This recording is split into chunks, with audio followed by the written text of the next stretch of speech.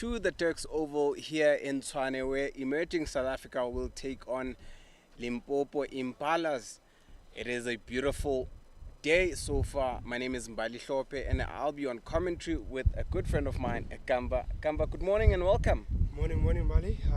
Looking forward to a really good day here at the Tuks Oval. It is the Limpopo Impalas won the toss and decided to bowl first on what seemed to be maybe bowler-friendly conditions earlier this morning. Clouds are clearing up now quite a bit, but we'll see how this surface plays out and if it is a good surface to bowl on early on. Yes, indeed. Seemed like when the Impalas won the toss, they knew what they wanted to do, but as you can see, the sun coming out. Just looking at the playing teams here from CSA emerging, you've got Adnan Lahadin and Jorik van Wyk. You have still Steve Stokes, you have David Tigger, Paul James, Letabo Phahla Mohlaka, Devian de Villiers, Bandile Mbata, Sipho Potsane, and Dalen Boyce, including Ariel Julius, and you have Murtaza Manak and Arman Manak as the 12th and the 13th man. Looks like Emmanuel Mutsiri will be opening the bowling for the Impalas. Emmanuel Mutsiri is the older brother to Richard Siletswane, who's currently playing his trade for the DP World CSA Lions. Was also part of the under-19 setup prior to the World Cup in 2024. Starts off with a wide and big leg side to start off with, maybe a bit of a loosener. Want to hit his zones early on here on the surface. Good carry though. Very firm ground, very firm pitch. Had a look at it. You need to make the most of it. Yeah, certainly. I was also felt the surface this morning. It felt very hard and it seemed like a good deck to bow on. Again, good carry on the surface. And you don't want as a seamer to be too led into the fact that the ball is bouncing really well, is carrying really well. You still want to hit your lengths, you still want to hit your right lines, make the batter play. Very often you find bowlers or seamers will want to, when they see that bounce and carry, want to pull that length a bit backwards and want to see that exciting bounce. You want to be fuller early on and target those stumps, get that outside edge.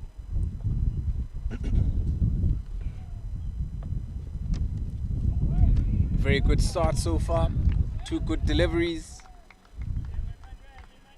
Besides the first ball, which was bowled and went for wides. Yeah, certainly a decent comeback there. Start off with the leg side delivery, as you mentioned, but that last delivery in particular was a lot better, a lot fuller. But he has to be a fuller than that. I want him in that first stump line, a tad bit fuller. See what the pitch has to do for you. Oh, much better, much better. Wrapping those pads this time around. And then you bowl in those areas. That's where you trouble the batters. You can get one that chipped in the air, one that nips back in or out, depending on what type of swing that the surfer has to offer.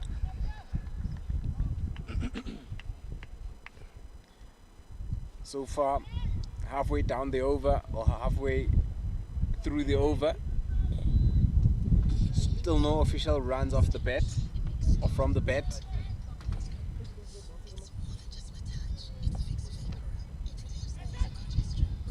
Another wide, just adding to the scoreboard.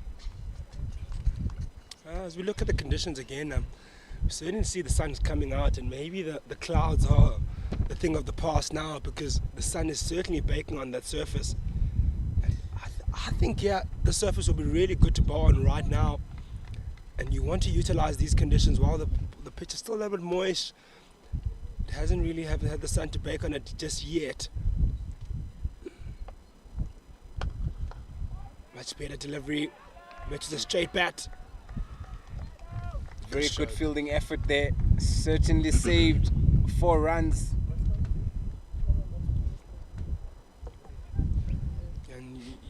as a bowler, you really don't want to miss out on an opportunity to pick up wickets early on, because it seemed like a surface that might be good to bat on later in the day. So you want to be able to restrict the CSA emerging side as quickly as possible.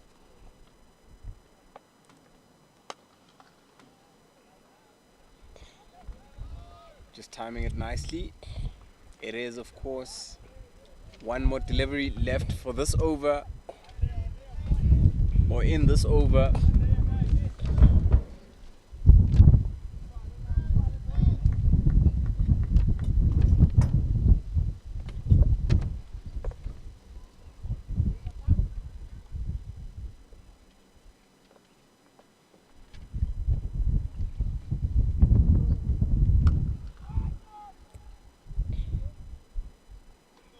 Very good start to this over. It is 2 without loss.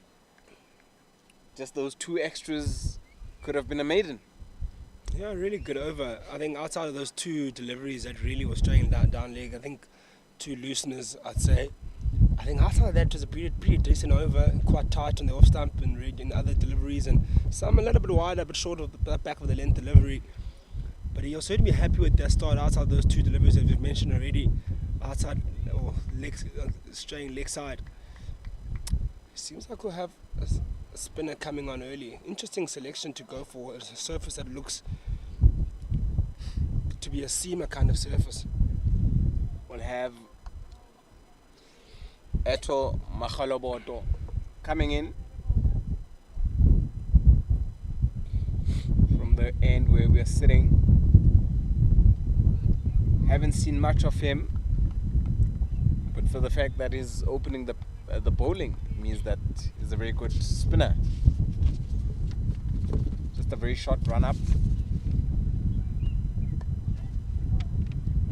You're saying you haven't seen much. I saw the name Steve Stolk, batting number 3 for the SA Emerging. What a batter! I saw him, I think about two years ago. He played for SA under 19. He was really brilliant. Had a brilliant campaign then. I'm not sure how he's developed now. I haven't seen much of him since. But I know he's really, really good with bat in hand. Is still Stoke at number 3. And Letabo Pohlomashakani, he's also a under 19 player who was decent all-rounder. I'll have to see him also how he develops as an all-rounder.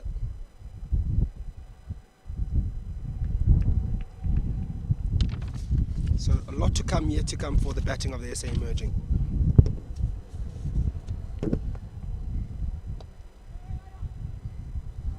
Tickles it around the corner and they're pushing hard for 2. Good running between this pair.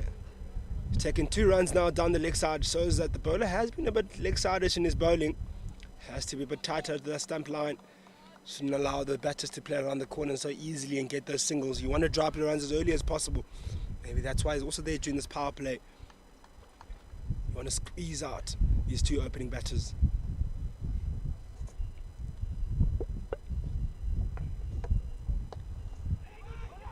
Bit of confusion in the middle. Turns his partner down. Turns him back. Was attempting for another single. Yeah, so far we've seen the balls being bowled straying a bit leg side, and the bowler deciding to come around this time to Van Skalkwijk. It would be interesting to see his finger work, or how he handles the ball, holds the ball with his fingers, because I get a feeling that he sort of lets it go and doesn't always let it spin.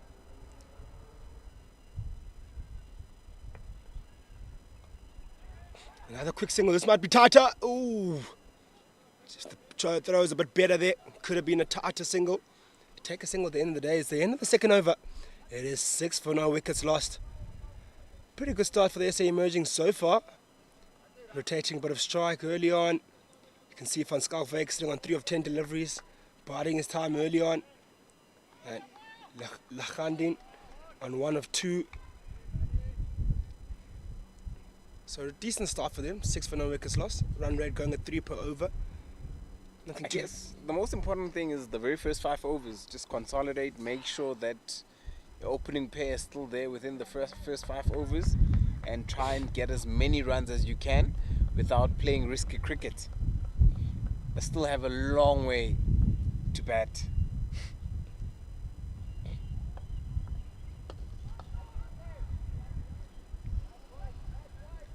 Good covering there. You're certainly right, Bali. It's certainly a lot of time to bat. It's a 50-over game, and with plenty of T20 cricket being played around the world nowadays, you often find young batters rushing their innings, wanting to get through the innings as quickly as possible, wanting to get off the mark as quickly as possible. And forget that there is time out there to bat.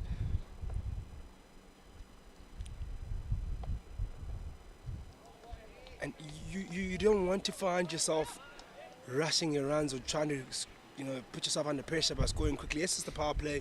You want to get through your runs quickly, but you have plenty of time. It's 50-over game this. And what's nice about 50 overs is that you can always really accelerate at the end. You can have a slower start in the middle or early on the first 10 overs, maybe target about maybe that's 30 to 40 runs early on in the power play. Then as you build your innings, you can really go big at the end. Nice delivery, that jags back in.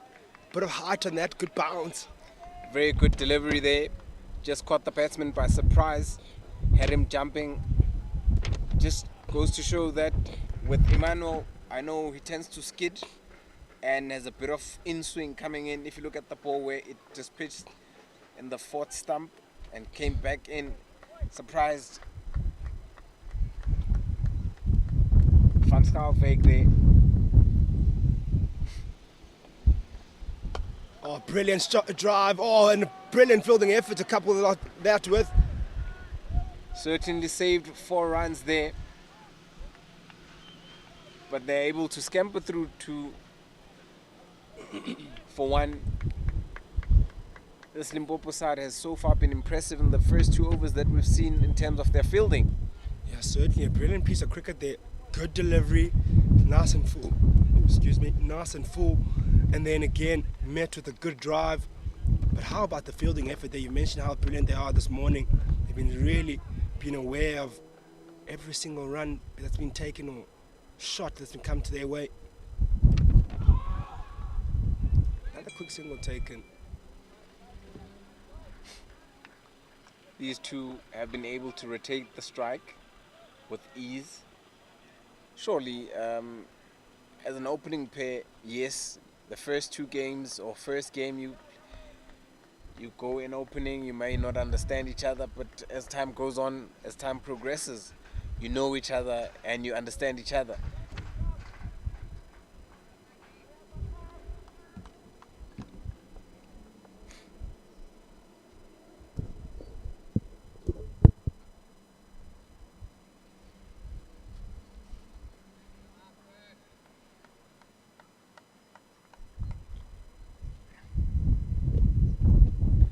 Just a bit of fielding change. You've got 2, a deep square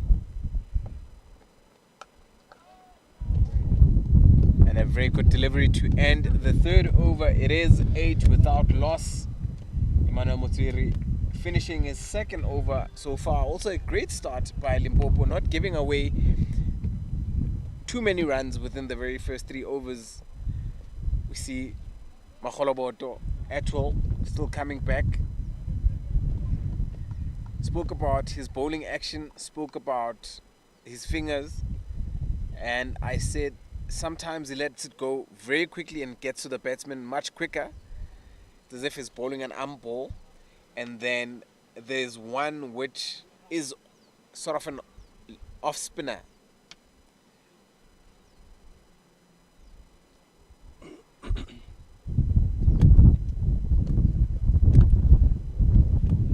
Pops through the hands. Nice drive there, but Lakhdin misfield. We just come in and then we just really spoke about their good fielding, and then the first mistake comes through the field. Yep, first fielding mistake was a bounce ball there. For a moment, one got excited.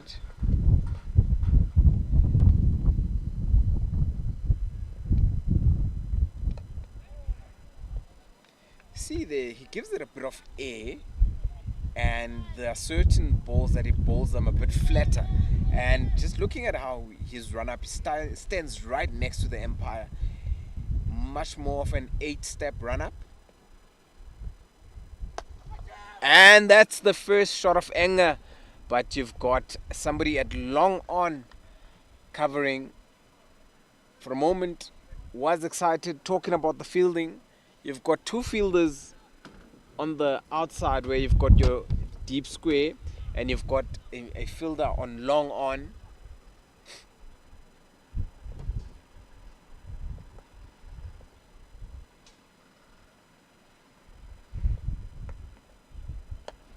Akholobot is not getting much turn out of the surface, as you've mentioned already, and he is trying to get a grip, but there's not really much to work with here on this surface. It is, I did mention, a seamer-friendly surface that maybe only late in the day might turn, so you shouldn't expect that much turn early on from him. And also coming right around also. Nice single taken down to the mid-wicket region.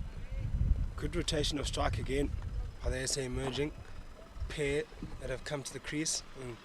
Skalkvik.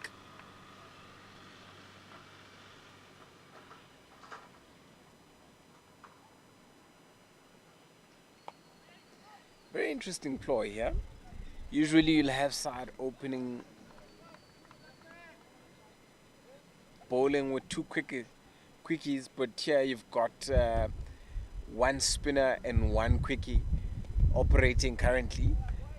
It sort of slows down, or just gives the batsman a bit of a headache, because you can't settle, because you've got one which is slower and you've got one which is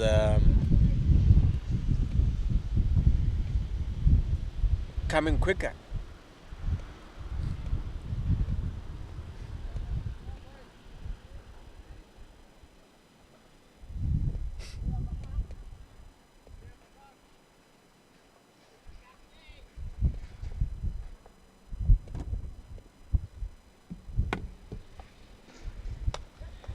Up in the air, over the cover region.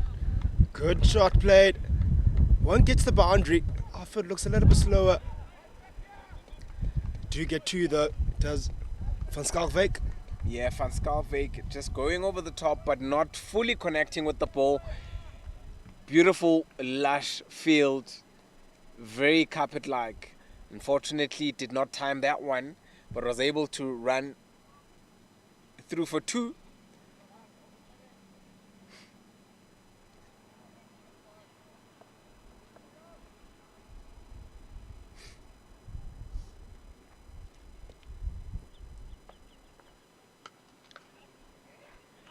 Very good fielding there at the point region. And it's a mess. And these two are able to steal a single there. I don't know how it happened. A silly one there. It was a throw from the second slip in possession to attempt to kind of catch. This was Ludwig trying to catch the batter unawares. Was overthrow, and then a misfield on the overthrow, and they stole a quick single there to the SA side.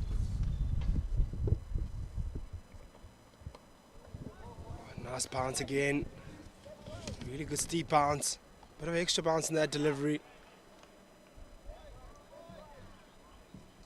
Emmanuel into a nice rhythm now so far, into his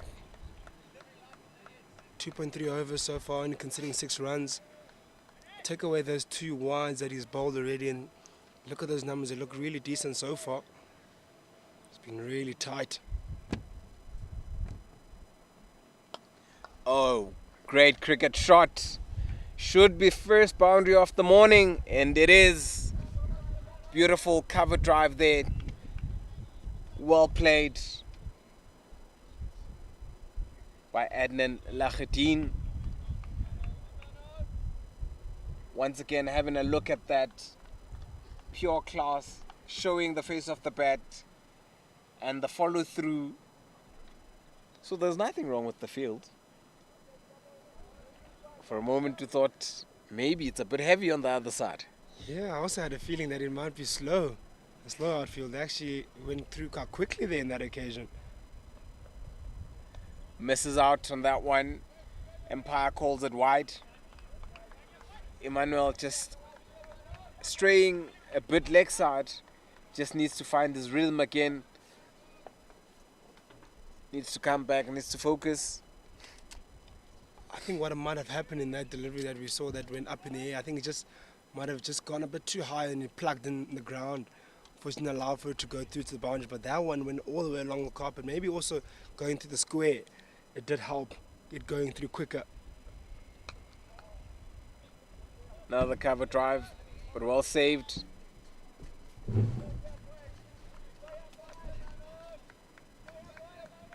The CSA emerging side gaining in confidence.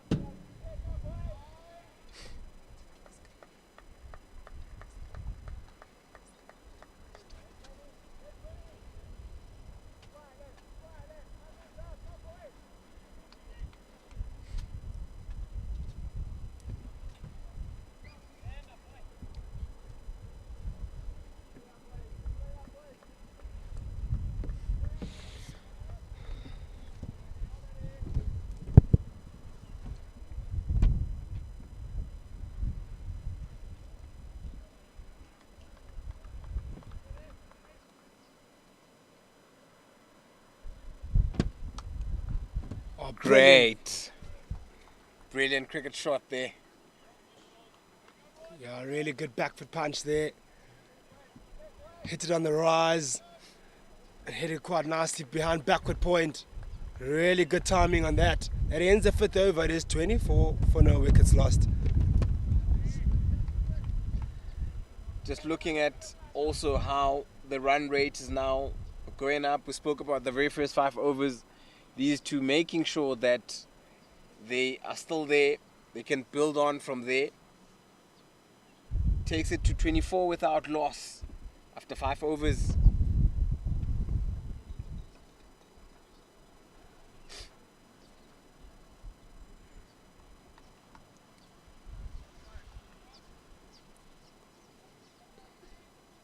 The run rate picking up quite nicely now on 4.8.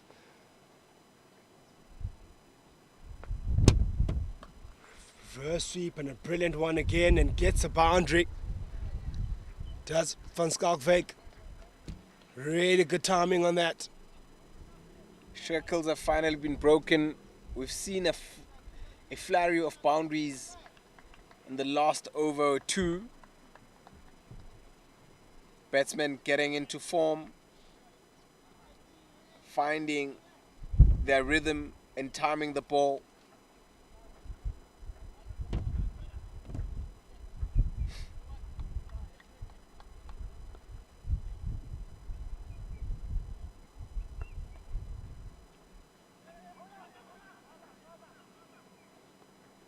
Very good fielding.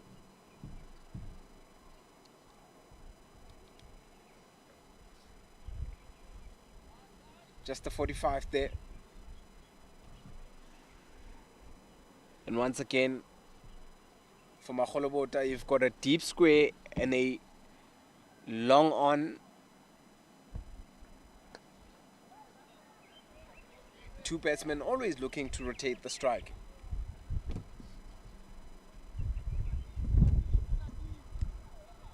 Yeah, they've done it really well in this game where they've rotated strike on regular occasions and picked the gaps quite nicely.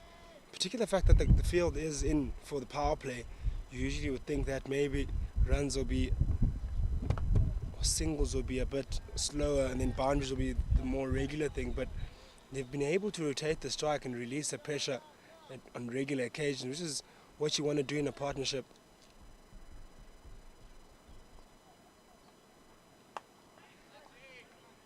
Just running down the track and being able to defend that.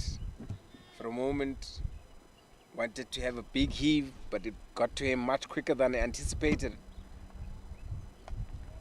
And a great cricket shot. Was able to open up and cut as it goes between the short third man and the keeper. More runs for CSA emerging. So these two batsmen now finding their rhythm, getting the form they want. It is 33 without loss after 6 overs. Now the run rate has picked up, something that we spoke about. After 2 overs, it was 6 without loss. 4 overs later, it's 33 without loss. Yeah, when the innings initially started, they really took their time to kind of get into the game. It was around a 3.2 per over in the first 3 overs. And soon after that, as soon as they got themselves in this pair, they really started picking up their run rate, started rotating the strike on more regular occasions and getting boundaries at free will in the last 2 overs. And that being said, we've got a bowling change. Mudimukwana Shompo will be operating from where Emmanuel Mutsiri, the opening bowler, bowled from. Right fast medium bowler, sporting the number 33 on his back, will want to break this partnership because it's starting to look very dangerous. Starts off with a wide. Starts off with a wider one, exactly. It doesn't want to be bowling there. Looking good rhythm, just maybe not find the accuracy you would have liked starting off. I haven't seen these batsmen being tested with a shorter ball, and it's one of those deliveries that I don't see being used regularly, especially in the shorter format of the game. Another wild. Wide delivery again, and that's a little bit frustrating now. From a captain's front, you want your bowler to be tight, you want him to hit his zones a lot better. It's a loose one. I think it's so early on to be bowling short at the moment. Yes, I know shorter delivery can be a surprise delivery, you can use that as a surprise element, but you want to be in that fuller length delivery. Use that new ball as best as you can right now. Short again, but swivels across. That's Van Skalkwyk. Yeah, that ball not rising up to where Van Skalkwyk was expecting it to get to his chest, and it just had to swivel around, but it was in control of the shot all the time.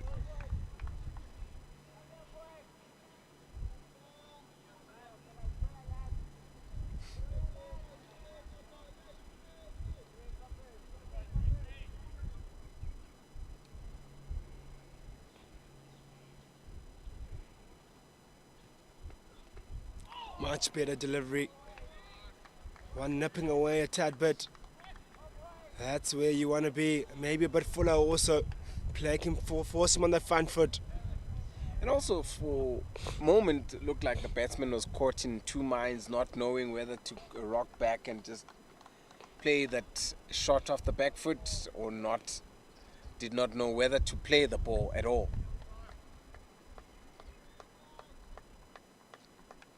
I quite like to call that in-between length. It is really hard to drive or to play on the back foot. Nice quick single taken, good running. Very good run between the two. So the ball was on the right of the fielder. That is Trenneth Taylor. Had to run towards his right, then pick up and have a shot at the stumps.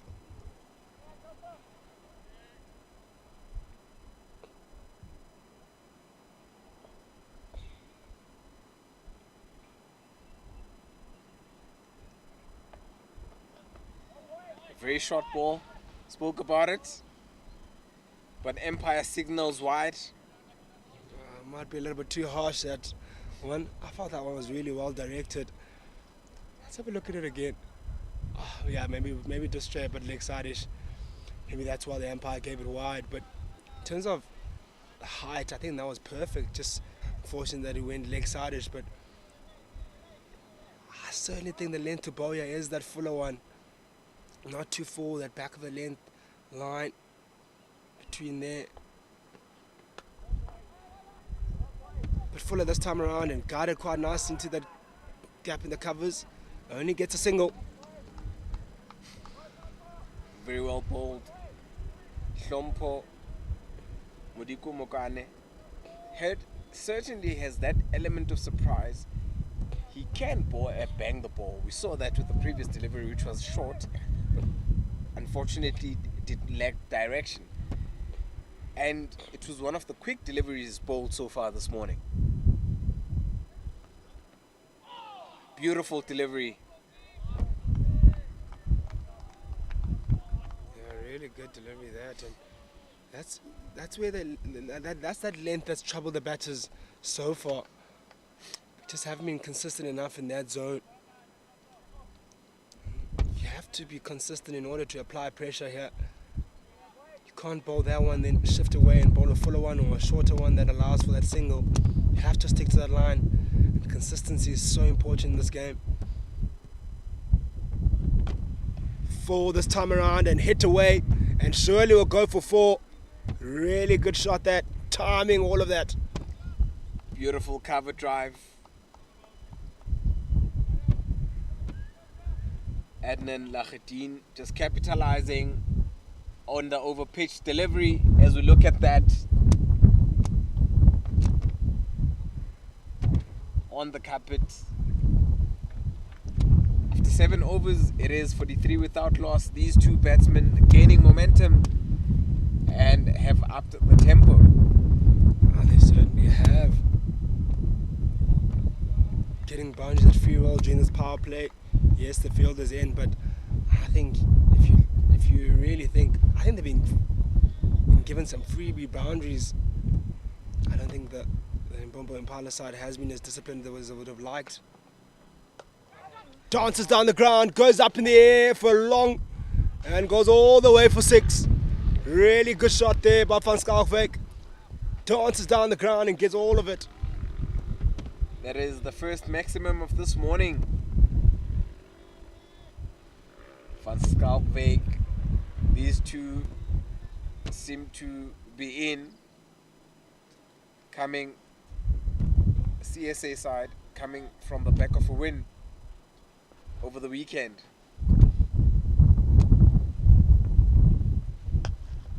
Straight this time, but only will be a single. There is a cause of 2. But they only got a single there in that occasion. You can see they want to put the foot down, and that brings up the 50 partnership between these two. 50 up for CSA emerging side as well. And for Schalkwyk and Lakhedin, a good start so far, 21 apiece in that 50-run partnership. Oh, lovely delivery by Mokgoloboto. Pushes through a slider. It almost catches the outside edge of Lakhedin. Straight down the ground. 1 bounce, 4. Striking it very well there. As soon as it left the bat, it had 4 written on it. Did not give the long on a chance to even move. That's how hard it was hit. Not turn to speak of, yeah. Easy to pick for these two batters. He's just hit through the line. Not much turn to worry about.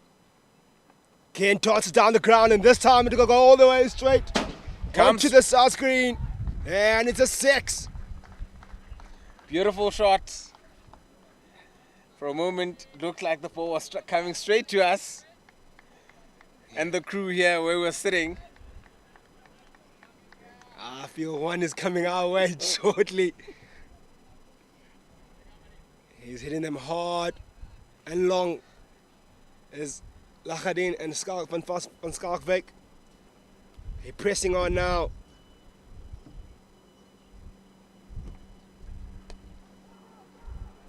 Just goes to show how quickly the score moves if you apply yourself. Spoke about these batsmen getting in there, getting their head straight, and getting their eye in the very first 5 overs. Spoke about the score being 4 without loss. In the second over, if you now look at it, the score has changed drastically. Yeah, it certainly has changed drastically. It has accelerated more than anything else. Setting on 60 for no loss after 8. These two have really gotten a move on now. Run rate has increased rapidly.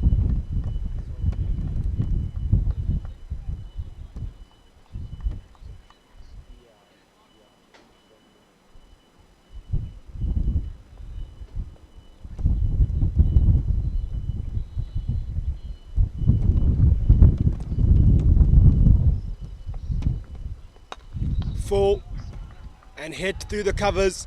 Might not get to the boundary. Might be a teaser. Oh, he does get to the boundary. Good shot again by Van Skalkwyk. Down on one knee. Gets a boundary. Yet another boundary at the beginning of the over. Runs are leaking now. This will be a worry for Limpopo Impalas. They're losing their way. They had a really good start tightening up the runs, but these two are taking the game away from them. Run racing is 7.9 per over. Vali, what has gone wrong now? Well, the batsmen have settled in. They've found their rhythm. They've broken the shackles. They are breaking away and they are dominating. Limpopo needs to come up with a break, and very soon.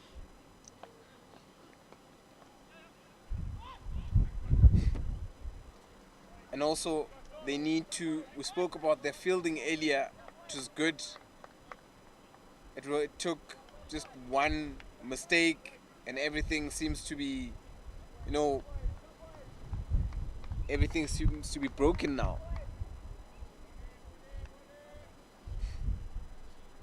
Yeah, I don't think it was even down to the fielding mistake. I think it was more so a lack of accuracy in the bowling.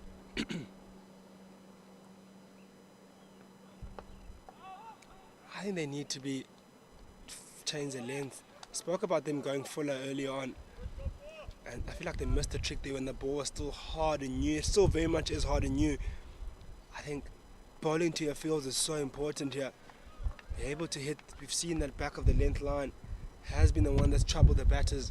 That first stump line, back of length, in between that back of a length fullish line. You want to be there and thereabout, nothing wider than that. That length, exactly there. That's where the batter gets troubled. But if you don't bowl often enough there, you're not able to then apply pressure. Beautiful delivery there from Hlompo. He just needs to focus on that area, because the batsmen seem to be very planted where they are.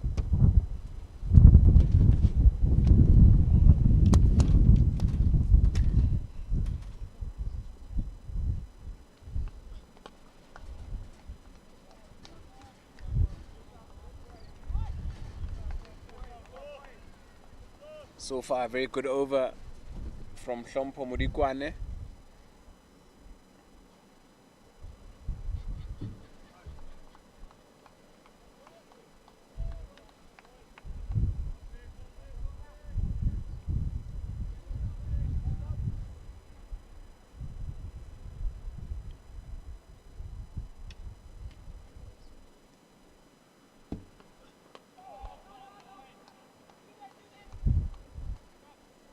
Just a single to finish off the 9th over.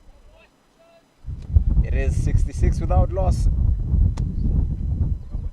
Van Skalkwyk on 26 of 27 deliveries. Adnan Lachadin on 32 of 27 deliveries. So far, a partnership of 66 runs between the two batsmen, with still plenty of cricket left. 41 overs left in these innings. You are tuned in to the CSA YouTube channel, where we bring you the best of local domestic cricket. This is, of course, the CSA Division 2 encounter between CSA Emerging and Limpopo Impalas. And a change of bowling being implemented by Impalas Lesego Kokohlabane being introduced to try and break this partnership, try and get a wicket.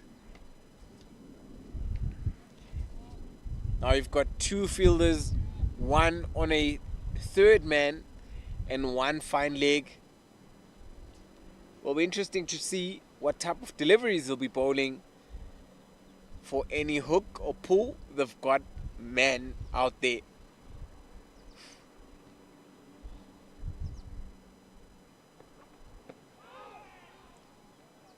Good start by the bowler.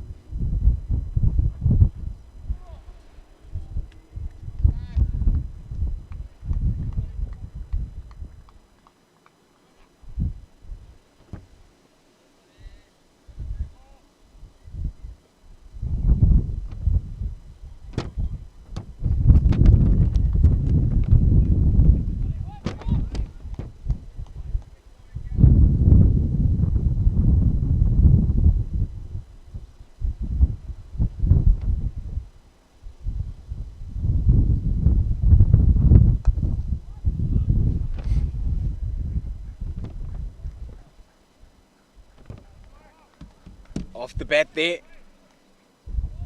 2 runs added to the scoreboard as the tally increases for CSA Emerging. These two batsmen now well in their 10th over.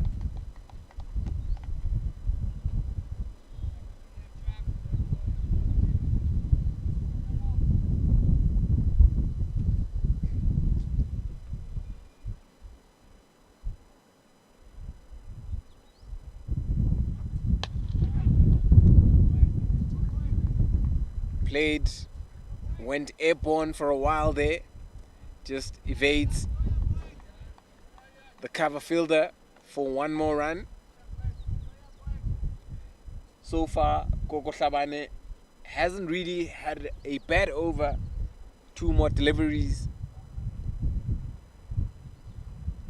He's not as quick as the batsman is anticipating the ball to get to them.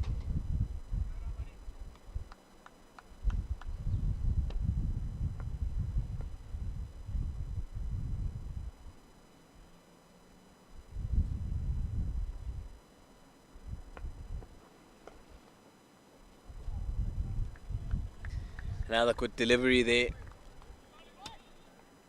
One to finish off the over on a good note.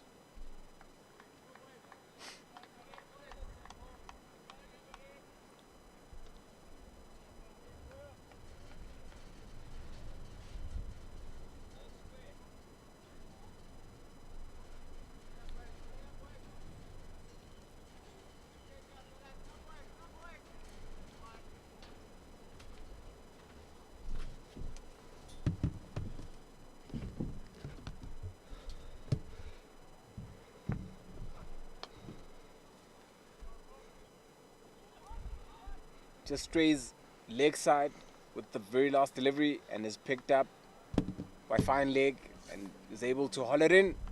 It is 70 without loss after 10 overs. The run rate now is at 7.3. Van Schalkwyk on 27 of 29. Adnan Lakhadien on 35 of 31 deliveries that is faced. As you start seeing the sun has come out, surely the pitch is now being baked, getting harder, going to make it a bit much easier. And as the sun bakes the pitch, it becomes much flatter. Yeah, certainly will become flatter, Mbali. I want to ask you, Mbali, you've seen now it's 10 overs have gone already.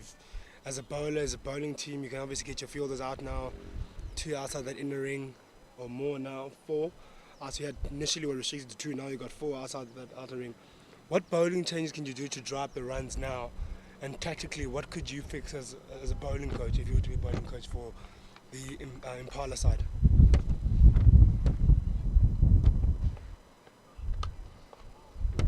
Well, the most important thing is to get a breakthrough. As we see these two get one more, you just need one of your bowlers to make that breakthrough. That's the most important thing. For me also, I just feel that the Limpopo side is quiet on the field. There isn't really much noise happening. They need to talk, they need to chirp, they need to be loud, and they need to be alive on the field.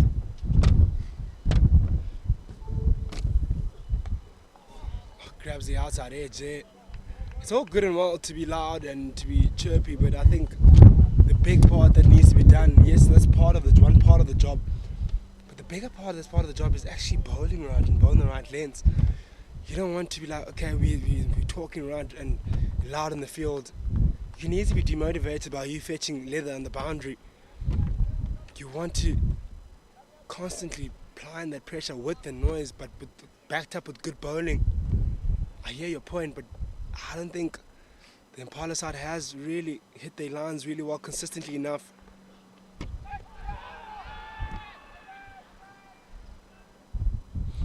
Empire says not out. Batsman may have touched the ground there. Having a look at that. Yeah, very lucky. Not sure what it hit, but it touched something. Yeah, I might have just tickled the pad as it was going through.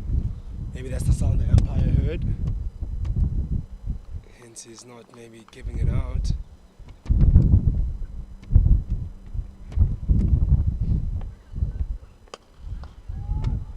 Should have hit that.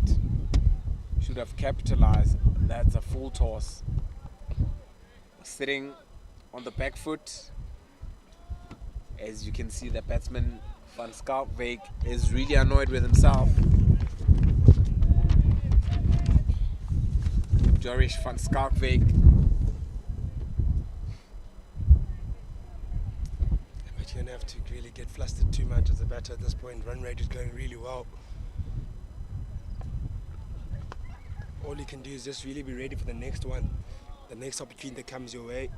And if it doesn't, then find a way to rotate the strike. But to put yourself under pressure of mistiming and delivery would be really unnecessary for you as a batter, especially when you are able to score at a 6.9 per over as a partnership. For Schalkwyk also almost around the ball, going probably about 80 strike rate. So that's a decent going so far. They've done really, really well.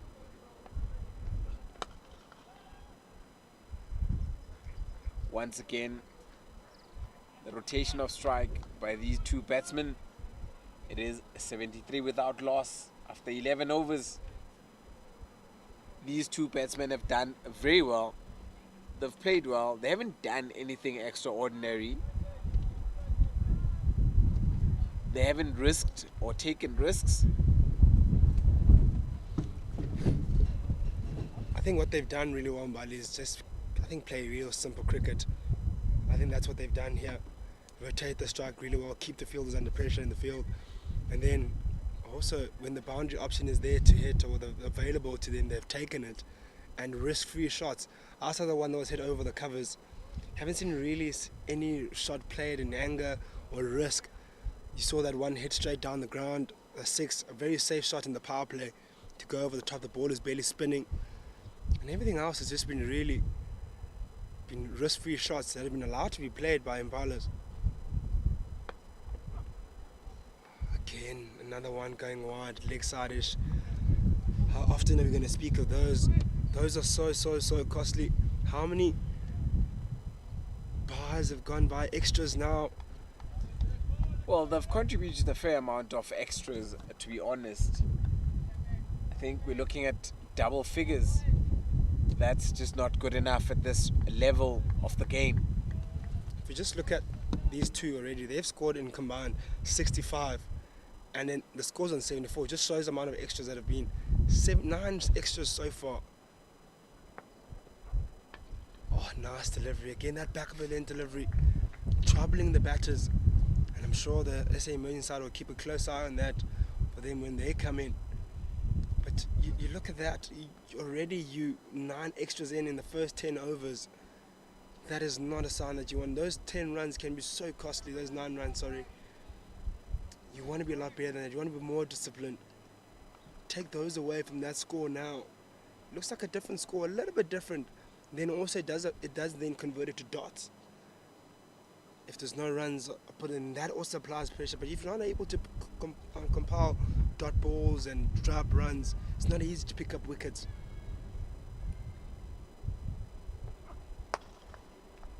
Great cricket shot, but well stopped there. Just like how it was hit to the ground, and the fielder at point is able to pick it up. I thought that was a catch for a moment. Well, it's bump ball there. I was thinking, well, how are you not reacting? I was like, because I paused for a moment to see the reaction of the fielders and to kind of see what happened. But it seems like it definitely was a bump ball. Went to him quite quickly.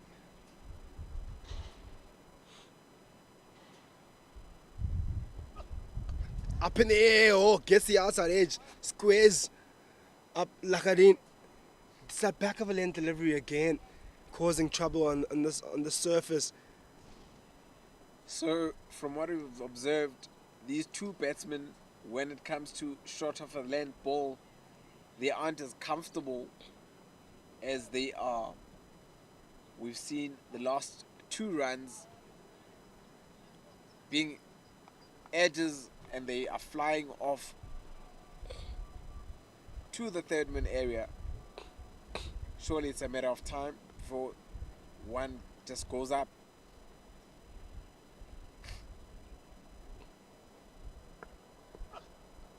No. Spoke about this not long ago, just here in the over. Spoke about the extras contributing. As a bowling coach, surely that's an irritation when you see your side contributing a good portion of the runs with extras. Yeah, it's certainly frustrating, without a doubt. You don't want to be bowling there at all. Again, another one. Again, going wide. Good take by the keeper at the back. Certainly saved a possible 4 extras. I think they just need to get their bowling and their rhythm right more than anything. Bowl in the right channel. It's not about bowling quick. Get the ball in the right areas.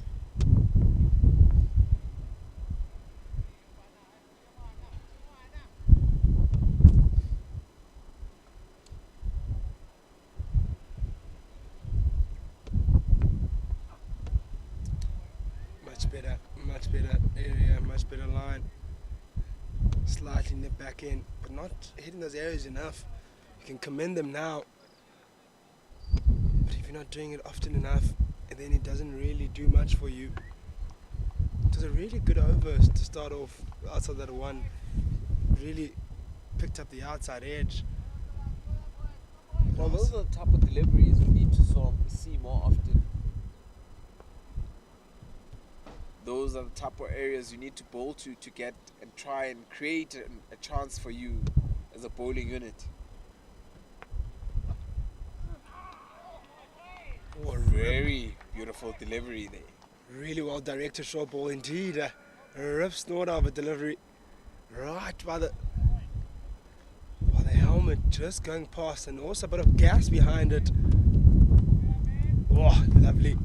Batter got his gloves down on time and his bat in time. Played it really well at the end. That's a really good delivery.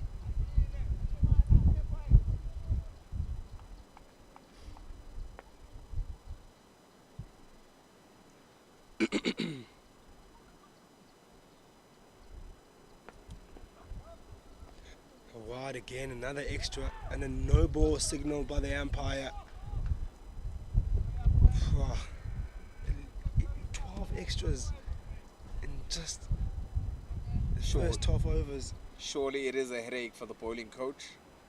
What do you then say to your unit? During drinks, guys, don't try and bowl quick. Just make sure that you hit the deck, hit the mark. Because for me, I think Limpopo is also starting to give up quite early, as you see the bowler coming right around this time. Koko Hlabane Lesego.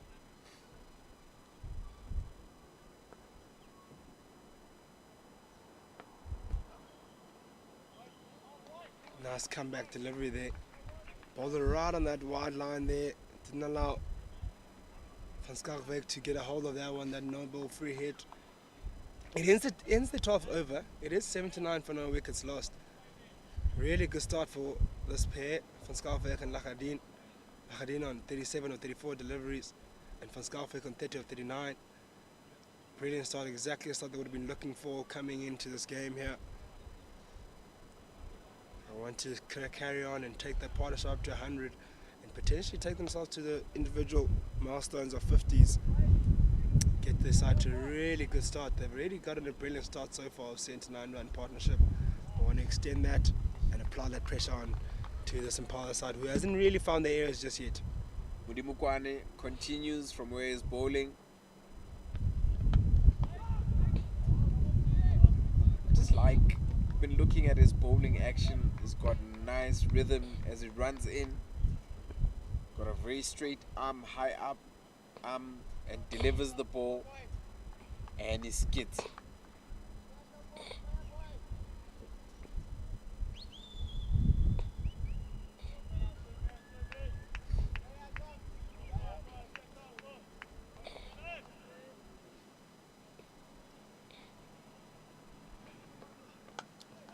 Nice delivery, but well kept out by Lachadin, and gets a single through the covers for it. One that kind of jagged back in. Puts his bat there, and all timing on that.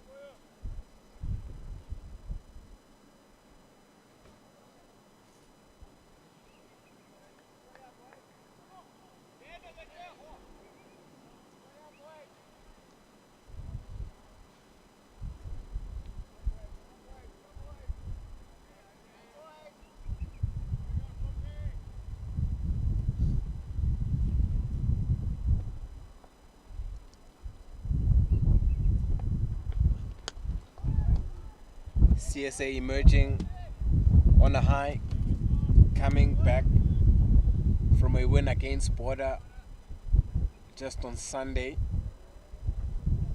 They won by 83 runs. Jorich van Skalkwyk making 142 of 143 deliveries. So van Skalkwyk in rich vein of form.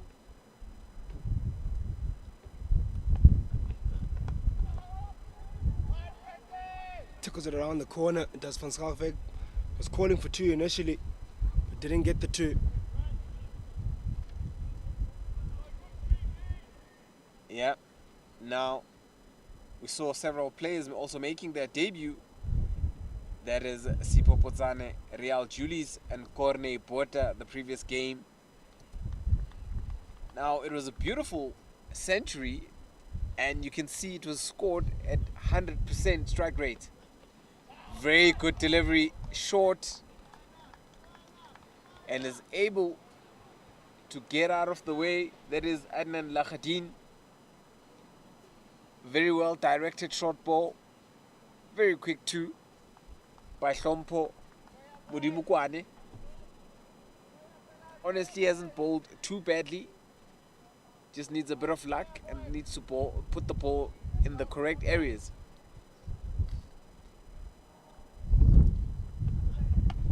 Oh, brilliant cut shot up in the air, up and over, and one bounce four. Rocked on the back foot, picked up the length very quickly, and jumped onto it was Lakhadin and takes him up to the 40s. A brilliant boundary. Really good shot that. Just short and wide there to hit. And how quickly did he jump onto that, Bali? Was quick to spot the ball as it was delivered.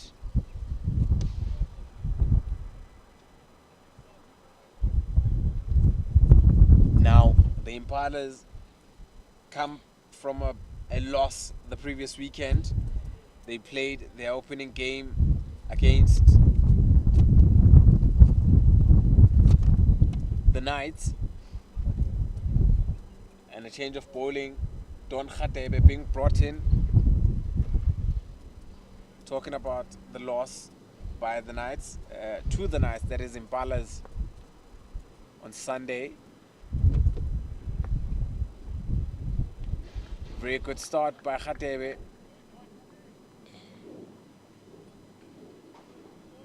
He's not the quickest.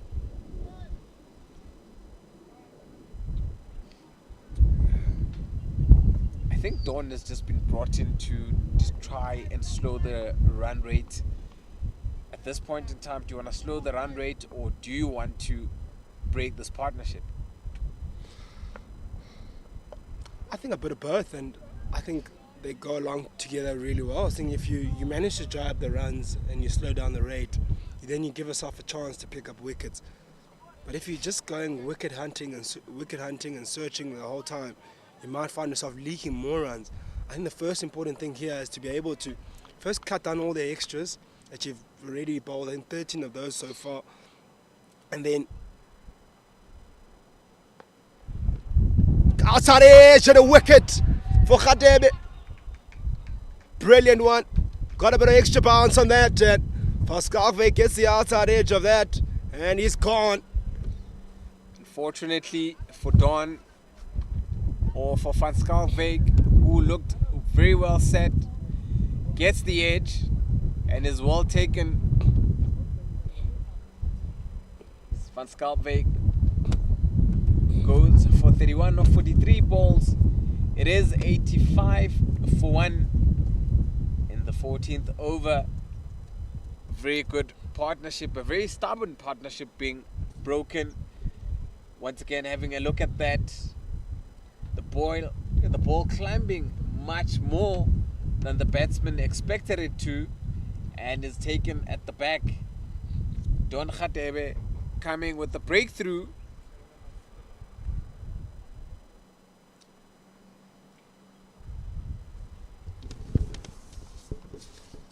We see Steve Stoke coming in. Spoke about him. Can certainly hit the ball. It's a marvel to watch. He's certainly a powerful hitter. His Stoke can really hit a long ball and really press on. And he's coming where these two batters set him up quite nicely. So he'll come in a very comfortable position right now where he can take his time and get in, and then obviously show his talents to be able to then go big once he's set. Doesn't need to rush himself here at all. This Stoke, and he does have a batter in Lakhadin who's really going at a decent rate so far. So it's just about rotating the striking, understanding the bounce of the surface, because there's a bit of extra bounce on the surface on both sides. Like you look at it, particularly from this end where Khatebe is bowling from, it has a bit of that steeper bounce, that extra bounce that can trouble you. Oh, goes wide. I think that movement of Steel Stoke moving leg side did kind of get Khatebe maybe off his line, because he was trying to maybe follow him or go leg side or go target the stumps, but ends up getting wide at the end. But also, I've been looking at Khatebe as he approaches the crease. He sort of falls to his left side. He doesn't have a smooth bowling rhythm. That one is much better, well bowled. And he bowls a bit far away from, the crease, or should I say the stumps. Sort of angling the ball in.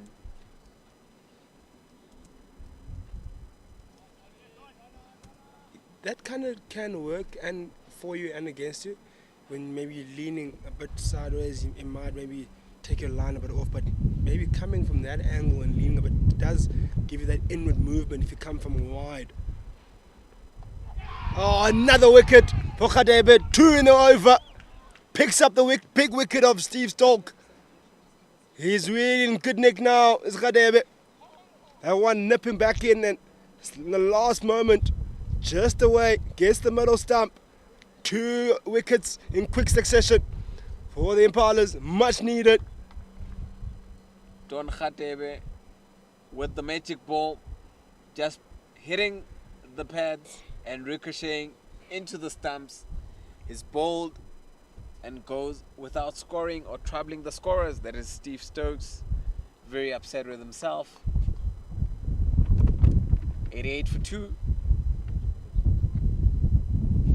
Just shows how quickly things change.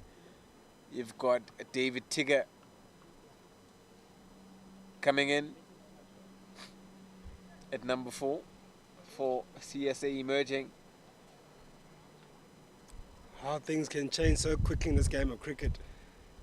You are 85 for 2 for no wickets lost, sorry, I beg your pardon. And then you find yourself 88 for 2 in just an over. What an over it's been so far for Don Khatebe.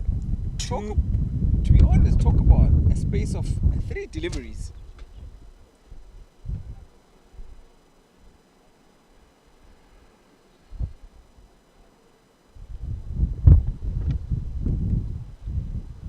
Don Khatebe doing the magic for Impalas.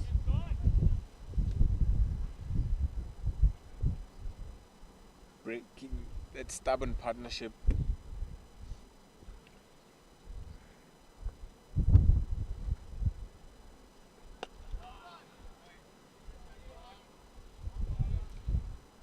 And that's the end of his first over from Don Khatebe. The end of the 14th is 88 for 2. Really good start from him. He's really had the best over of the day for his side so far. He's bowled the best, he's been the most accurate, he's caused the most troubles. You can see there's still plenty here on the surface if you bowl well. And Don Khatebe has really shown that in this over. So we'll need someone to back him up on the other end to keep on applying that pressure and picking up maybe another wicket. Also looking forward to the Proteas versus the West Indies in the Super 8 in the ICC T20 World Cup currently happening. A win for the Proteas will see them qualify for the semi-finals, in which in the last tournament we reached the finals and we lost to India. The tournament was played 2 years ago. Quickly how time flies. And a new bowler being brought in, Keenan Vieira, with a bit of spin.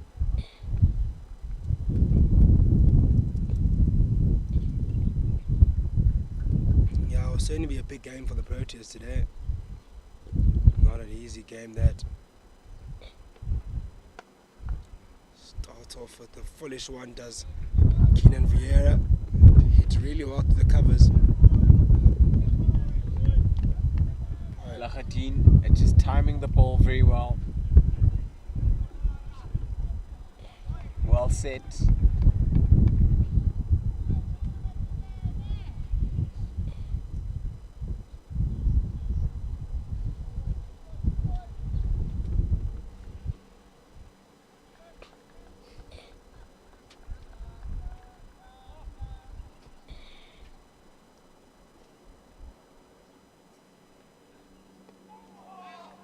Nice delivery to start off for David Tiga, who's still trying to find his feet here. I think that's an opportunity, a big opportunity for his Limpopo Impala side. They'll have to now, I think, especially when you picked up a wicket, you want to drive the runs as quickly as possible, get that cover back in field, slow down that rate even further. Well, looking at how quickly Vieira's bowling the ball, I think he'd also want to slow it up, give it a bit of toss, and let's see if the batsmen get interested. Just going down leg, a half-hearted shout there. So far, Vieira making the batsman play, bowling his leggies.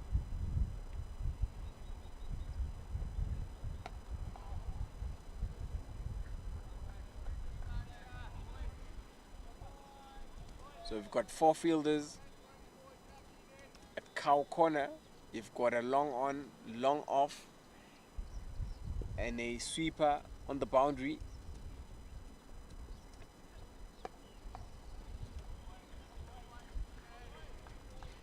Sensible cricket, getting off the strike of the very last delivery by Lakhadin. It is 91 for 2 after 15 overs, 35 more overs left, and this innings by CSA emerging.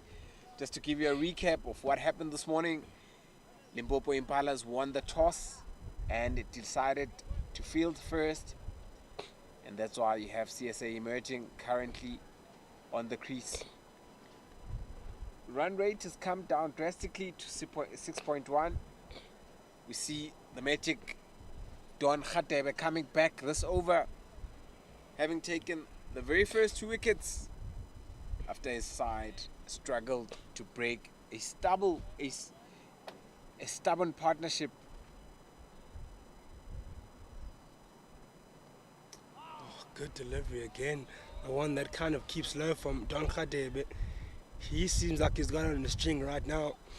And how big will his spell be? Was Impala side of fighting back in this innings? Get that cover back in, I think. Get a slip in for him. Try get on top as best as you can here during this spell. I was still making in talk. Lakhadin is a really big wicket. Oh, again getting bounced. Well controlled by Lakhadin and down to third man region. When he gets a single, takes him up to 45. Just like how this pitch is very live.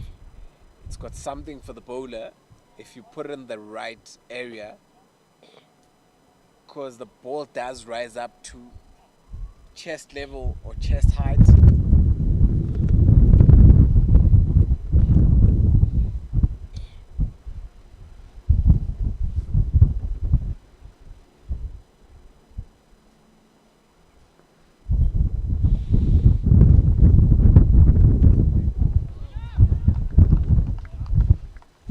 Say that they get the slip in there. They identify the importance of being able to pick up wickets here.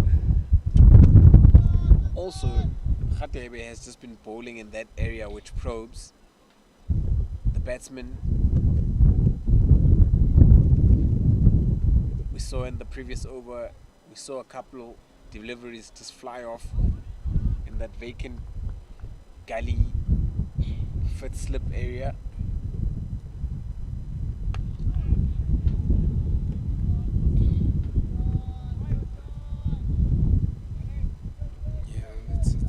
It's a very important time now to identify how you can further apply this pressure. Yes, they've put in the slip, and then what they've done is bring up that cover. And as I say that, they drop that cover back down deep to deep point, deep cover region. Maybe they are fearing of leaking a bit of runs. What they are happy to see that the run rate is coming down now. Brought him back up again. Plenty of indecision in terms of the field setting.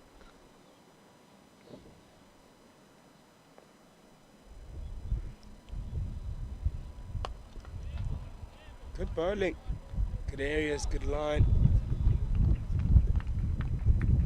Good over so far from Khadeba again. Only going for that one run so far.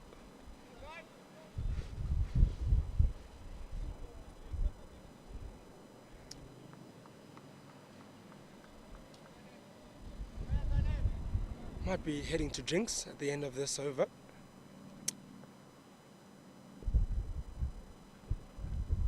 Oh, good delivery again. Back of the length line by Don Khadebe. Beating the outside edge of David Tiga.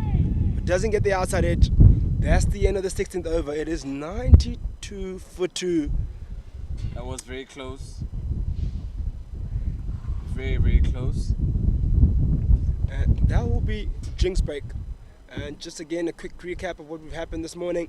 It was the Impalas side who won the toss and decided to bowl first. And put out the CSA Emerging inside, who really had a brilliant start this morning. It was the partnership of Lachadine and Van Skalkwyk that really got into a good start to the CSA Emerging side, who managed to pick up 85 runs of no wickets lost in the first 14 overs. Then it was a man, Don Khadeba, who came in, who picked up 2 wickets in his first over, picked up the wickets of Van Skalkwyk and the big wicket of Steve Stolk. And they found themselves at the drinks break of 92 for 2 after 16. We'll be back shortly with you after the drinks break, and don't go anywhere. And surely there'll be plenty of action yet to come.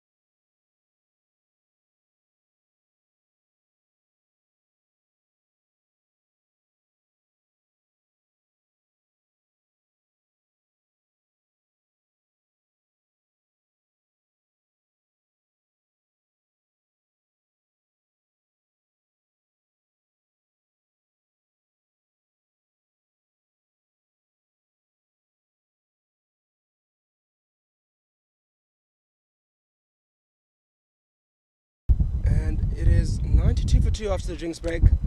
We'll have Keenan Vieira continuing with his right arm off spin.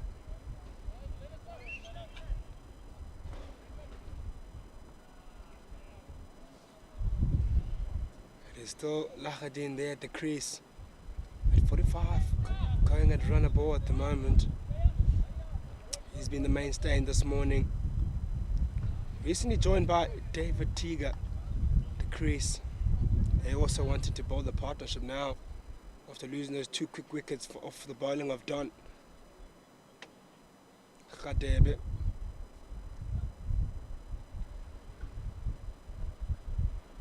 Oh, look straight. Oh, maybe sliding down leg. Good delivery by Keenan Vieira. Well, there's something about Keenan Vieira. Very interesting bowler.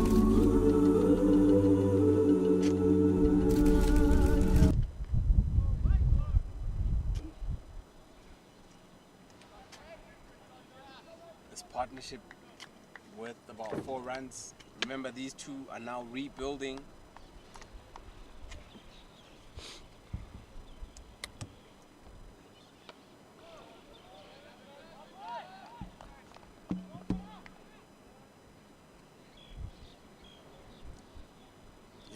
these two are bowling really well in tandem in Keenan Vieira and Don Khatebe.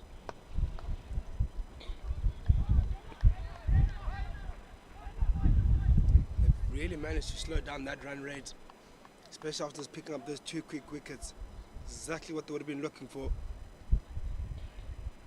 Just having a look at Keenan Vieira's professional cricket, signed with the side last year, previously with the Garden Rouge Badgers. He briefly retired from cricket in 2025 and resurfaced the contract in Limpopo. He is a right-handed batsman. Has played 13 first-class cricket matches with a top score of 186. So there's something there. And at least a total of 10 matches at a top score of 70. So there's something in Keenan, an all-rounder, as he can bowl and can hold the bat.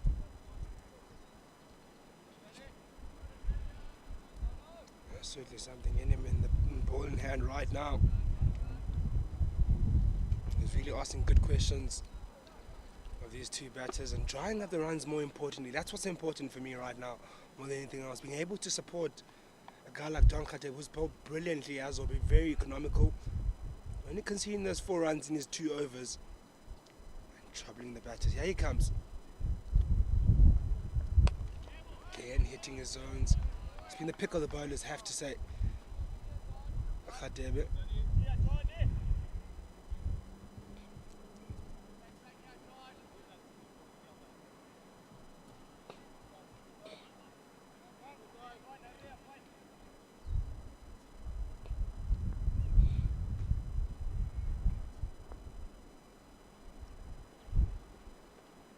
Another good delivery again.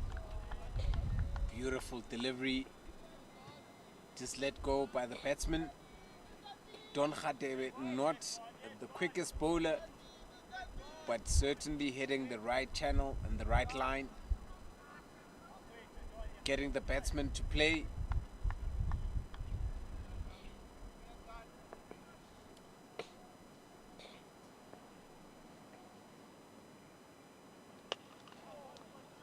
Good stop there at point. Came to him quickly. I think not just picking up the wickets at Don Khatebe, he's also really so consistent in his zones and applying that pressure. That run rate is coming down at a rapid rate now. And he picked up his first wicket. The run rate was sitting at 7.9 per over. And to bring it down to 5.4 after losing those 2 quick wickets is so important. Again. And it's just the way he's bowling is coming really wide of the crease. And then he just leans over. And then he's able to get that one that comes back in naturally. And he's just hit that area over and over again. Spoke about the bowling action and him leaning and bowling further away from the stumps. Doesn't come close to the stumps and gives him that advantage of the ball coming in. If you look at him at the point of release, he does have like a hop or jump across late in his gather. Shifts him wider because he comes in slightly straight when he's running in. Then in the last moment as he jumps up, he moves further right or further to his left rather. Then the ball that release does come a bit wider, which allows that one to angle back in.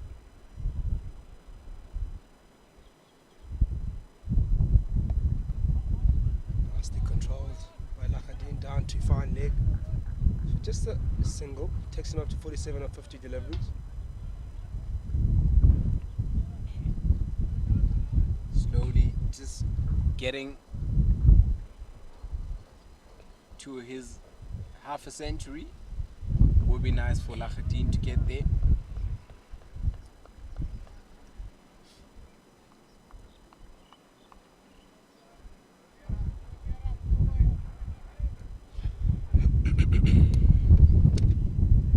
Here comes Keenan Vieira again, continuing for his third. He's bowling well as well as Vieira. tight, straight, wicket to wicket bowling. Exactly what you need here on the surface. Can't give any bit of width, otherwise you'll be punished.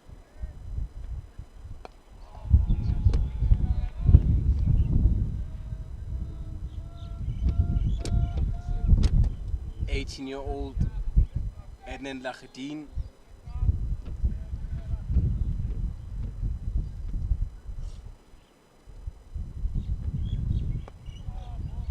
Very good batsman. Made his List 8 debut last year against KZN Inland at this very same tournament. Recorded an unbeaten double century for Bishop Dosian College against Hilton about 2 years ago. So very good prospect for the Proteas. Very good prospect for the future of South African cricket.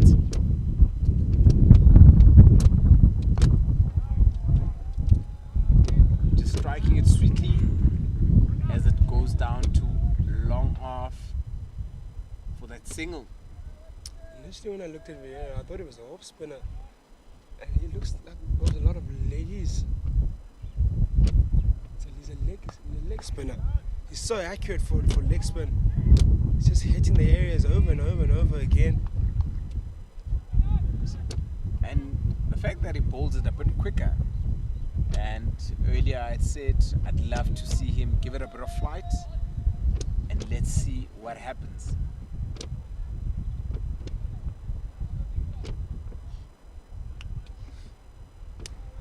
That's the end of the 19th over. It is 98 for 2 now. Khadin sitting on 48 of 56. David Teague still new to the crease. Only 4 of 13 deliveries. Yeah, and a man in the middle of a good spell. Right on screen is Khatebe.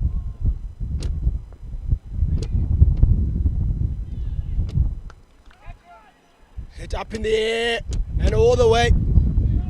Took a chance to David Teague. Got all of it. And beat that man at square leg. Deep square leg. I think Khatebe won't mind that because it just about carried to that square leg boundary. And also, if you look at where he's hitting the ball, that's more off the 4th and 5th stump, taking it from the offside and trying to hit it to the leg side.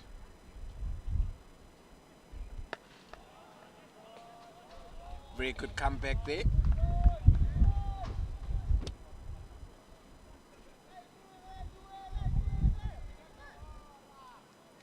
David Teague, the captain, obviously want to take charge, and that boundary did bring up 100 for the SA emerging side.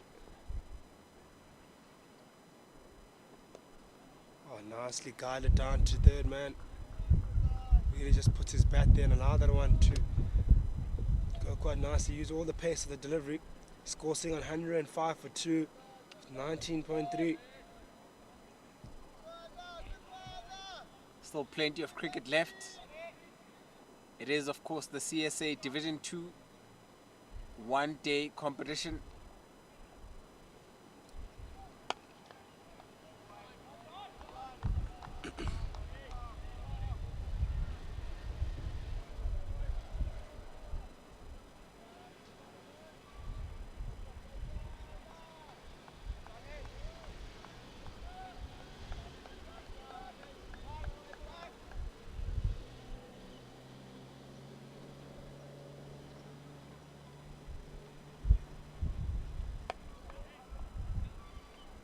Nice quick single taken again.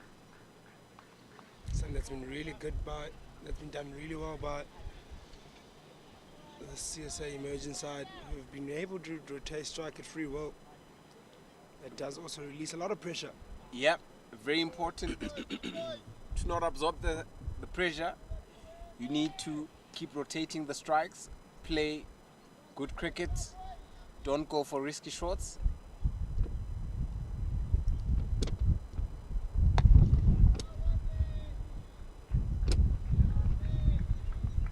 Tiga there, just also getting into rhythm.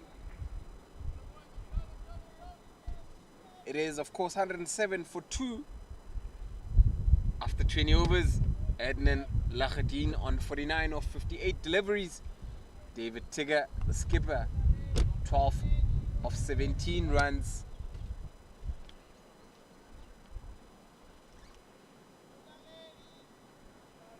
Keenan Vieira continues, bowled very decently so far.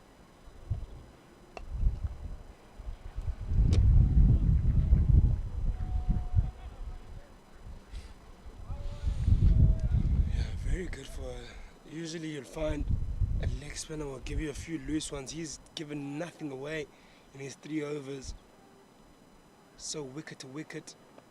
Oh, straight again, I say. And it's just gotten a bit of bounce when it has been in line with the stumps, but he won't mind that. What he'll be happy about is his accuracy. And also seems to be troubling the inform Lahadin, who goes to his 50 of this delivery.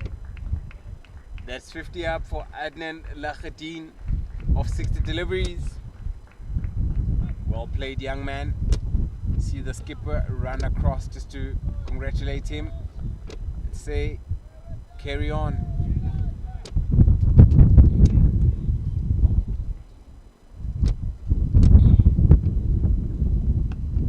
Short and wide, there to hit. Only hit to the fielder at deep cover. First loosest delivery we've seen from Vieira. It doesn't cost him anything.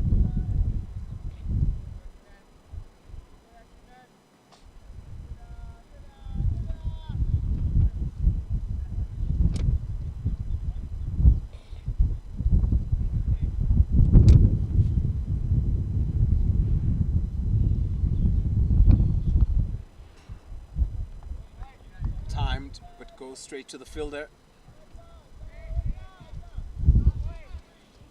Once again, it is becoming quiet in the field. My worry is, how fortunate. There's Lahadin there. End of the 21st, it's 110 for 2. Previous over saw Adnan Lahadin getting to his 50 of just 62 deliveries.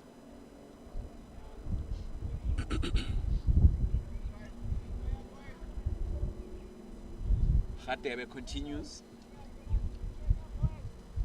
The previous over that he bowled was one that he went for a bit.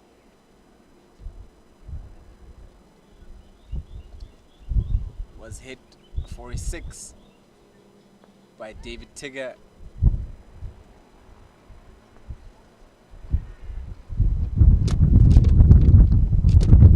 Took it around the corner quite nicely there by David Tigger. Only for a single though, not deep square leg. I don't think they've been awfully quiet, Bali. Yes, there's been spells where they've gone quiet, but I think they're still certainly motivated, and you can still hear them shouting a few times and a few claps of hands going around.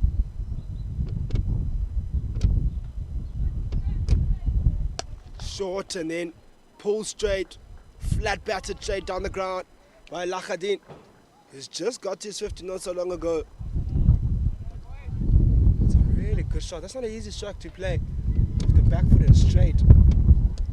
More of a baseball shot, but you need to get it right and get it very accurate to get it to where you want it to go, where you've got your mid on and mid off within the circle or in the circle.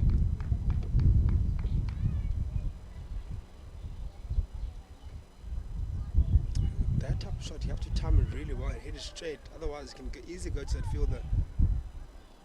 But, goes down leg and hits the pad, and that will be 4 byes. It's 4 runs, so may have touched the bats, hit the leg, and just flies off. Losing his way is Don Khatebe, who started really well. He's considered 2 boundaries in this over now. Straying but leg side-ish in that occasion.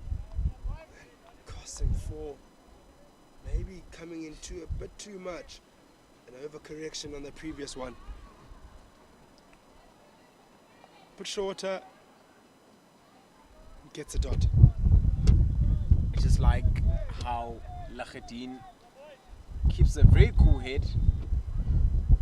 You can see he's a big boy that can hit the ball a very long way and very hard, but he's just keeping his cool, plays the ball on merit. Hit it straight, and it's 1 bounce 4 again. It really looks good. It's straight is Lahadin. Yet another boundary. He does that against spin, does it against pace. 3 boundaries in the over now. He's really pressed on since he's got to his 50. Look at that stroke. Lahadin just timing the ball, standing there and delivering just 1 bounce 4. Yeah, what Lahadin has done, he has identified the danger bowler and he's gone after him. Now, so force Don Khatebe maybe to pull out the attack if this damage continues. A very good comeback by Khatebe there. That's the very same delivery that got Stokes out. It was the second delivery that he was facing where it hit his back leg and crashed into the stumps. So, very good comeback of the last delivery. It is 123 for 2. It is the 22nd over. And then Lahadin on 62 of 67 deliveries. David Tigger trotting along there. 15 of 20. We'll have Keenan Vieira in his 5th over, having just conceded the 10 runs, has bowled very well so far. Has given nothing away to the batting side and seems to be the only man that is troubling or is troublesome to Lahadin.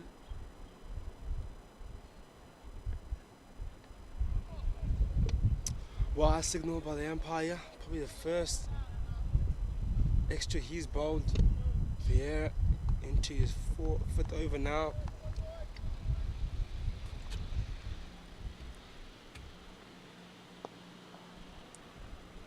Impalas have really improved in the last 10 overs when it comes to extras. Spoke about 12 extras bowled in the very first 10 overs, which is a huge contribution to the runs and the scoreboard.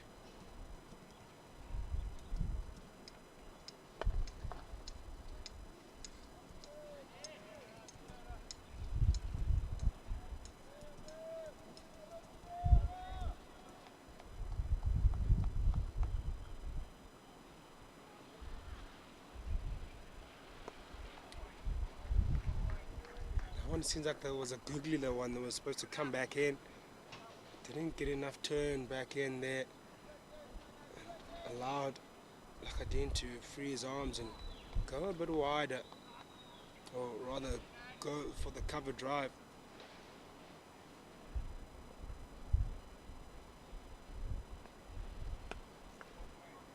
This partnership starting to grow. Now 38 runs between the two batsmen. You don't want these two sticking around for long.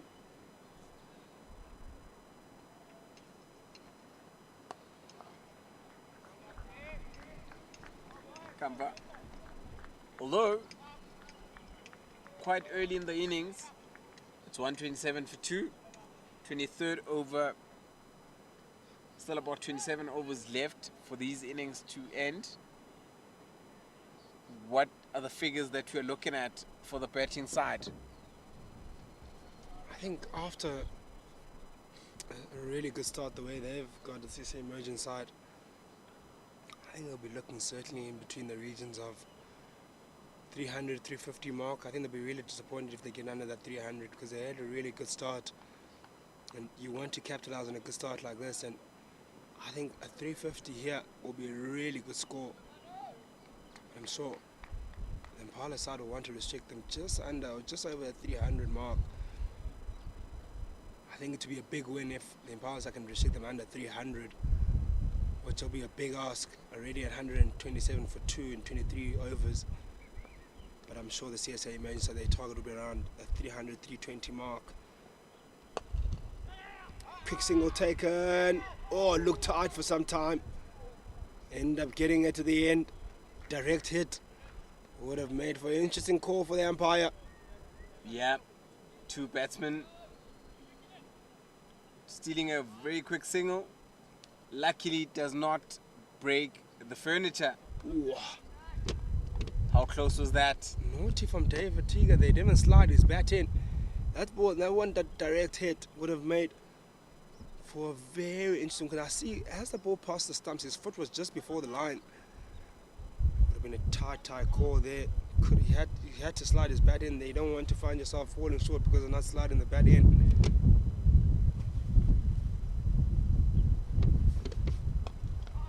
Manuel Mutsiri coming back at this end, open the bowling for Limpopo Impalas.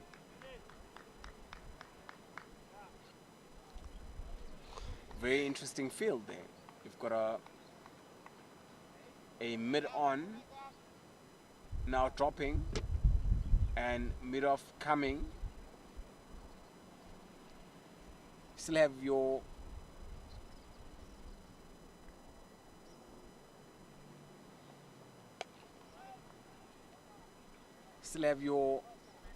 sweeper, you've got your third man, and you've got a deep square. The flurry of boundaries from the last over when Don Khateba was bowling has resulted in a change of bowling. Captain feeling it was a bit expensive right at the end there. Great cricket shot, stand and deliver. Goes for 4.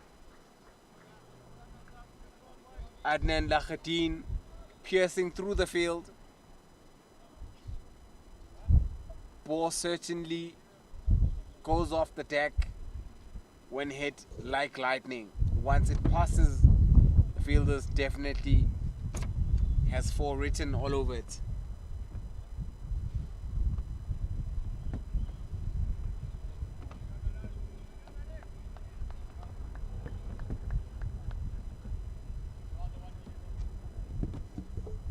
Yeah, he certainly looked good against seamers like Adin, and has gone after the seamers. And he has done that stand and deliver shot really well.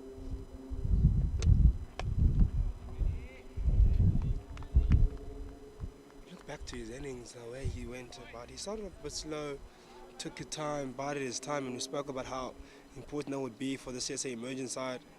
And then a brilliant partnership at the start there, 85-run partnership, 85-run stand van Skalkwyk.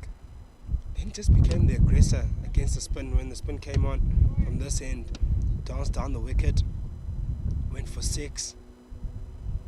And he's going big again. It might go long and over. Powerfully hit with disdain. Sitting here at the commentary box, and we are definitely not safe.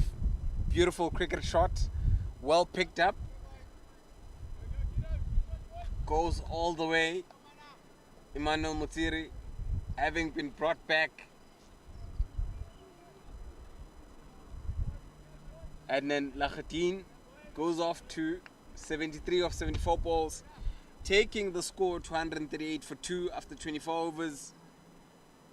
Lakhadin definitely hitting it hard and scoring and dealing in boundaries at this point in time.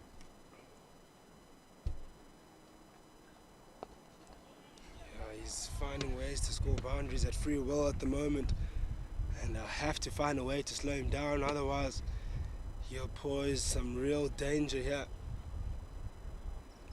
Picking up his wicket will be huge for the Impala side because he is looking destructive now. He's a man he hasn't necessarily looked comfortable against.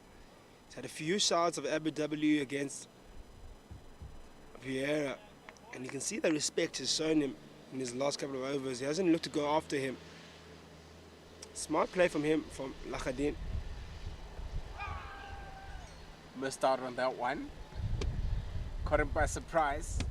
It was just one of those deliveries where it's a very rare loose delivery. As you can see, he's kicking himself.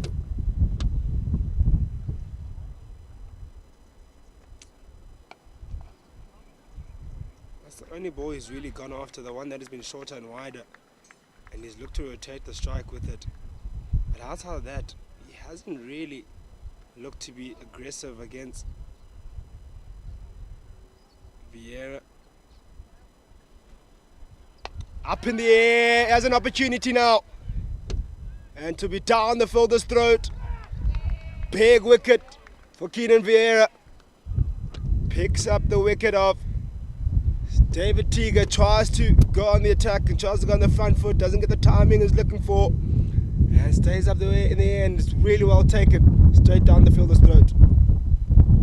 Yeah, just looking at how the fielder set himself up, had to run back and also look at the ball, also needed to look at his stepping there, and was able to take it. David Tigger married himself. Paul James coming in at number 5.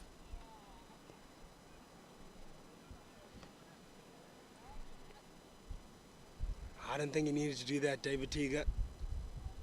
Rush of blood there. Vieira's in a really good spot. You want to respect his ball. He won't bowl his full lot of 10, right now at least. So the last thing you want is to find yourself in an awkward position now, losing 3 wickets and leaving Lakhadin stranded again with a new batter. You want to just take your time and get yourself in. I understand you want to keep the foot down and keep applying the pressure, but Lakhadin is going quite nicely out the end. It's scoring boundaries at free will. Your responsibility is to rotate the strike and give him the strike.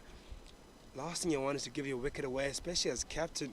You want to have a captain's performance, be able to take full control. You've lost 2 quick wickets. You're bowling in partnership.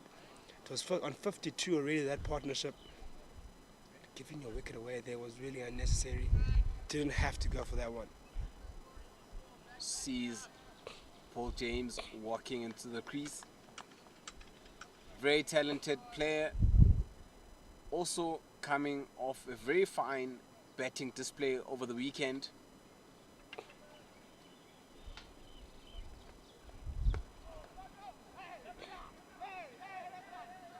Just talking about how we performed this previous weekend. It is the end of the 25th over. We are on 140 with the loss of 3 wickets. New batsman having walked in, Paul James, just talking about his performance over the weekend where he scored 57 runs off 69 balls against Border, helping SA emerging to an 83-run victory. Now we can remember his performance at the recent Cricket World Cup where he scored a 46 of 18 balls against Tanzania and 37 against 36 balls against Sri Lanka, a right arm medium pace bowler. Also, so is the younger brother of Juan James, who plays for Western Province.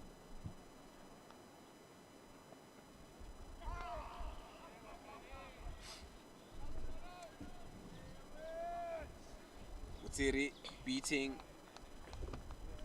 Lakhadin for pace there. It's interesting, how does Lakhadin play this out now? You lost 3 quick wickets around you in a space of about 10 overs. It'll be really interesting how he does he still go on the front foot and press on and score runs, or does he kind of hold back a little bit?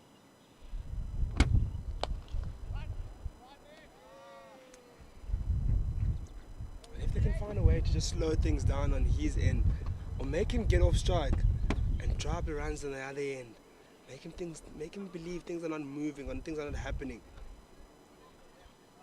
then another wicket could fall, and to be a really good comeback for the Impala side. And if they can just continue picking up wickets, then they can find themselves right back in this game and not even worry about the amount of runs they're going for.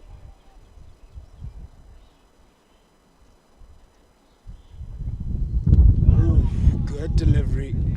Jag back in, grabs the inside off the bat. You can just almost see every single time a wicket is picked up, something just happens.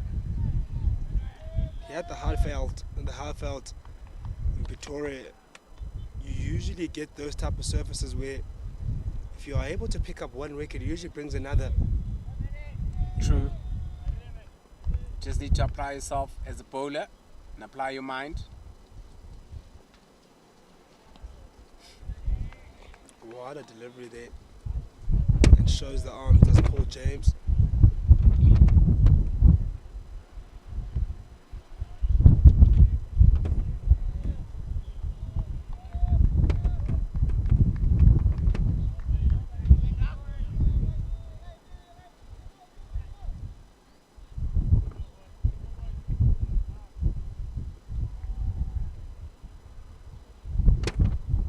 Inside edge.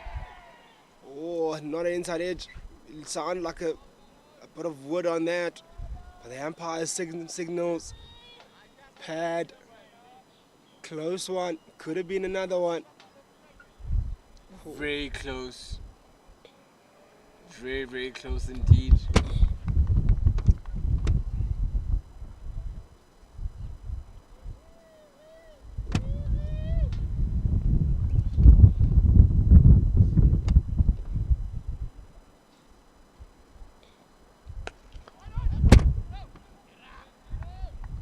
Very good fielding there from Vieira.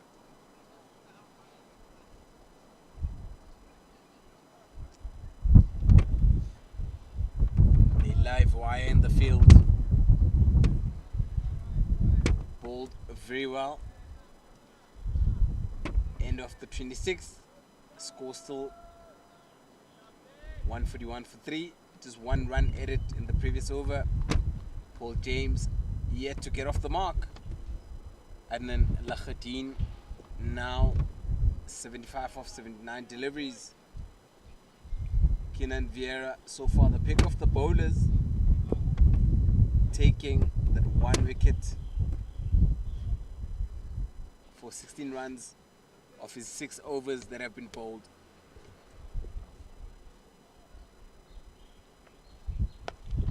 Oh, carries on his merry way. Does Lakhadin, goes down on one knee and goes all the way, and that's a 6. That's what was David Teagle was looking for in that previous over. Couldn't get the connection, but Lakhadin shows him how it's done. Well, Lakhadin well set, has his eye in, has hit a couple for maximum this afternoon. Will be interesting to see his approach.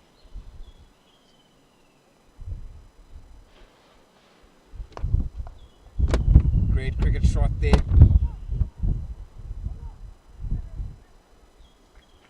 Certainly saved. 2 more runs. Great cricket or great team effort as he slid in, managed to hit or ricochet the ball as his partner was running across.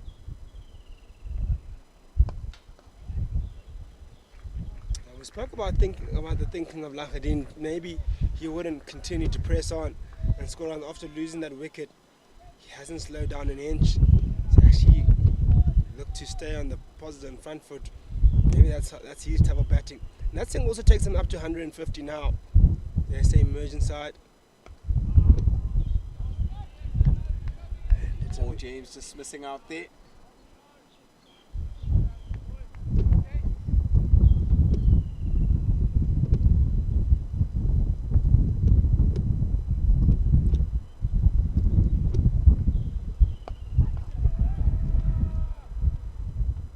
Very good fielding off his own bowling. That is Paul James. That is Kenan Vieira. We've seen is a live wire in the field. Very good fielder.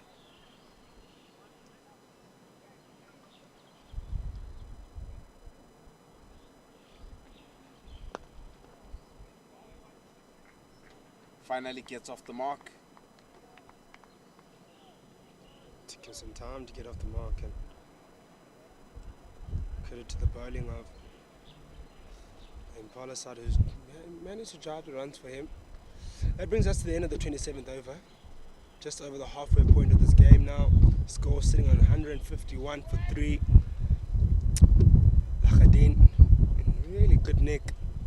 Yeah, managing to score 10 runs off that over. Very unusual. So we're talking about how well Vieira's bowled at the start of the over and is able to take 10 runs or add 10 runs off his bowling. Change of bowling, Hlompo Mudimukwane.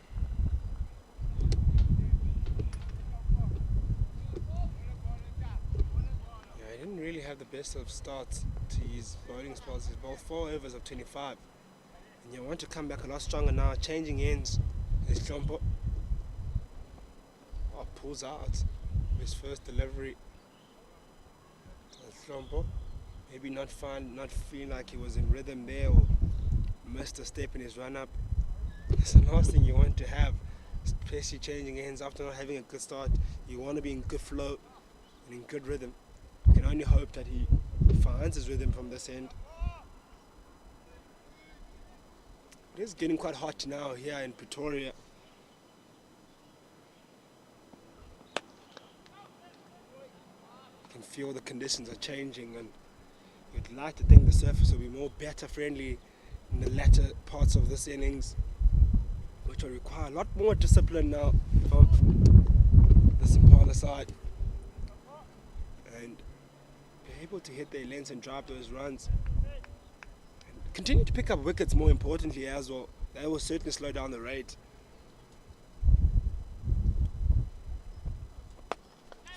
Full toss, but not punished, but a single taken though. Just missing out there, Paul James. As you can see, he's mad at himself. He's probably thinking, I missed out on that one.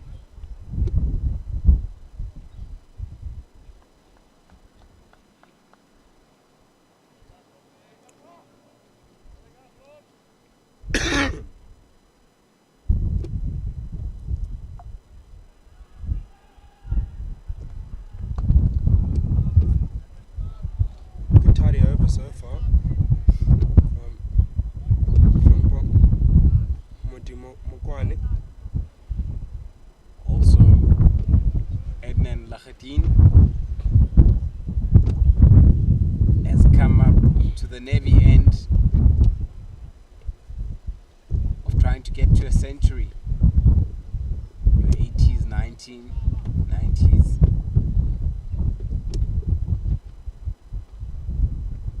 Once again, pulling out, just running up. Also the wind, maybe a bit of a disturbance from where we're sitting. He is bowling against the wind.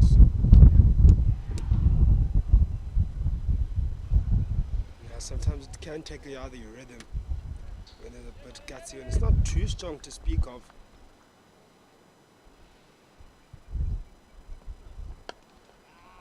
He's had a really good over so far.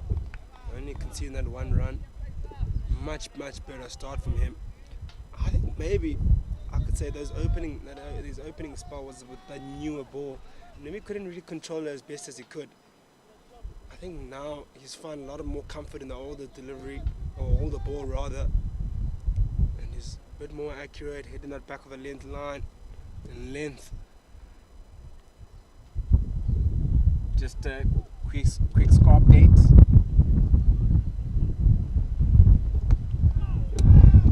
In the ICC T20 Cricket World Cup, where West Indies are 47 for 4 after just 4, or should I say just after 5 overs.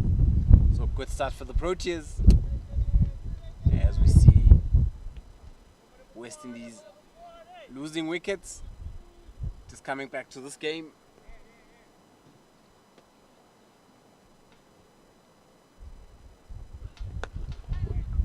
single taken and a good run at the end. Certainly a good start from the Proteas. Great start from the Proteas. They're having a really good World Cup campaign so far. Only tight game they really had was the one against Afghanistan that went to 2 super overs. Outside of that, they've had some really good convincing wins, in particular the previous one versus India, and then this one now looking good so far. Obviously, he's still yet to bat. Obviously, a win for South Africa sees them qualify for the semi-final.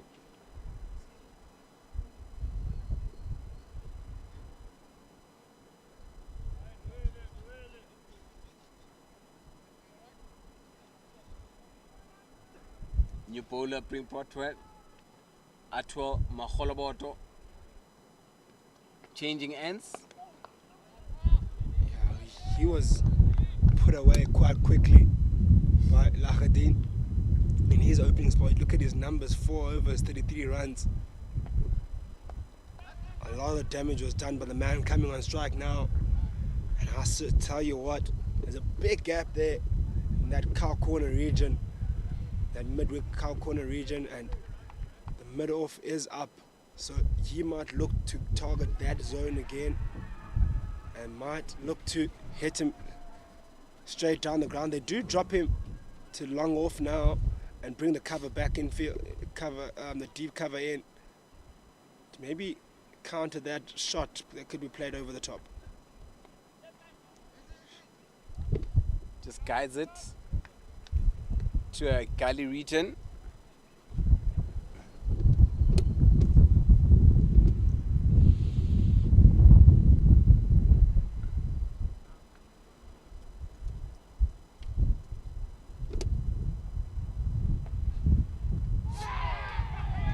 Good delivery, good comeback. Now from Mokholoboto, picking up a wicket. That's the 4th for the Impalas. Paul James has to walk off. Got the outside edge. One that looked to have slid on. Tried to cut it off the back foot, and a really good catch from the wicketkeeper. Very well bowled there by Maholoboto. Being brought in to break this partnership, which was starting to grow. A partnership of 16 runs.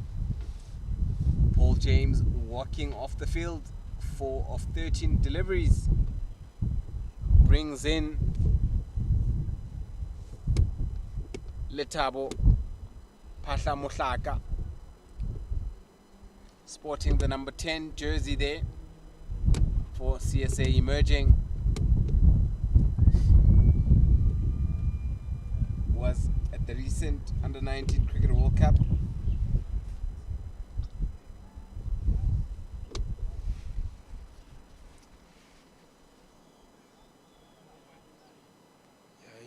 Yeah, he looked good.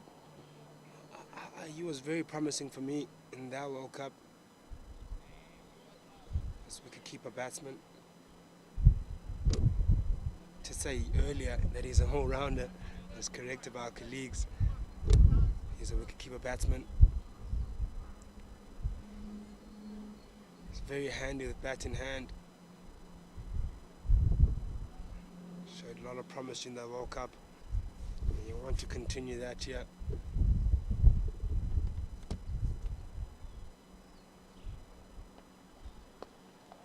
Just scored 9 runs off 10 balls. Scored a 26 of 20 deliveries against the West Indies and made his T20 debut for the Titans against KZN Inland, and has a List A high score of 57 against the Mpumalanga Rhinos. 19-year-old wicketkeeper batsman, and off the 29th over, just 1 run edit of the Maholoboto bowling.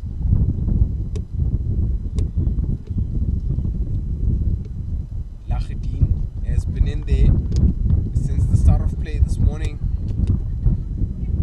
Going to be interesting to see what his approach is.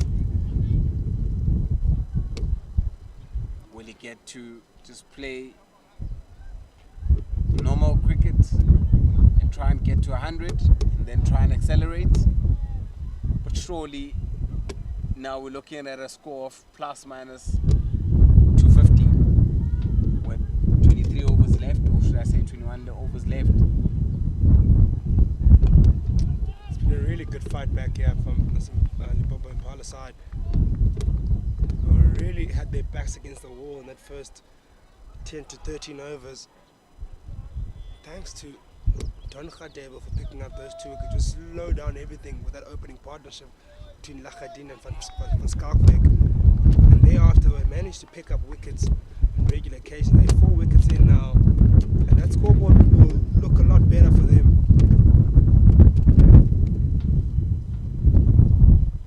Short. Oh, that was close. Very, very close.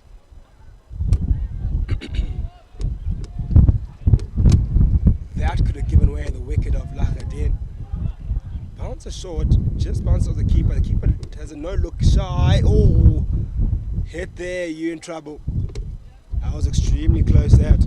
And that's the man they want to get out. That's the man that who's been troubling them. And we take a look at how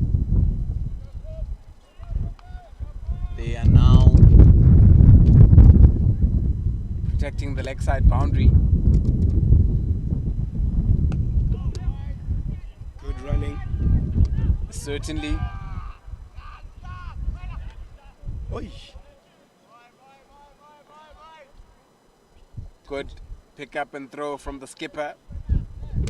If you'd seen there, just away from the screen, I don't know if Lachadin was very close to that line there as he attempted to come back to his crease. For that second, it looked very close as the ball hit the stumps. I'm sure he was in. Maybe there would have been a few shots on the field if they saw that he has walked out.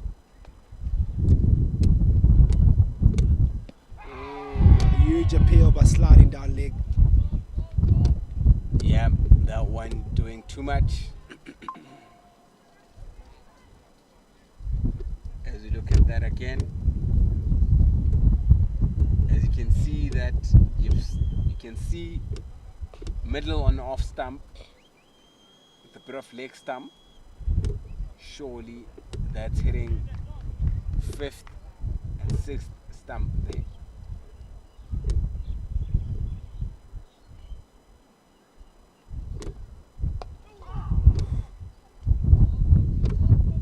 To a good spot now is Mukwane. Again, they want to nip back in that older ball to do some talking. The 30th over. What a fight back so far it's been from the Impalas. Impalas fighting back with everything they have. Beautiful delivery. Just pitching, raising or rising at a very good pace. Batsman forced to leave the ball instead of playing it. End of the 30th over, 20 more to come. 159 for Adnan Lachadin, 187, and Andile, or should I say Letabo Pasho Mushaka on just a single digit, or just one of the 7 deliveries.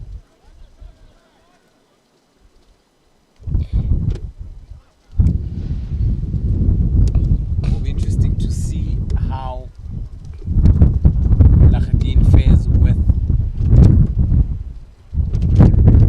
Atwell coming right around him, or now chooses to switch back.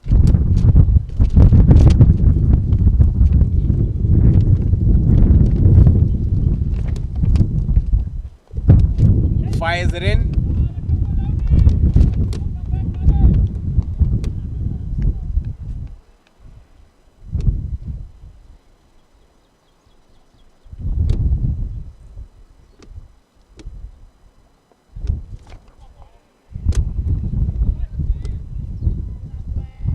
far, Lahadin has been able to play the ball and played well.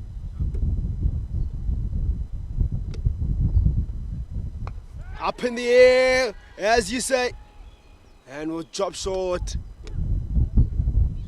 Yeah, picked it up very late. I think he was not sure whether the ball would get to him or would fall short. Yeah, that was always dropping short there. But risky stuff so far. But CSA emerging side, that could have been the 5th wicket before, and a big wicket of Lahadin who's in. He'll have to take responsibility of his wicket. Otherwise, you could find yourself well under 220 here if you continue to play strokes like that. And how would they love that? Impalas side after a wayward start, and to be able to fight back and come back that way could have been another wicket. Akoloboto bowling very well in this over.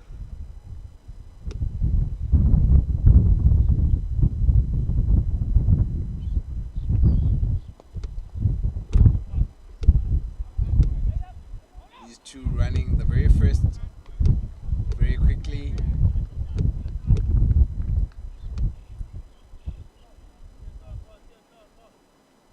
End of the over. It is 160 for 4 after 31 overs.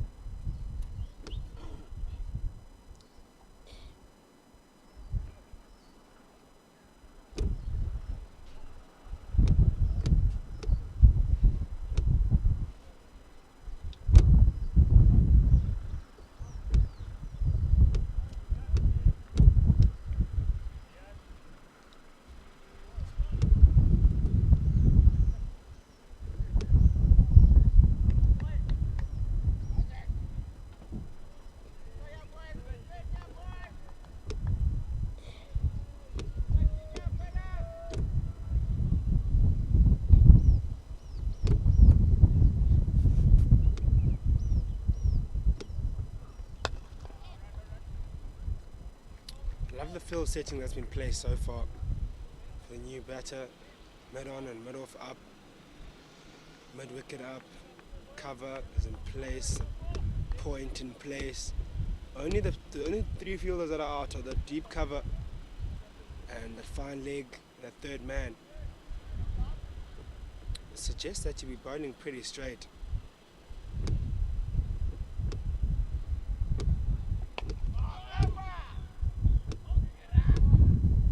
Rate is coming back to where they wanted. The Impalas at 5.3. Maybe they want to bring it even under than that, down to that 4 point something mark. Very important that they do that.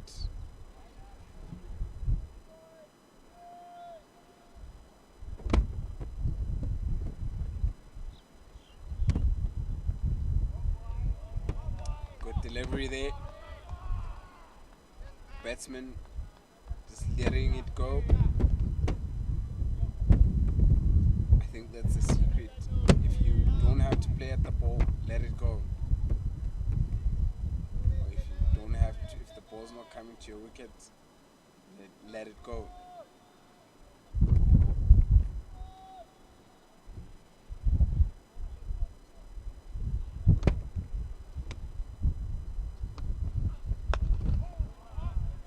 Not timing the ball. This Phahla Mohlaka struggling with timing the ball. Yes, he is hitting it, but it does not get the middle of the bat.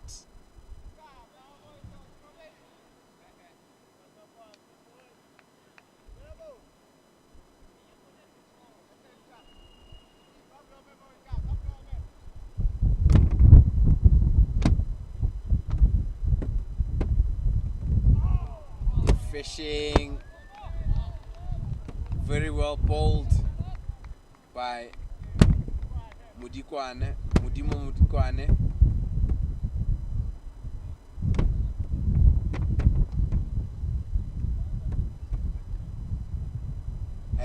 done anything wrong this over. He just needs to bowl a very good over or ball to close it off.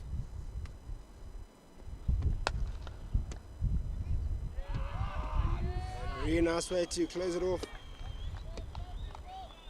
Maiden by Mudimo Kwane.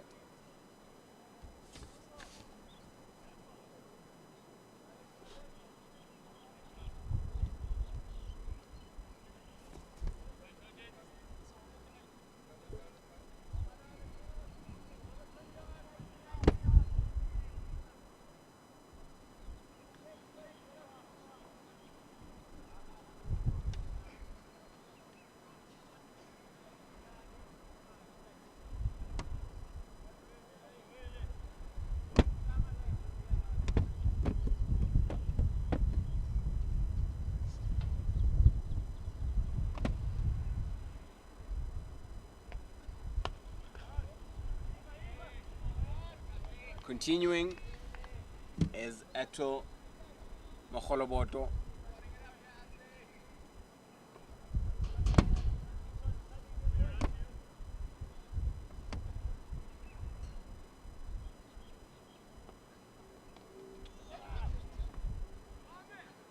Very innovative, very inventive, but gets nothing for that shot.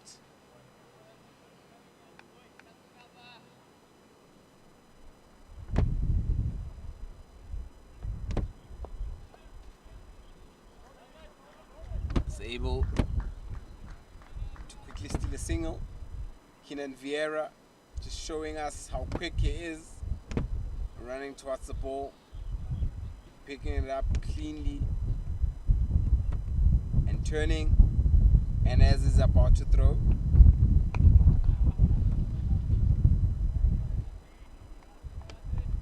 Pahla Muhlaka still not connecting.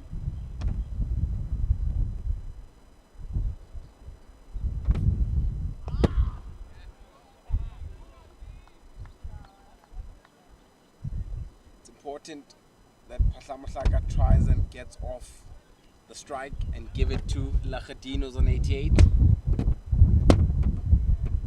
on the opposite end, the Impalas want to keep him on strike. So it's two contrasting game plans. The bowling side will want to keep you on strike for a long period of time. The batter will want to rotate the strike and release the pressure off himself rather than give the in batter.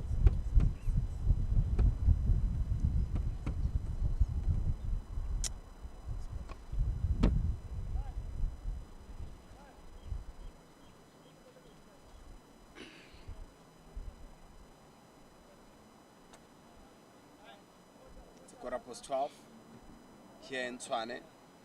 Very hot.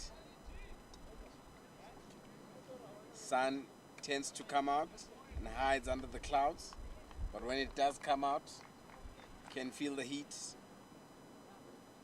New bowler being brought in, or change of bowling.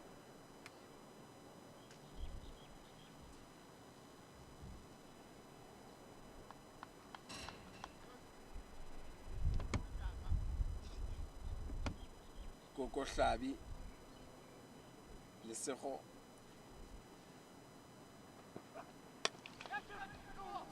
Short and put away with so much power to certainly get to the boundary. Good effort though, but won't be able to stop that one. Takes him up to the 90s. Does Lachadin. Or 89 is it? Or 93, correct. 7 runs short of that 100 mark now. He's batted brilliantly, has Lachadin. Koko Hlabane not the quickest, and that's why Lachadin is able to pick the ball up and split it between the cow corner .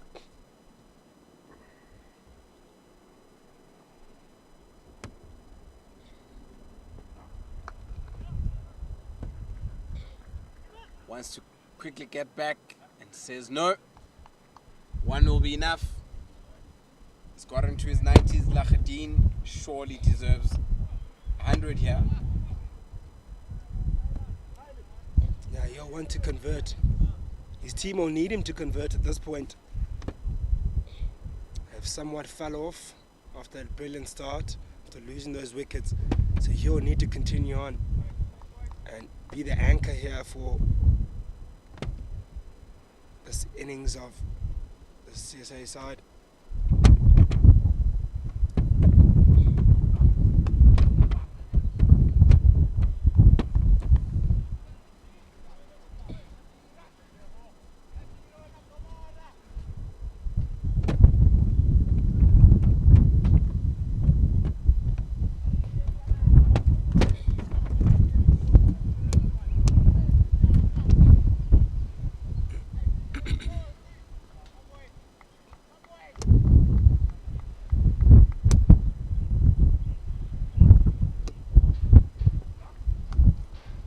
Oh, brilliant fielding at point. Good stop.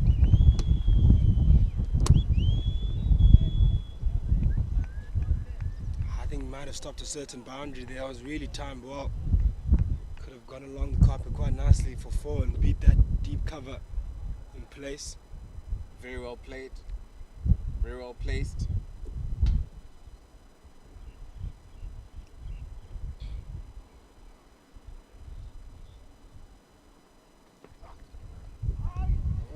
Back of a length, looking to cut it. I think also Patlamuhlaka is trying too hard. He just needs to wait for the ball. He is trying to force the issue. Patlamuhlaka is on 2 of 21 deliveries. You can certainly maybe feel the pressure now. And you can see his batting partner walking down to him. I'm not sure what the message is, but it's certainly not to play that kind of stroke. Rather be patient. Yeah, especially with the drinks break coming up.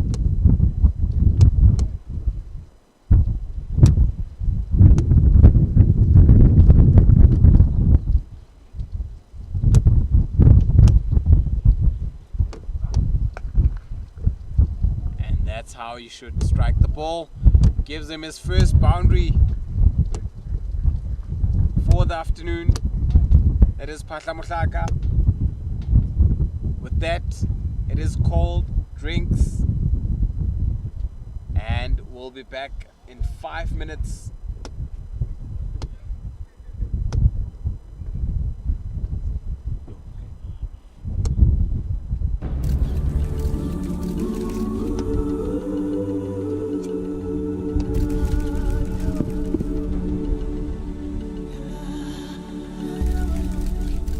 Sometimes I just don't get people. They see things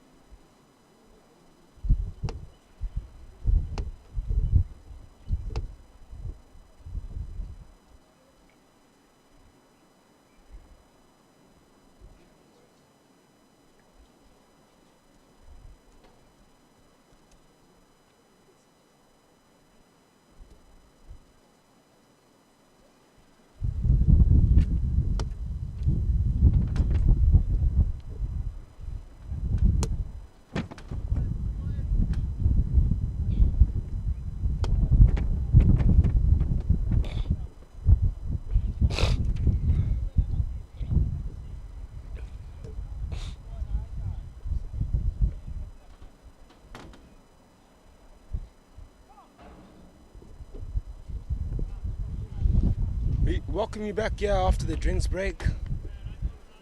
Back here at the Tuks Oval in Pretoria.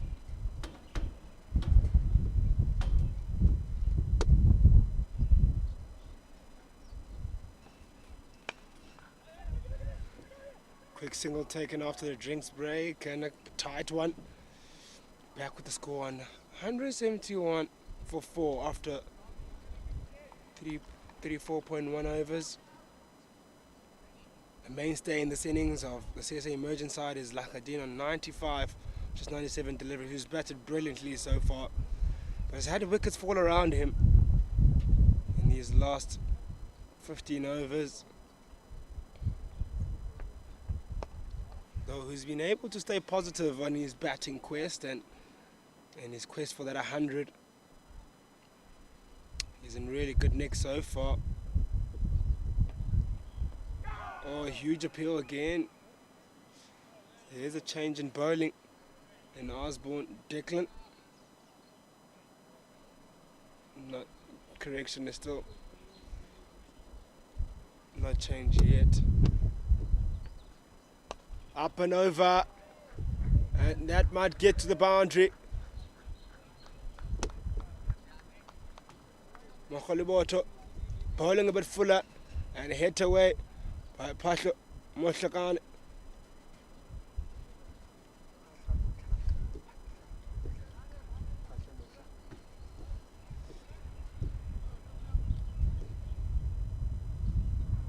Nice shot by Pasha Moshaka.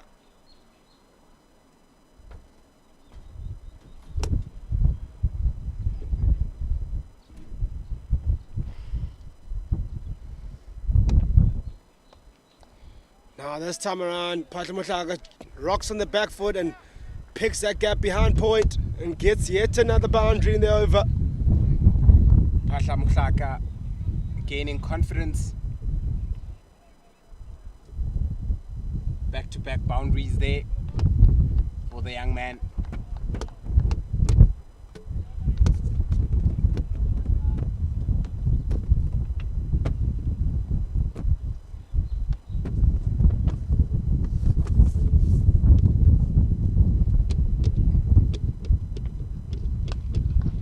Missing out.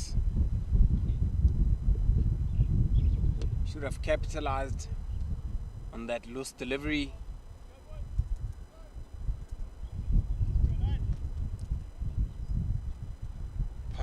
Who started slow in his innings. He was at 2 for 21. 2 runs of 21 deliveries at some point. He's recovered really well now, particularly in that over. Got 2 boundaries in that one. In the previous over, also getting a boundary. Very strong in that offside region, point to cover region.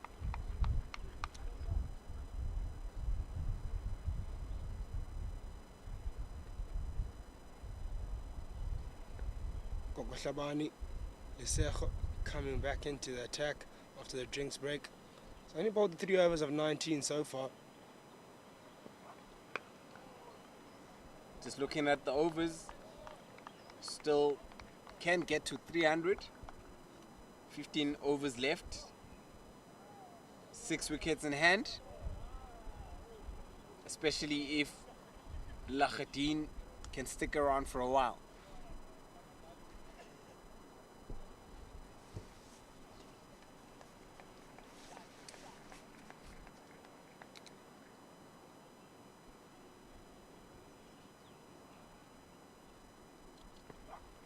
Oh, good delivery by Lisejo. One that just missed back in, that beats the outside edge. Batsman caught in 2 minds, not sure whether to go forward or play back. Luckily, misses everything, but very well bowled. Very good delivery there. Misses that off some marginally. That one came back quite a bit.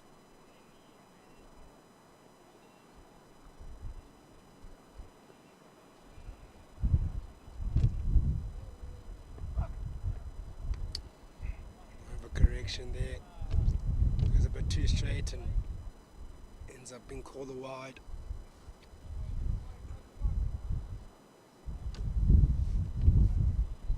West Indies in all sorts of trouble at 87 for 3, which is good news for the Proteas and Protea fans. Meanwhile, there's another CSA Division 2 game happening currently.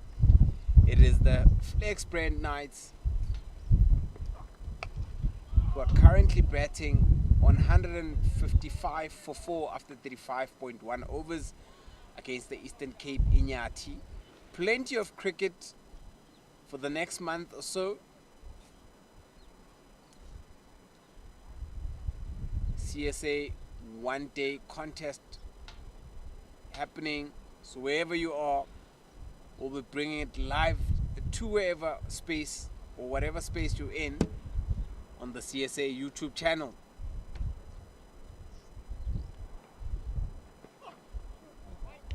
Nice, well directed short delivery there. Spoke about the short ball not being used that much as the umpire signals. That's one for the over. Very well directed. Also, Koko Hlabane, not the quickest bowler I've seen,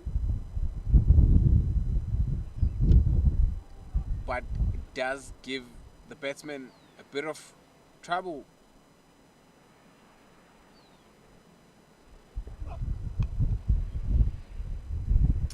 Taking it short again, well controlled this time around.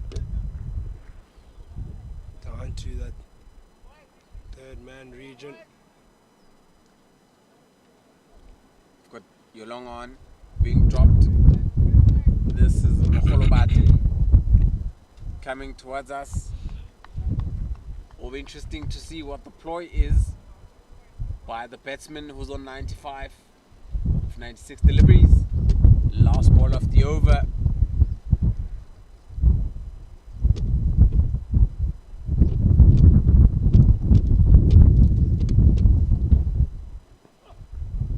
Pulls it short and is wide.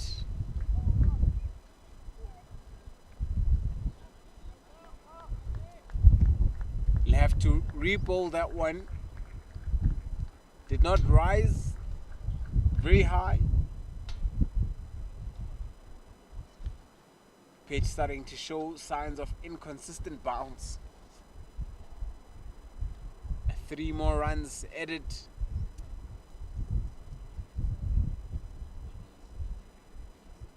To the tally of CSA emerging.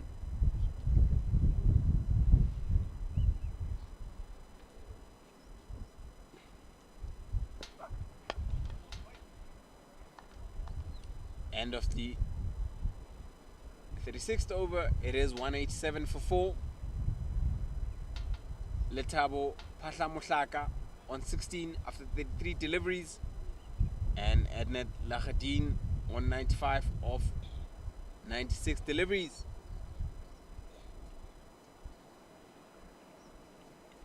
Looks like we'll have a bowling change.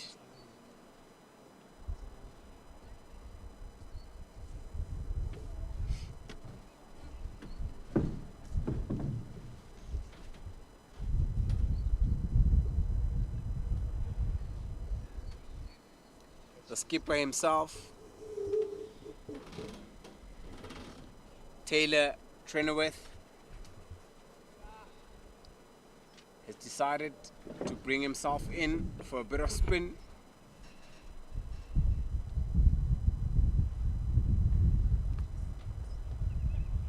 Starts off with wide. Starts off with one that strays down the leg side and just adds to the tally.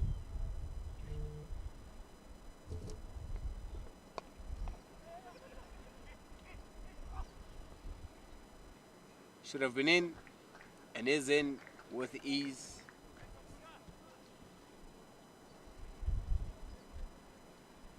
Moves to 96, Lahatin.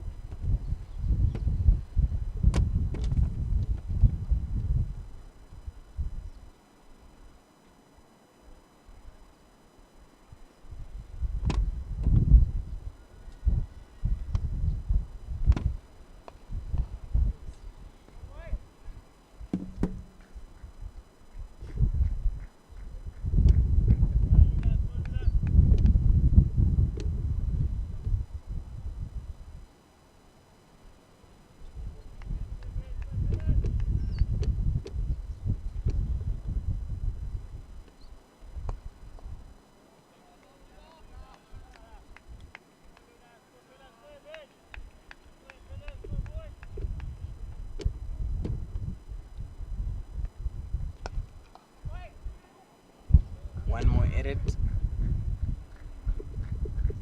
to Lahadin's total. Takes the score to 191. 2 more deliveries left in this over.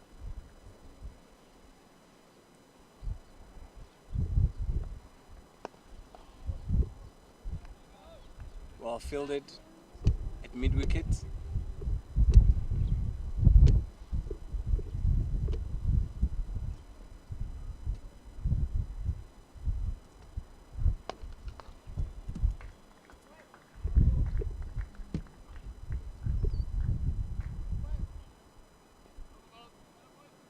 And that's the over. It's 192 for 4. Run rate still within the 5.2 range. It will be Lahadin or coming back to where the Empire is standing. 3 more runs needed from him to get to his century.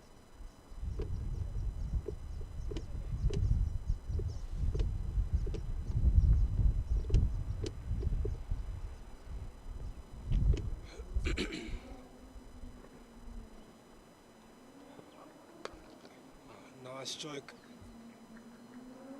Played through the covers. Not only gets a single for it, but good timing. As you say, Lahadin is on 97 of 99 deliveries. It's been in the 90s for some time, I have to say. Yeah, Lahadin just taking his time to get to 100. Doesn't want a rush of blood to the head.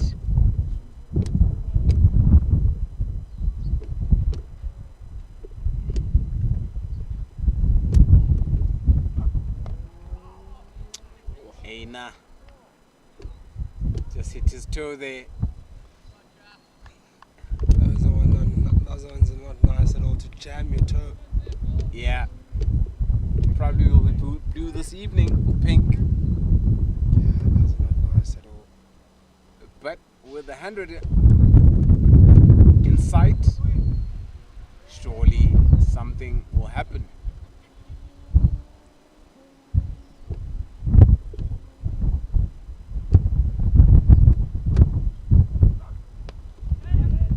Quick single take it. Oh, tight to the end. Oh, very lucky. Could have gone for 4 there, but good covering. Good covering.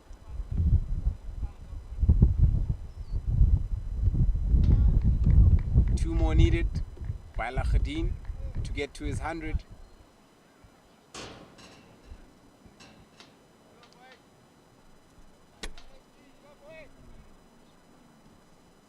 Score looking good for CSA emerging, 194.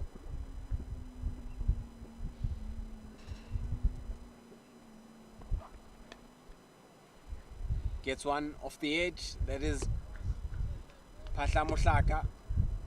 Just like how he's just gaining in confidence as the game progresses.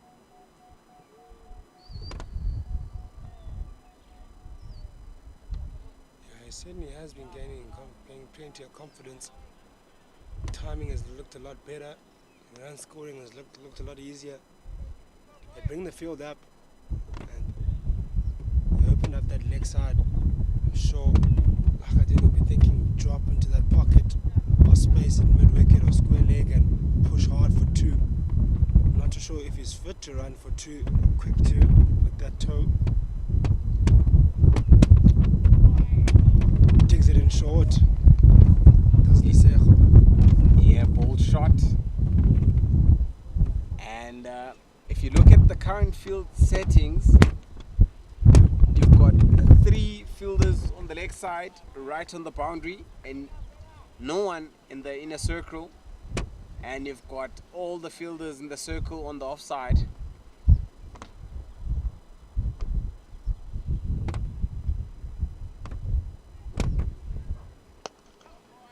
Chops in that pocket and only may get one. Good fielding. Calls for 2, but is quickly turned. He'll have to wait for the next over to try and get to his 100. I'm also nervous on his behalf here in the commentary booth. Nervous 90s indeed, and those nervous 90s bring us to the end of the 38th over. It's 196 for 4, with 12 overs remaining. Vali, 196 for 4, 12 overs remaining. How much more can you add on the board here? And what score would be respectable for you as a batting coach? For me, we spoke about 350. It has now gone down 320. I think a respectable score on this pitch is 300. It's a big ask. Last, saying you must go for 100 more runs. Last. It's possible 12. If Lechatin will still be at the crease in the next 3-4 overs. As we see him approach his 100 with patience. Very nervy, 99. Oh no! Oh my god!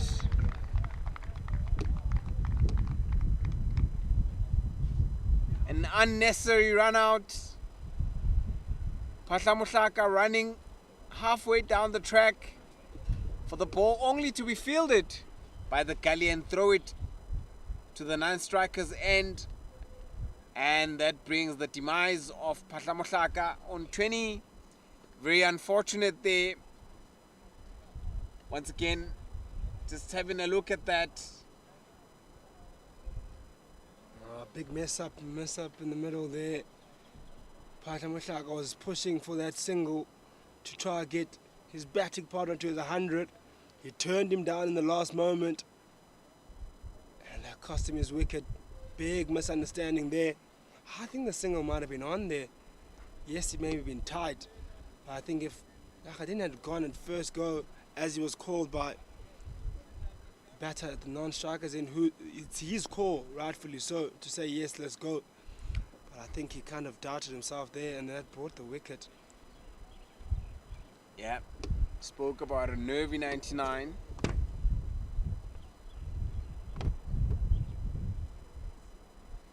He'll want to rectify the mistake that is made. And we've got Ludwig Kessner as the bowler and skipper.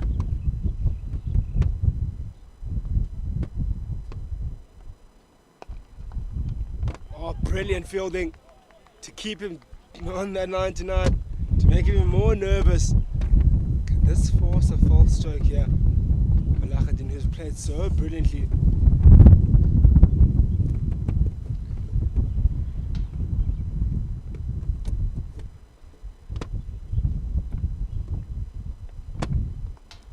And that's it.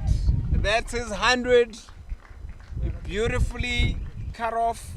Goes for 4. Well done, young man. That is Adnan Lahadin. It goes to 103 of 180 balls, and also takes the Approaches CSA emerging side to 200 for the loss of 5 wickets. Very well batted. Really well batted. Started off circumspect, but was very aggressive in the middle of his innings, and a really controlled innings that. Oh, tries to rock on the back foot again and trying to cut that behind that point region. Doesn't get the timing, doesn't get the ball on bat. That brings us to the end of the 39th over. It is 200 for 5. I think he's now gotten to his 100. He's about to change the gear from the cautious cricket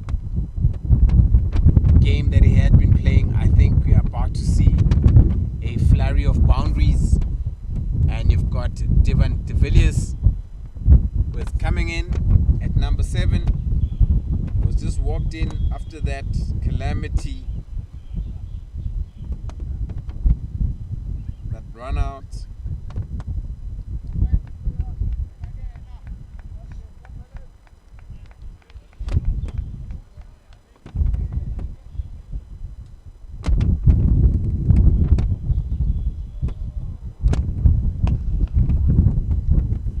Played very well at the recent Kayamachola under 19 week. It was the all-round of the week after scoring 162 runs, an average of 54, taking 8 wickets.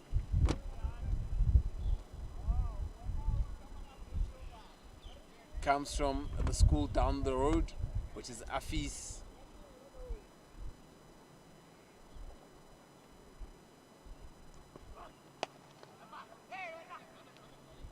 Striking it well. So just add a single to the tally. Bali, with that 5th wicket falling now, and that partnership was looking comfortable at 45.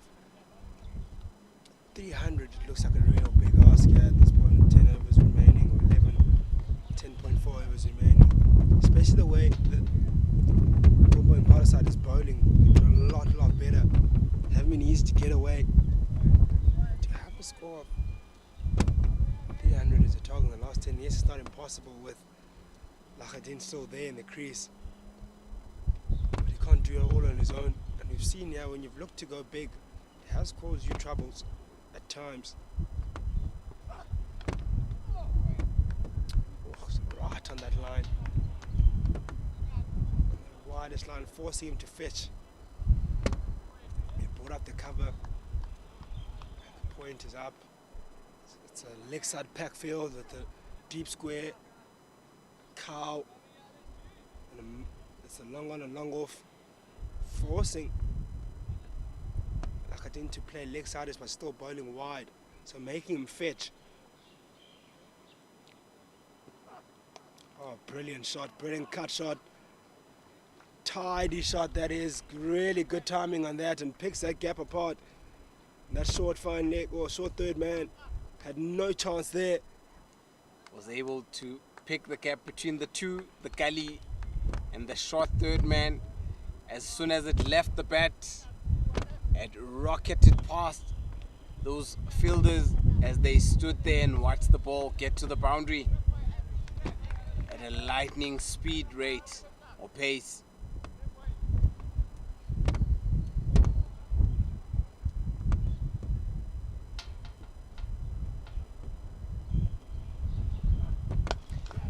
There. Straight and long by Lahadin. Goes all the way again, straight. He's really strong in that region. I think it's just decided I've reached my 100. I'm gonna go after it. If it's there to be hit, a carbon copy of a 6 he had hit earlier and can hit the ball, times it very well. That one kept the long one a lot more interested for a lot longer. It was a lot flatter, the 6. This time just puts his bat there and takes a single. Might be pushing out for a second. Will be a tight one. Good running. Very good running there from the 2. Very sensible cricket. Doesn't want to hit each and every delivery. It's been an entertaining over.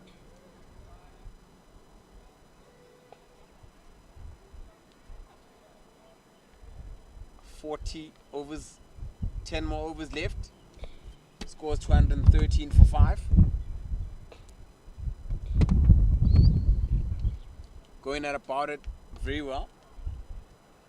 I spoke about a 300 mark. This partnership has quickly moved to 17 runs. De Villiers still on 1, just having faced 1 delivery.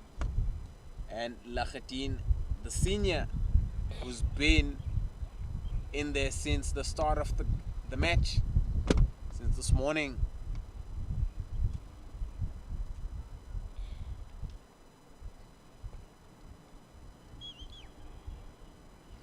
been the mainstay batter so far. And if he continues in this rich vein of form and timing late on this innings, they could well get to that 300 mark.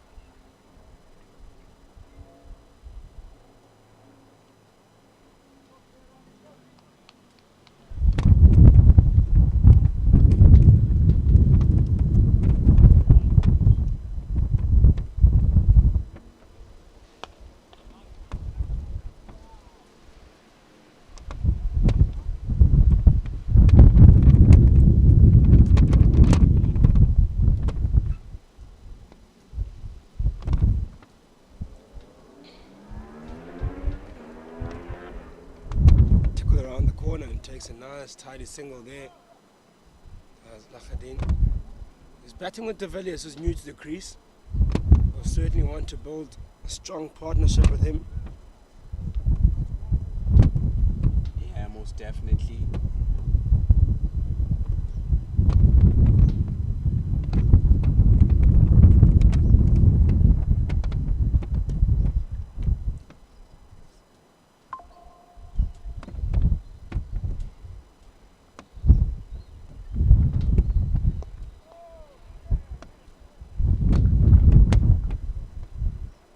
Had they decided to quickly go, they could have gotten two, but one adds to the tally. Ludwig Kastner continues to operate.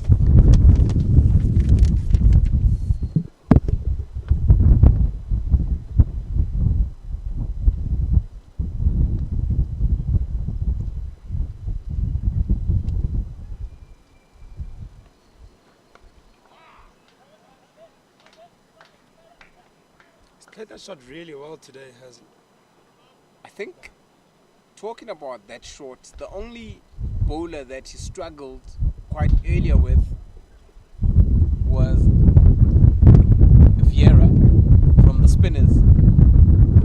From the rest of the bowlers that I've seen, with Don Khatebe being given the ball to try and break this partnership like it did earlier,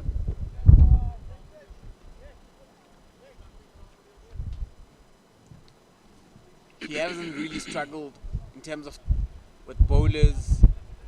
He's played them very well. He's picked them up with ease.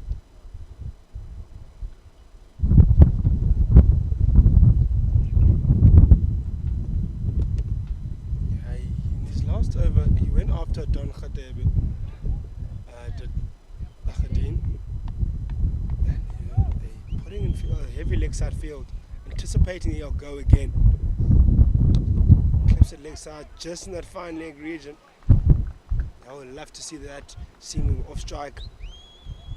I want the new batter to face the bulk of these last 10 overs to limit the damage. We had about 5 fielders on the boundary as Don Khatebe was bowling. He's now brought in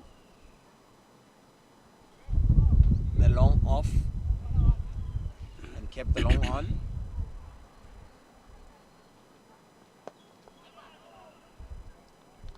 Got a mid wicket now, tightening the screw,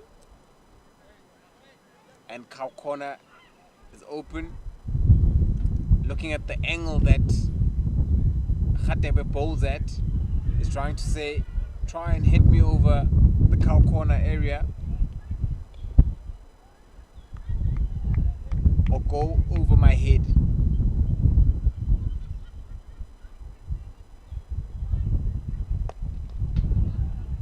Not timing it there, de Villiers.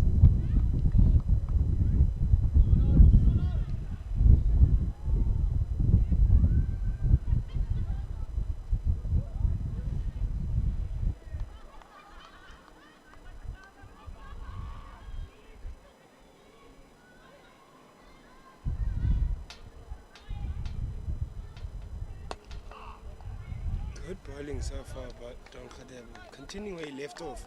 I think outside of that over that Lakadin went after him, I think he's been really the pick of the bowlers, accurate, wicket to wicket, and if not wicket to wicket, he's hitting that back of a length delivery that picked him up his first wicket from Skalkvik. Good cricket shot. Very well timed. Goes for 4. Very well played by Divan de Villiers. Just having a look at that. Probably my shot of the day.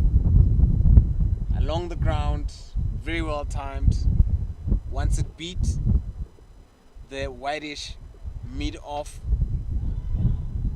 it was clear that it was going to go all the way for 4. Yeah, just timed really well. Takes us to double Nelson.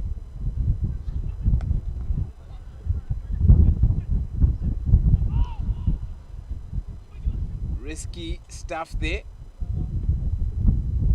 I think the batsmen are also struggling in terms of calling. Luckily, did not hit. But looked very comfortable. Looked to be home. End of the over. 8 more overs left. It is 223 for 5. Adnan Lahadin on 118 of 117 balls. De Villiers on 8 of 10. This partnership has quickly moved to 27 runs.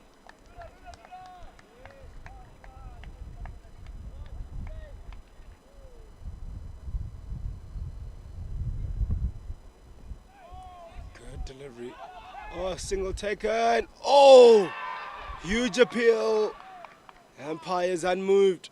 Good fielding though. Really good fielding that. Came across the ground and had to really change his body. And that might have slowed down the run out there, but because he had to turn, then shy at the stumps. It was on. Look, it's a very good fielding effort. Luckily, he had just made his ground. Just talking about the skill, running across, being able to transfer your energy, to be able to throw the ball towards the non-strikers and still be able to hit the wicket takes very good skill. Because your entire body and your energy and your entire weight is moving towards your left, and you have to then turn and throw it to your right. It's an energy transfer. Yeah, I did really well there, and that's not an easy skill to be able to be accurate after doing that. Half the time, especially when you're a junior, while transferring your weight, while you try throw the ball, it usually pops out the hand, or it's a weaker throw.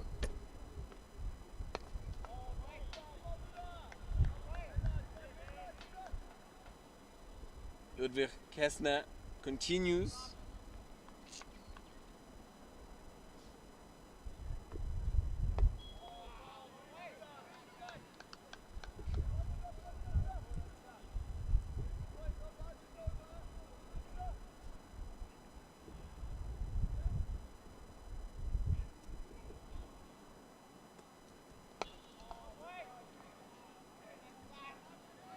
Misfield is to come back for 2. 7 more overs left. 229 for 5.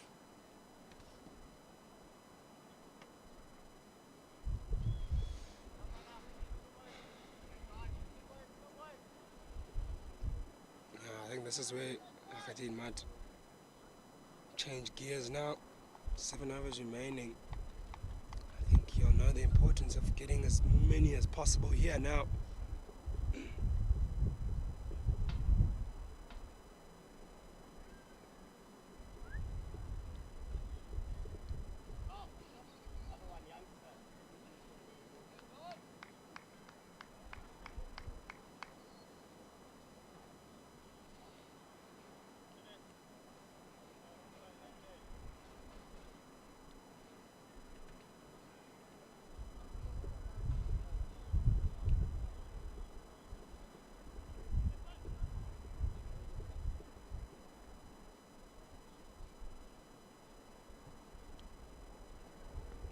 Straight, but not timed well by Lahadin.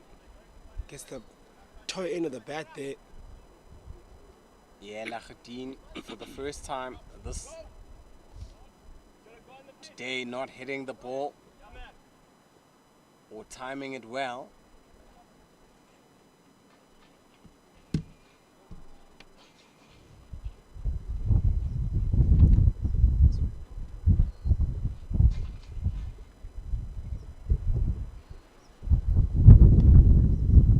Leg side ish and clipped away down to the fine leg region. Only for a single though. Just saving runs there. Will be interesting to see where we'll be in the next 10 deliveries in terms of score. Still 300 on the cards, or should I say 280 on the cards? Still possible. Hit straight, powerfully down the ground, but there's cover. Vieira there. And they only take a single. I think 280 is on the cards, or 50 more runs in the last 7 overs would be, I think, a decent total here on the surface. But it will still require the Limpopo and Impalas side to bat really well and also bowl really well here in this last part. I still think 300 is on the cards. Yeah, I feel 10 runs per over from this point. With the likes of Don Khadeb still bowling well, you need maybe a couple of big overs from Lahadin, who's really capable of doing that without a doubt. He can be very destructive.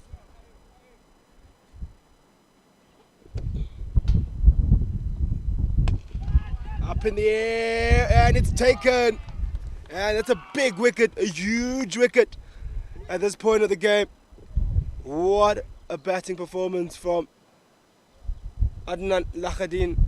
Has to walk off for 123 of 21 deliveries, just over a run a ball. He was so aggressive throughout his innings. Look to change gears now with about 7 overs remaining, but unfortunately he didn't get the timing he was looking for and caught a deep cover. Well batted by the young man. Very well bowled by Don Khadebe, the chief destroyer for the Limpopo side, having taken the most important wickets. Now having taken 3 wickets out of the 6, brings in Sipho Obandile Mbata. Young man. All these guys are young.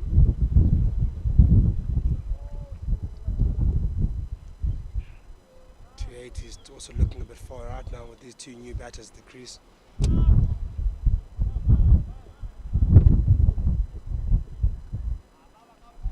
Sporting the number 6 jersey. A bowler recently took 4 wickets for 30 runs in 9 overs. Did not bat in his last game against Border.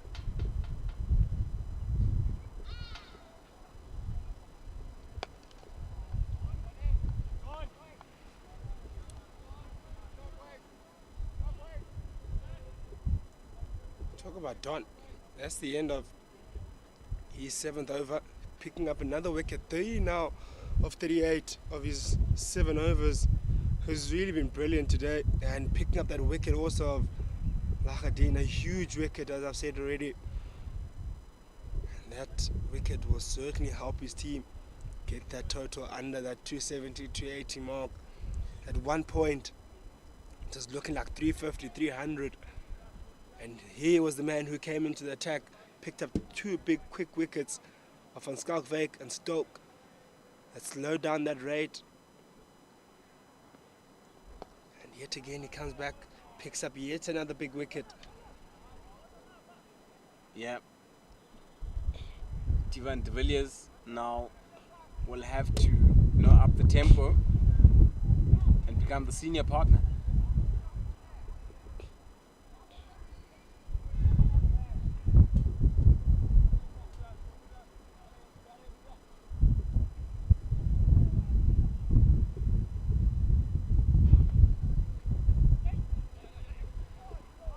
Nice quick single taken. Very important that these two just rotate the strike. Keep rotating the strike, that's the most important thing.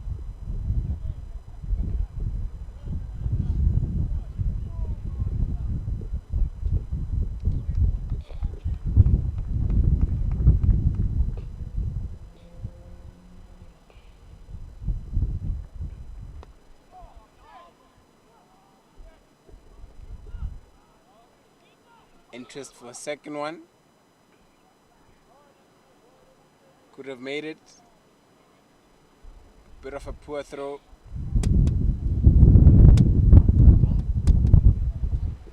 From Makholobate.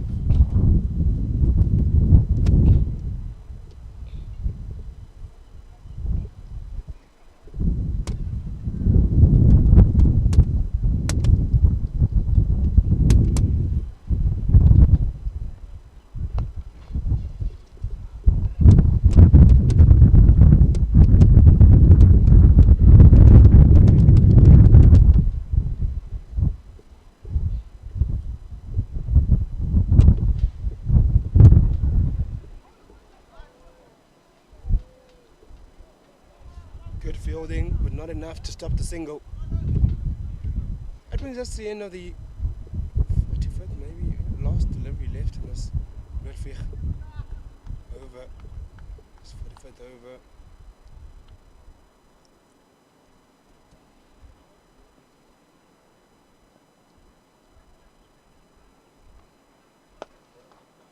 And to finish off in the single. That's the end of the 45th. It is 238 for 6 now. Really big fight back from this Wenbro Impalas side, who have been absolutely brilliant in the second half of this innings.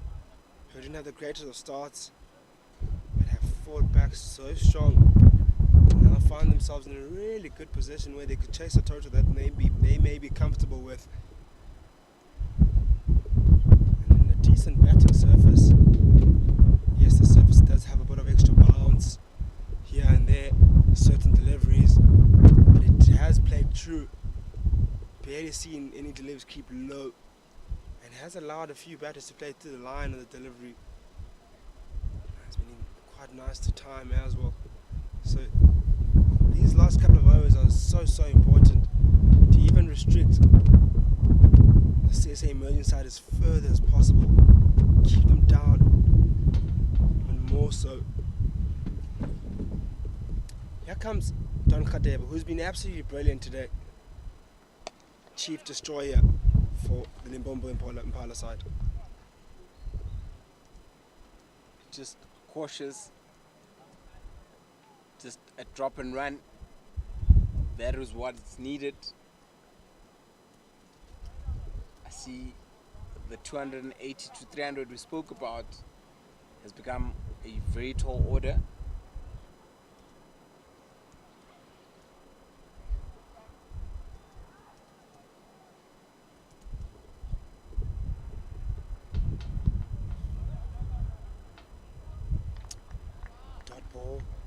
Dot balls are gold at this point for the Impala side. Very important to win this last part. They could comfortably say they lost that first initial 10 overs, but they've really come up trumps in the last 10 to 15 overs. Good fielding again, a chance for a run out. Oh, direct hit, would have been very close. Yep. Very well done by the skipper. That is Lovich Kessner. Was able to pick up while on the roll and throw and have a shot at the stumps.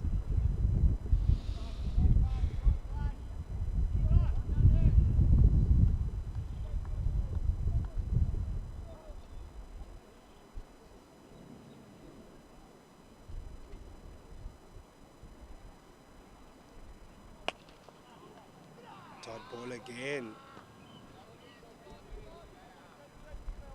Oh, I love the sight of this. Well, this Impala side.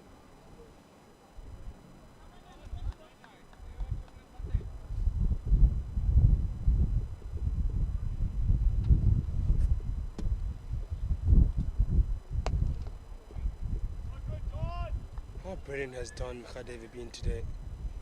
Really. Don Khadebe has been good.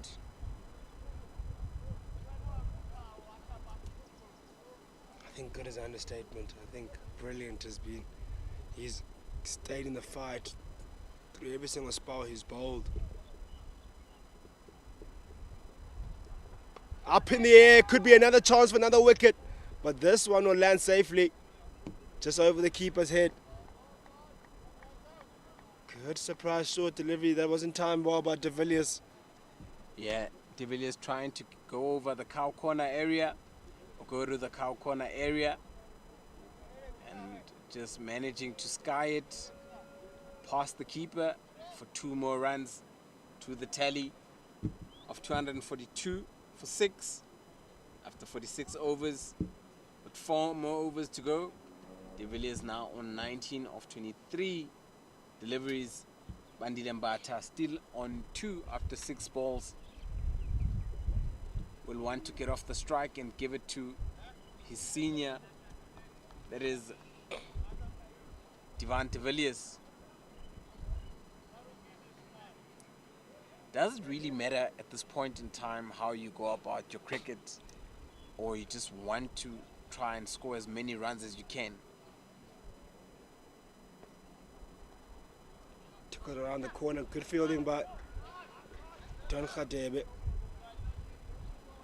Plenty of runs actually today were scored in the 45 area. Short, fine leg.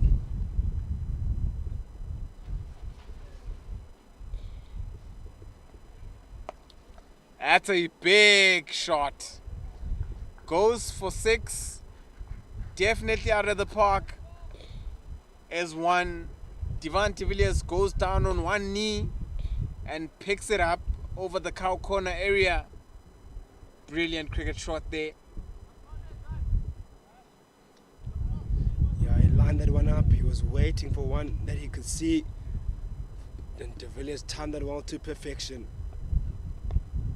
And Tick was the one that around the corner, pushing on for a second. And he's certainly getting his second. Really good running, and that running, that 2 takes him up to 251 now. 251 for the CSA emerging side. Sensible cricket after hitting 1 for 6. He's come back and just placed it around the corner. Oh, Great brilliant. cricket shot there. 4 more. Partnership is now grown to 22 runs. Still 4 more balls, still 2 more balls left in this over, and 3 overs after this.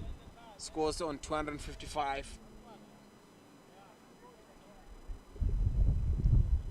And Red picking up quite nicely now right at the end. De Villiers looking good and scoring boundaries on regular occasions.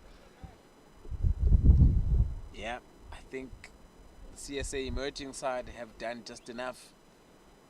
Haven't seen a big score, or haven't seen Impalas chasing anything beyond 250.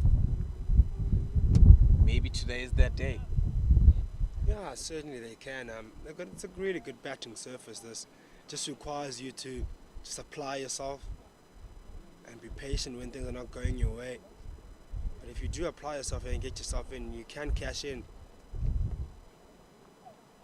Misses out there. Wanted to go for the square cut between the point and the sweeper. Probably will go down and try and hit one over the bowler again, or to cow corner. .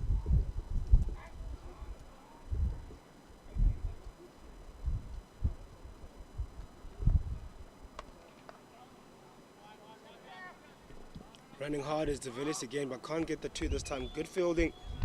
A super boundary. Restricts him just down to 1. That is the end of the 47th over. 18 deliveries remain. The score on 256 for 6. Another nice part is that he's keeping the strike. Certainly so that he can hit it a very long way.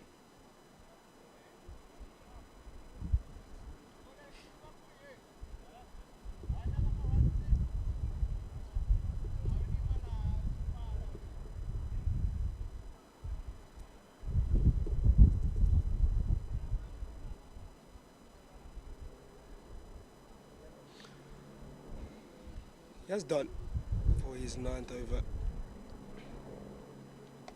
Oh, played well. Down to the fine leg region. There is cover there. De Villiers was down on one knee, trying to guard that one to that boundary there, but didn't get the timing was looking for.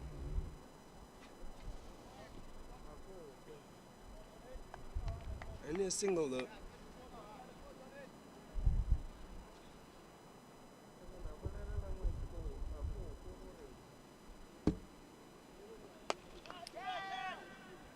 Hit up in the air, but just dropped short of Vieira on the boundary. Bandile Mbata trying to go after it. Just getting a single also.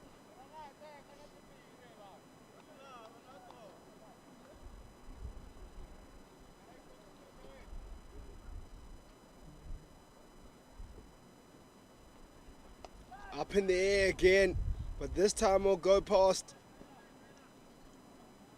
a third man. Standing at 45. Got the outside half of the bat. Not timed well, but De Villiers again looking to go big. Don Khadebe, not easy to get away.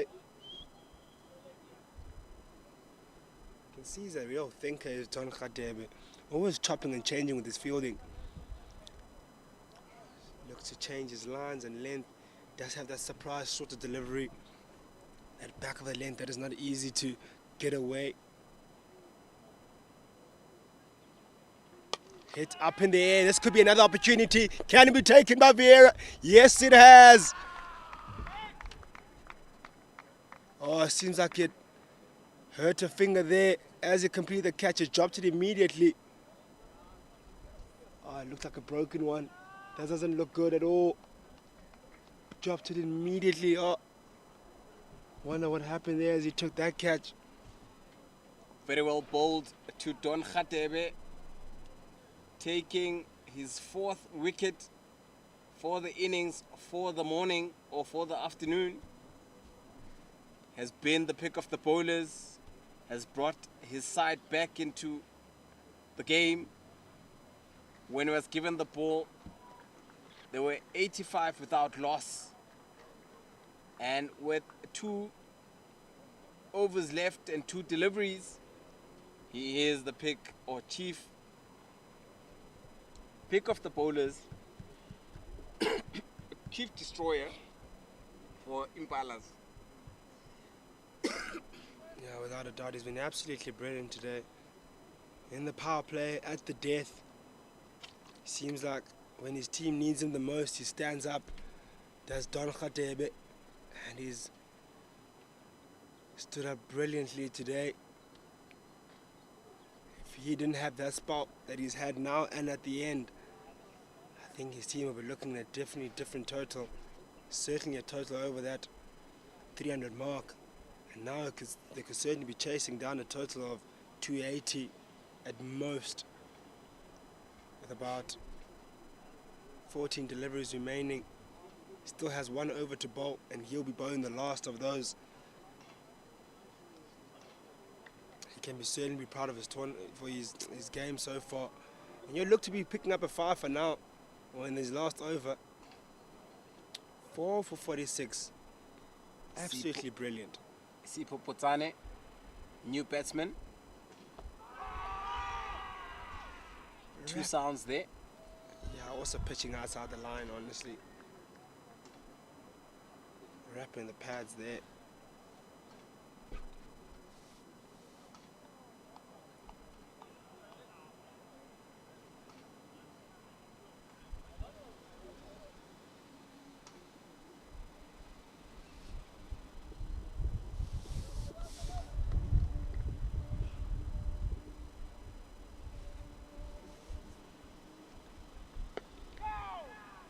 hit another dot ball and finishes his 9th and finishes the 48th over.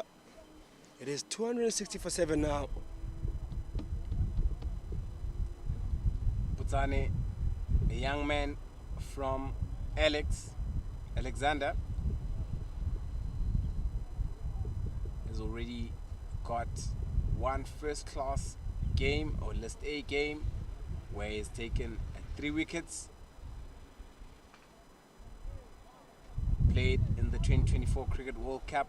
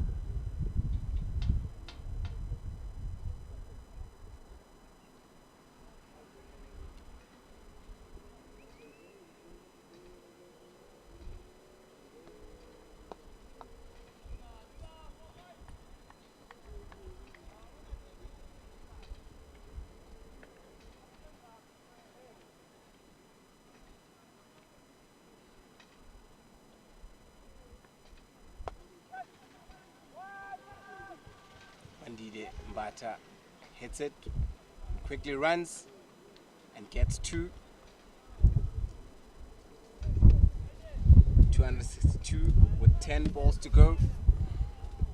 Spoke about a 280.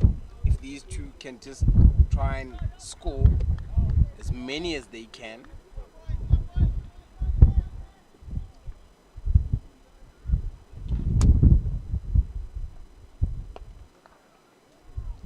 280 will be a decent total here. Even 270. Misfield, and they take a second.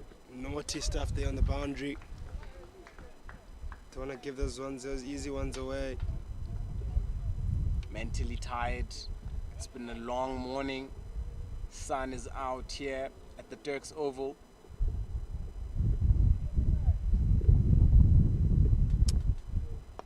Lapse in concentration more than anything else. Don't want to lose concentration in these penultimate overs. You want to make sure you're as tight as possible. Don't give anything away to the batters. Already you've done so much work.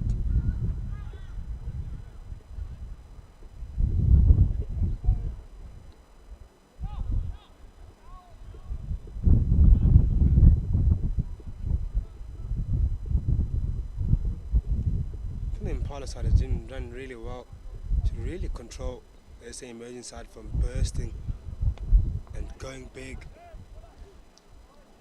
Very well done by the two.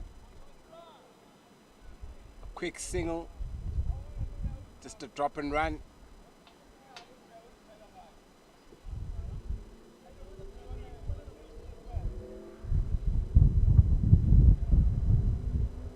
Don't expect to see a big shot.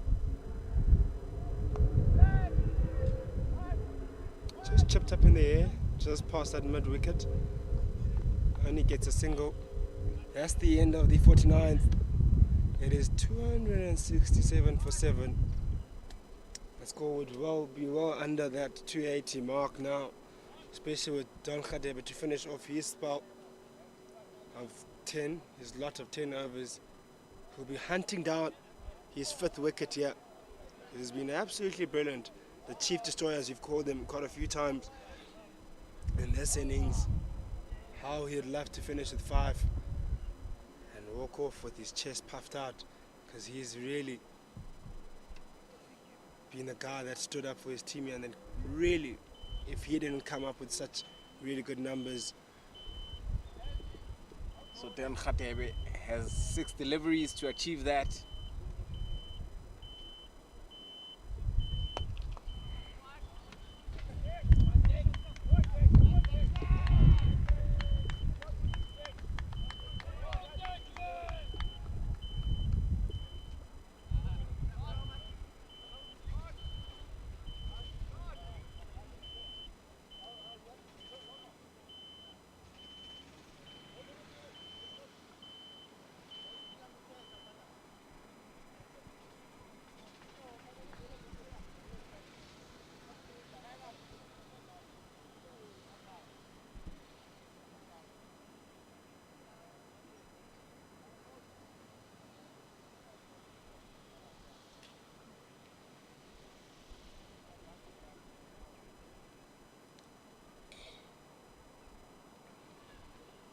Oh, nice short delivery. Saw him coming down the wicket, dug it in short by Don Khadebe.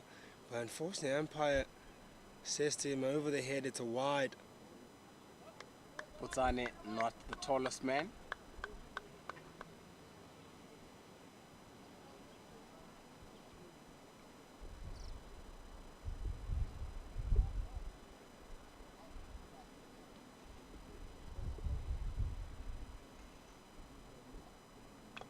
Oh, wicket. Don Khadebe picks up a 5 for 48.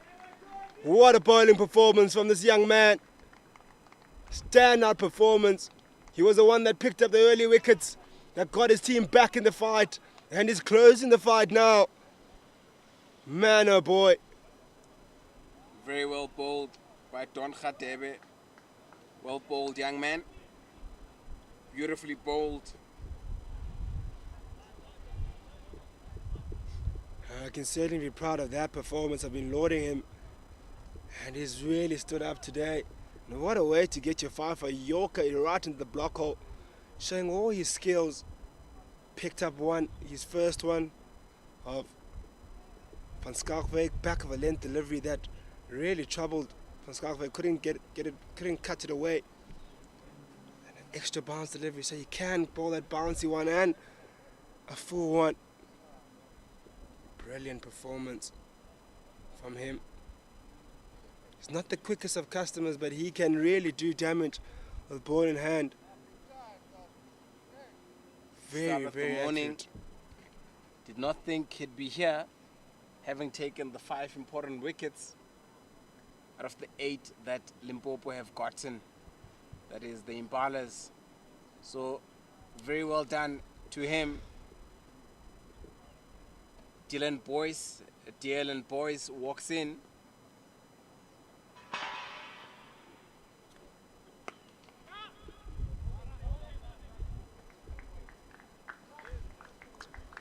Takes that score now to 270 now, that single. 3 deliveries remaining in this over.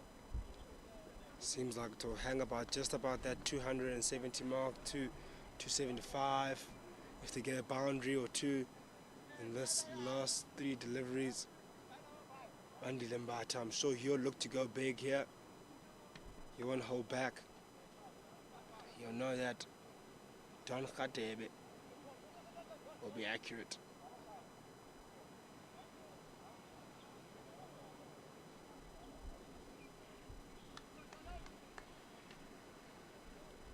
Even the way he's holding the bat, it's just ready to have a swing. And look at him exposing all the 3 stumps.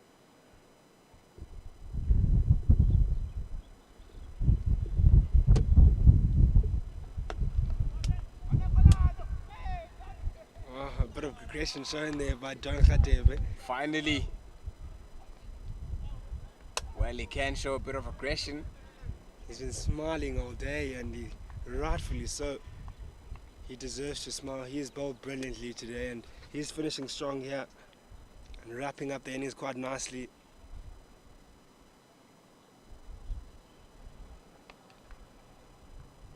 Single is taken. Yep. Bandile Khadebe running down the track but not connecting.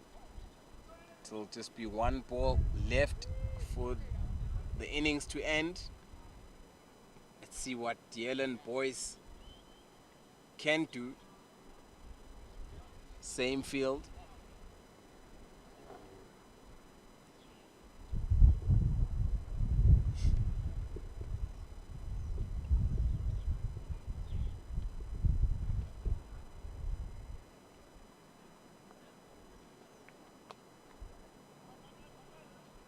Just be 1, and as they run quickly,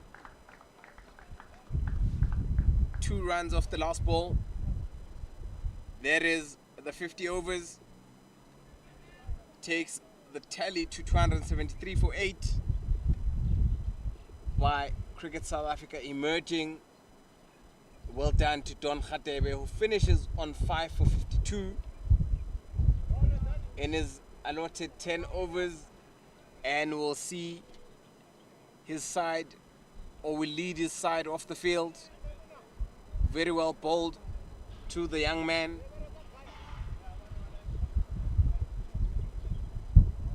Yeah, he deserves to lead his side off. He's bowled absolutely brilliantly today. He was the one that got the breakthrough for his side, a much needed breakthrough of a really good partnership of 85 from Skalkwyk. And Lachdien. Yeah, they clap him off now. Deserves all the applaudance from his teammates. Look at the scorecard. It was Jurik van Skalkwyk and Anadan Lachadien who started off the innings with a brilliant 85 runs partnership to open up the innings, and it was then the likes of Don Khatib who broke that partnership, picked up the wicket of Steve Stoke as well, and then everyone else really didn't manage to get in outside of De Villiers and Pochlogan, and they partnered up with him with Lachadien, who was really the batter who stood up strong, scoring 123 of just 122 delivers, almost just a run the ball. We'll have Mbali take it through the bowling.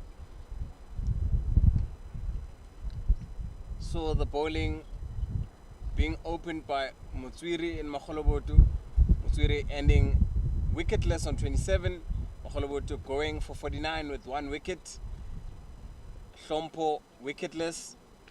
Also Lesego Koko Hlabane also wicketless. Don Khatebe, the pick of the bowlers, bowling his turnovers, going for 52 runs but managing the 5 wickets. Kinan Vieira was a good bowler, bowling 7, going for 26 and just picking up 1 wicket. All in all, Limpopo side used a total of 8 bowlers for this game. Worrisome are the extras, where we saw 25 extras, about 20 wides, 3 leg byes, 1 bye and 1 no ball. So that's a big total that they've contributed. Once again, we'll be back at the end of lunch here at the Turkish Oval when Limpopo have to now chase the total of 278.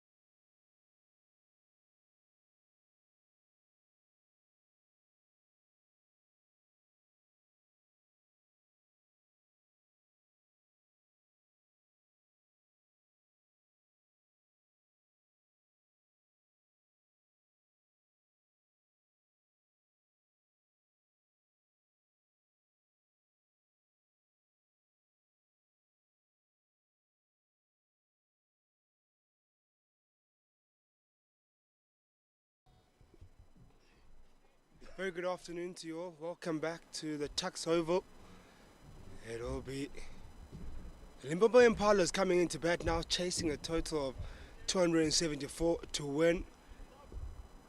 They were put in to bowl first, or they won the toss and chose to bowl first, and restricted the CSA emerging side to 274 after the brilliant start of 84-run stand.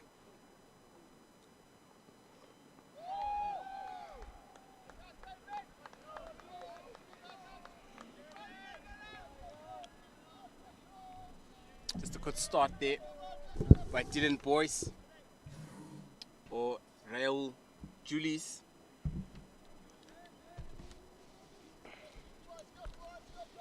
Really good start, and that's that line again, that back of a length delivery, that was so threatening in that first innings. That wasn't bold enough initially by the Impala side. Wow, that was put away with some disdain. That's an early boundary. Scored off the back foot. Really well timed that. There's plenty of width on that. Tyler Trennerworth.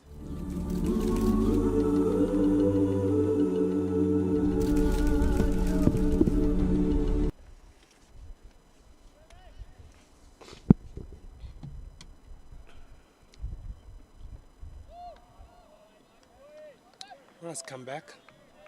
Very good one. Yeah, Julie's just bowling at that line where he's probing, asking.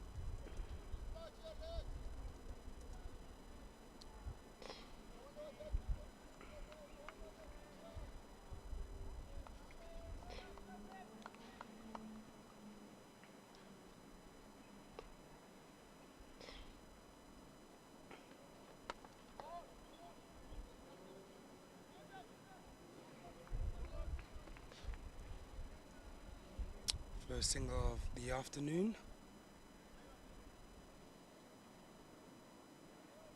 Still lots of cricket left. Fourth ball of the very first over of 50. Just been bowled. Limpopo will need a run rate of 5.4 for victory.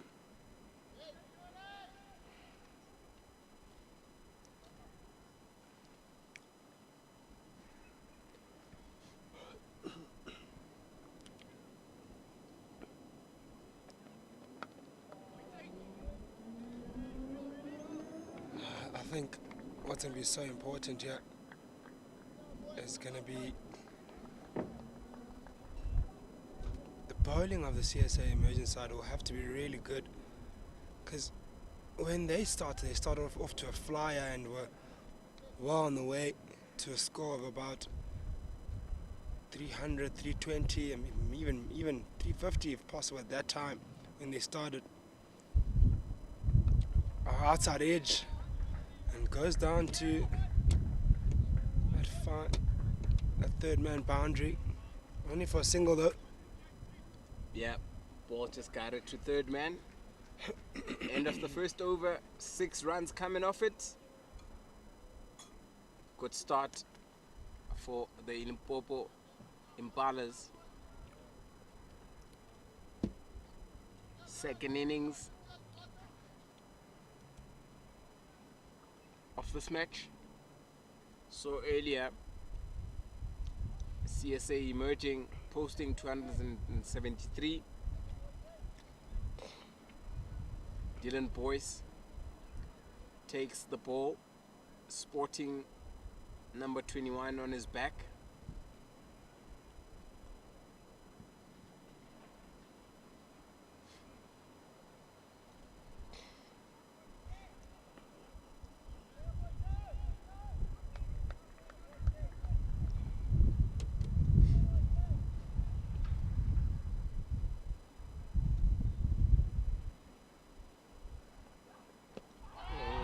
Delivery, but sliding down leg. Nice shape there by Dylan Boyce. Getting early shape. Good shout.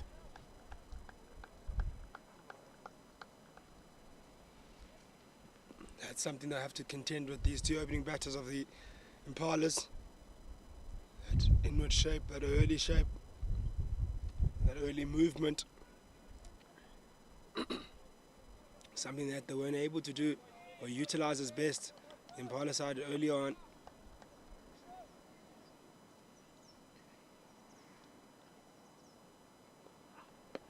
Oh, again cutting back in. This time it's bounce. Yeah, it was too high. Surely we'll tell the bowler it's a bit too high. As you can see. Yeah. Just fortunate was a bit high. Hit the back leg. As shown on the replay.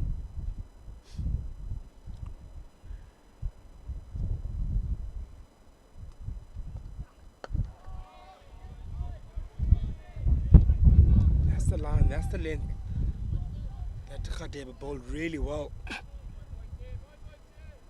Hit that zone consistently. Bit of a back of the line, back of a length line, and also that foolish line that nipped back in. And it was very threatening on this surface.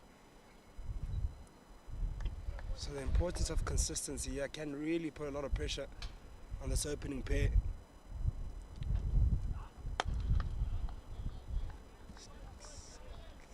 Dylan Boyce is getting really in some nice shape here. Yeah, just like how he's settled in within the very first overs bowling, has been accurate, has been at it, hitting that fourth stump line consistently.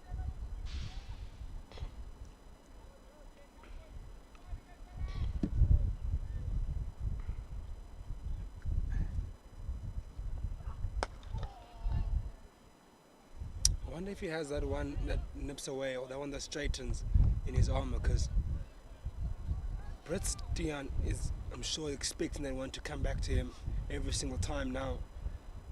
If you can have that one that just slightly nips away from that, could cause him some serious trouble. Especially his bowling nice and full and forcing him to play. Oh, a bit shorter there and put away.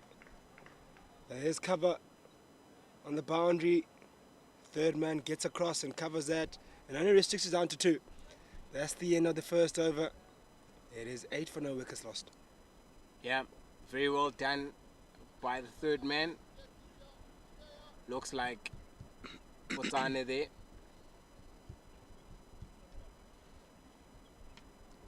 Just picks it up and just holds it in with ease.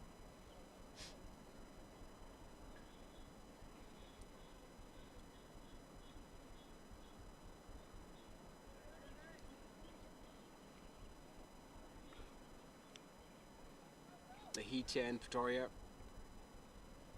can be too much and unbearable at times. Not easy for a fielding side, but needs to be done.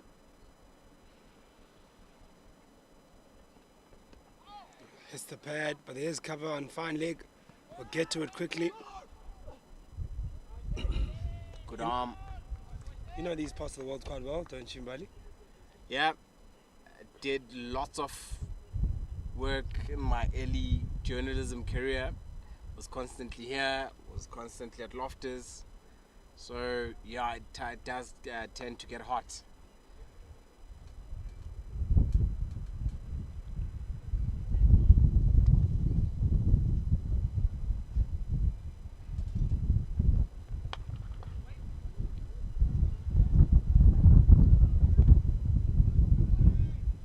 Certainly get hot here, this part of the world, and heat can be a factor for a field inside in the afternoon, especially the bowlers who are steaming in over after over.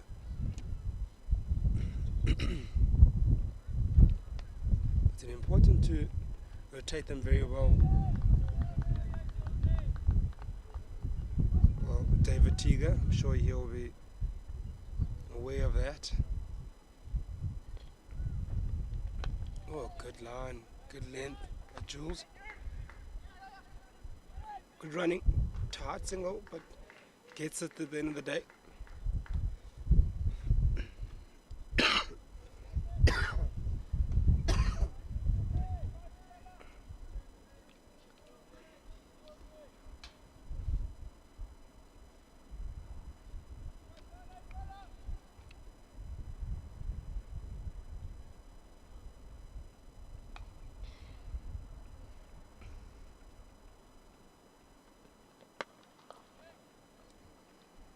start here by Jules.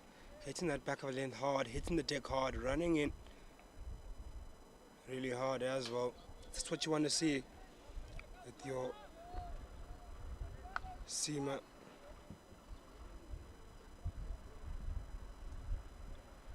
I just went down memory lane, just trying to recall who Tian Brits is.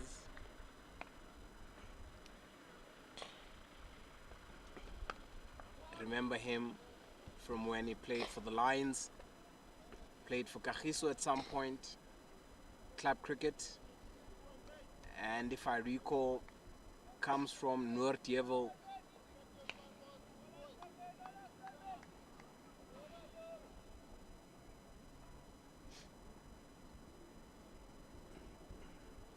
He's been around the block.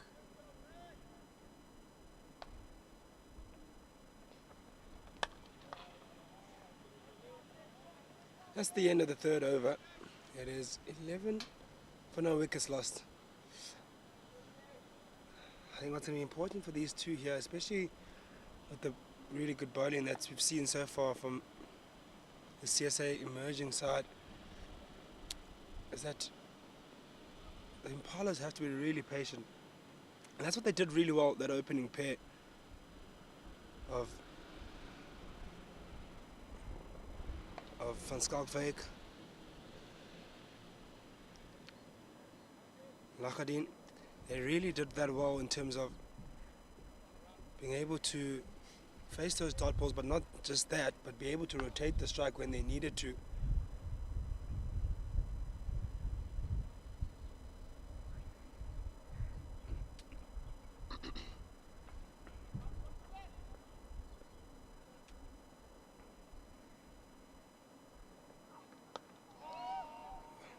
Fired into the right-hander there, coming around the wicket as Dylan Boyce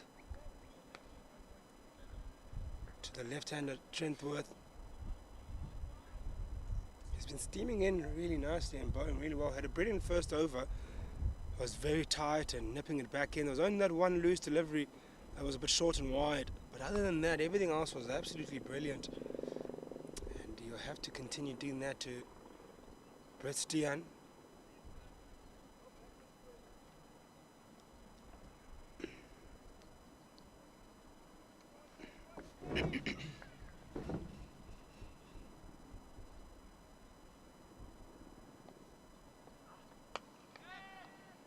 Short and put away. Now this time we'll get to the boundary surely.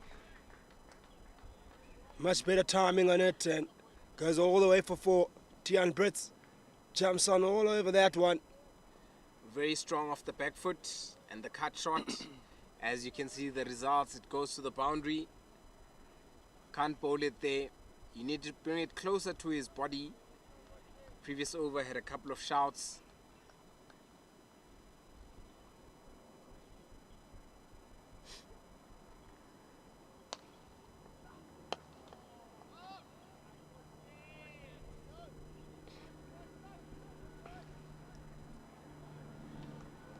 Yeah, he has to go back to how he started. Bowling that fullish line, close to that back of a length line, like 6 meter area. Just keeps on pegging away. Especially he's got that real good delivery, that one, that natural in-swing delivery. Sterling Boyce. That one, overcorrection, a bit too full and clipped away. Tian Brits. What a shot. Clips it off his legs and beats that short square leg comfortably at the end. They're off to 20 and off to a flyer. Very good start for Limpopo there. Capitalizing on the new ball. The quicker you bowl it, the quicker it gets to the boundary. Yeah, that was easy pickings there. Straying leg side and too full, and rightfully so, it was hit away for 4.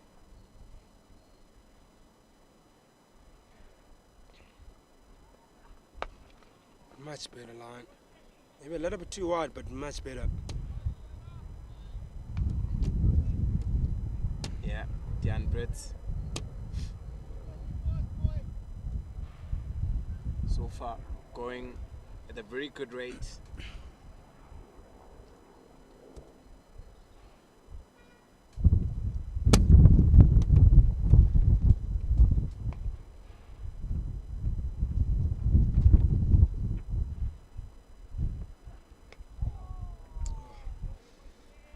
Good delivery to Dion Brits, but gets the outside off the bat. Only to go down to third man, and he ends the fourth over. It is 21 for no wickets lost now.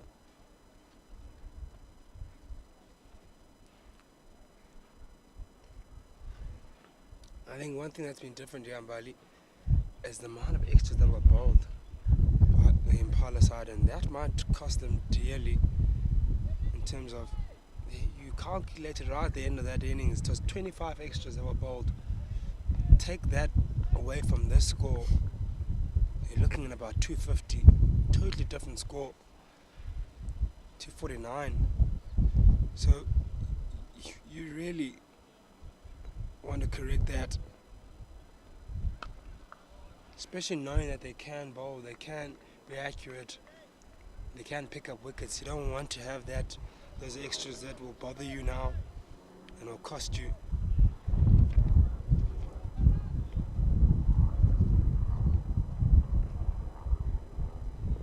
Indeed, the 25 extras may come back to haunt them at the end of the day.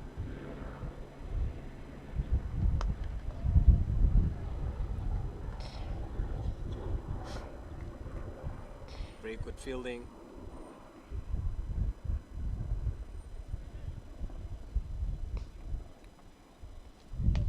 Lots of moving around. Just a third man and a fine leg for the CSA emerging side.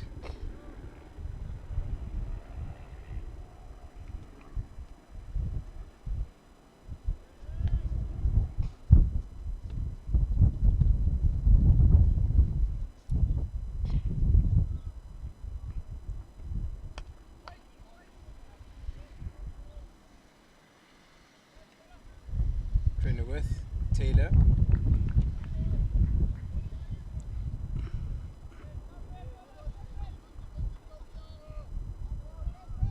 Being sent in to do the job as an opener with Dion, and so far I think they've done okay.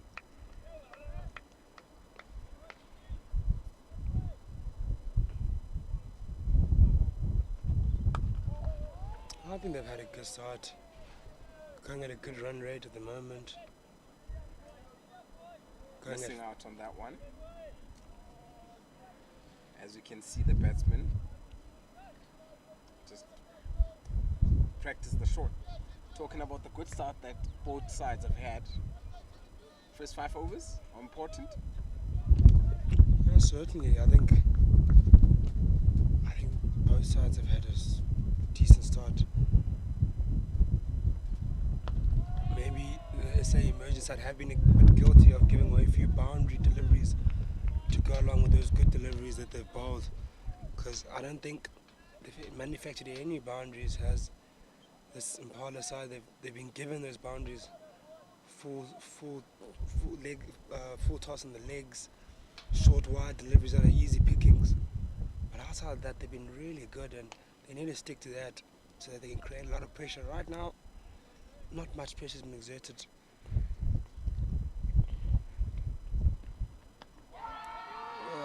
Just pitching outside the line. I think also height may have been a factor. Definitely one that stung, especially the inner thigh.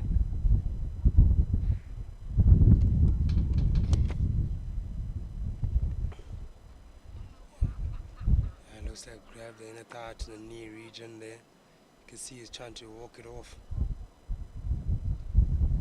Those ones can be awkward. They can go in between that padding and that knee area, and if you catch one there, it's really hard. It's not nice.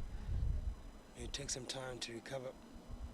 Well, here's Dylan Boyce to continue for his third over. gone for 6 runs per over so far. Okay, wait, 2 boundaries in the previous over. Outside edge, and Dylan Boyce gets his first. Brilliant wicket. Back of the length delivery again. Does the treat. That's the first. 22 for 1.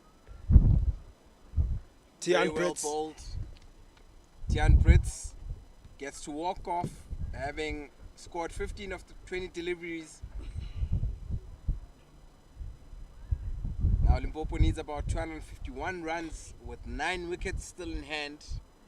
Getting one that was very uncomfortable, and he had to play at that, and is taken behind. As you can see, the excitement by CSA emerging. Dylan Boyce doing the job for the CSA side.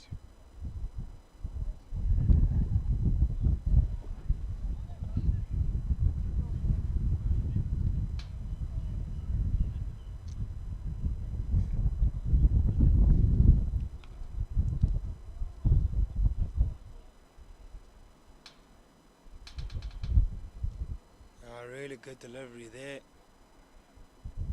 Dylan Boyce nipping back in again. Getting that outside edge of Tian Brits, who was fishing outside of the off stump. Forced him to play. Jabbed at that one. And a good take to finish it off by the keeper. That's the length you need to bowl here on the surface. Just need to keep at it. Very same length, short of a length, a good delivery will definitely get you a reward.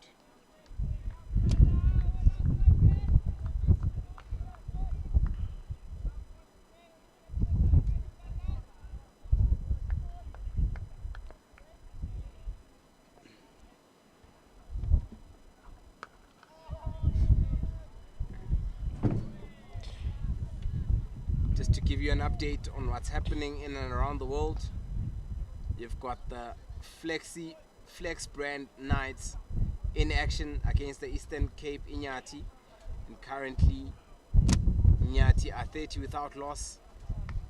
The Knights having posted a 229 for 8 in their 50 overs.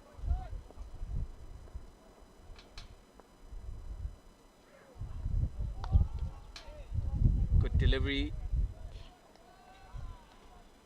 Ludwig Kessner, skipper of the Limpopo Impalas side.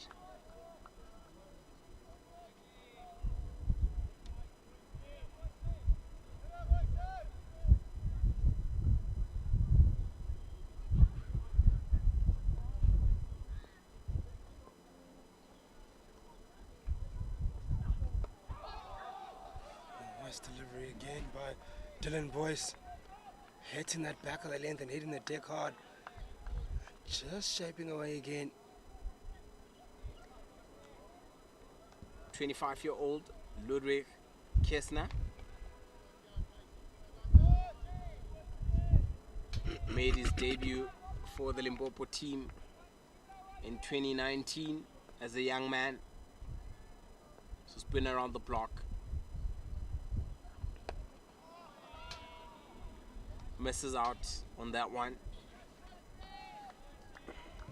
He has played a total of 23 first-class games, total of 1,076 runs, an average of 27, and in your list A, played 21, 864 runs, average of 46, 43, beg your pardon. So he's not too bad with the bat. Just needs to get in and apply himself.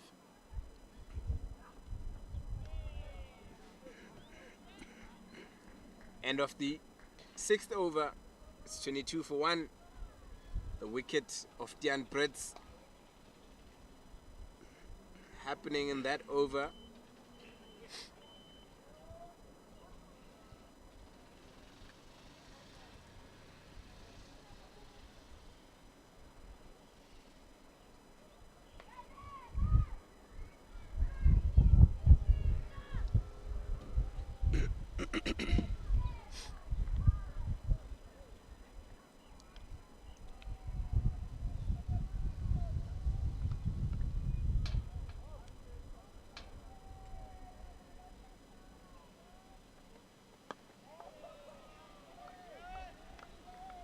while Julie's still continuing. So far, it's just gone for 9 runs, and the 3 that is bowled. Sporting at jersey number 14.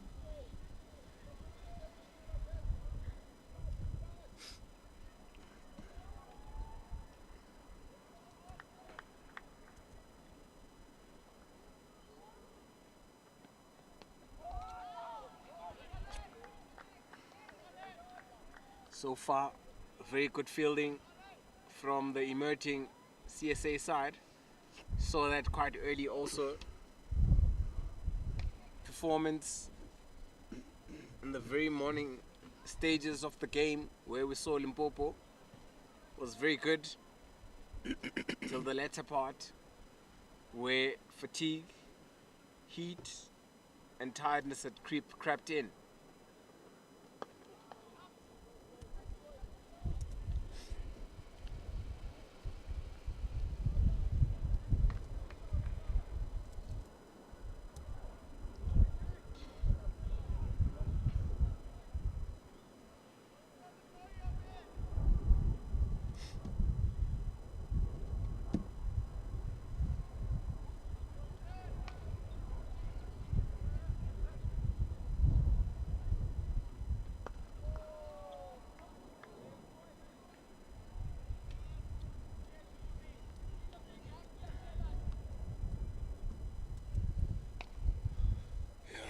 Certainly, fatigue did creep in, but I think, irrespective of the tightness creeping in, I think they never let it slip, honestly. I think they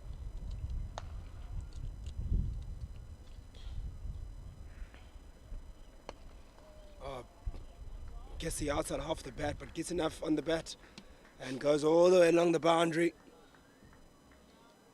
Very good cricket shot. Like you said, you got it on the outside half of the bat, but was hit well enough to get to the boundary for 4.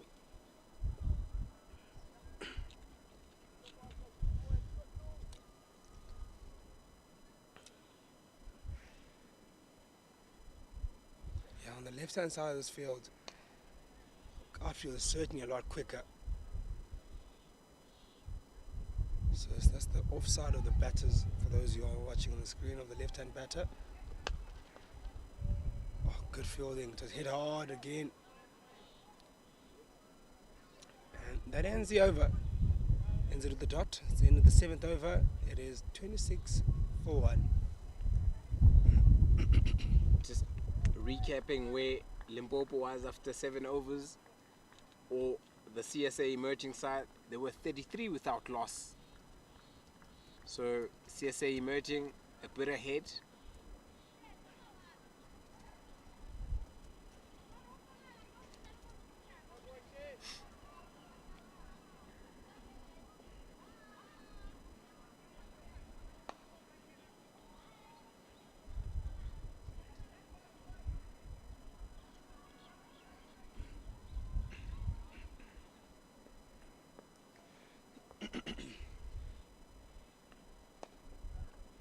Short, wide, and put away again by Kesner.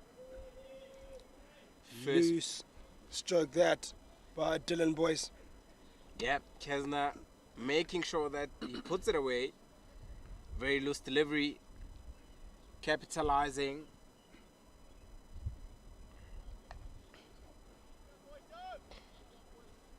Yeah, Boyson does have a knack of bowling that short, wide one. It is easy to put away.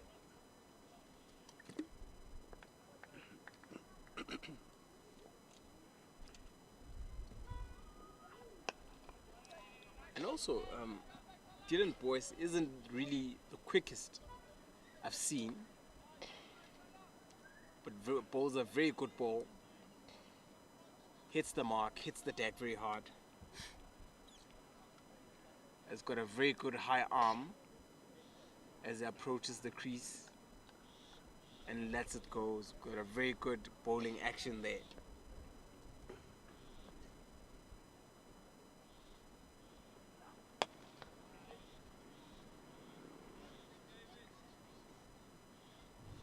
wonder if it does have that surprise short ball. Saw it being bowled a lot and used by Limpopo earlier in the earlier innings. Didn't really become effective.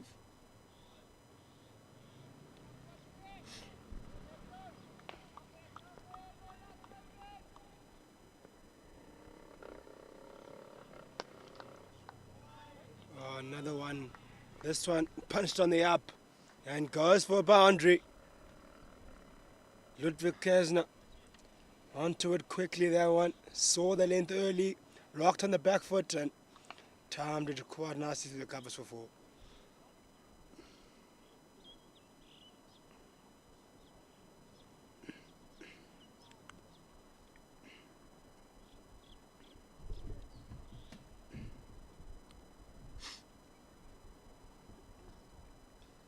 Consultation between skipper or Tuks and Dylan Boyce. 2 more deliveries left in this over.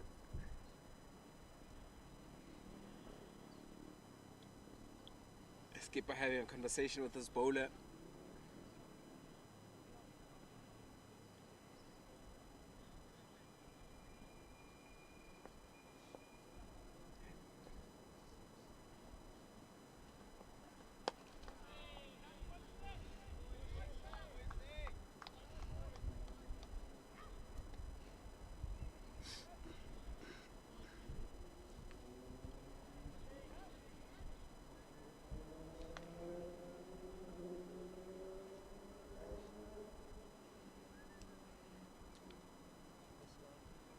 I just have a feeling here that I think that this newer ball is easy to really time and get runs off.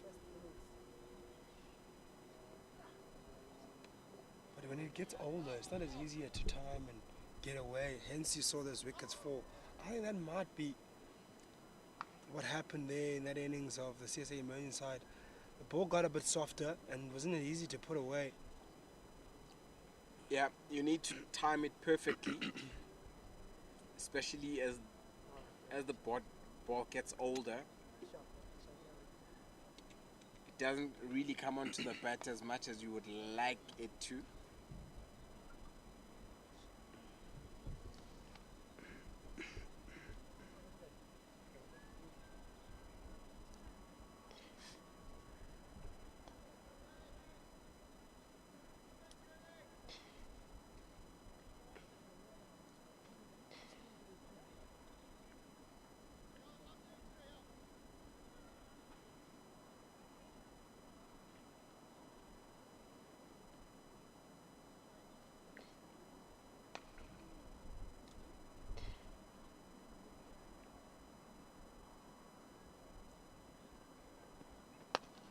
Good cricket shot there. Driven straight down the ground. Gaining in confidence is Taylor Trenersworth.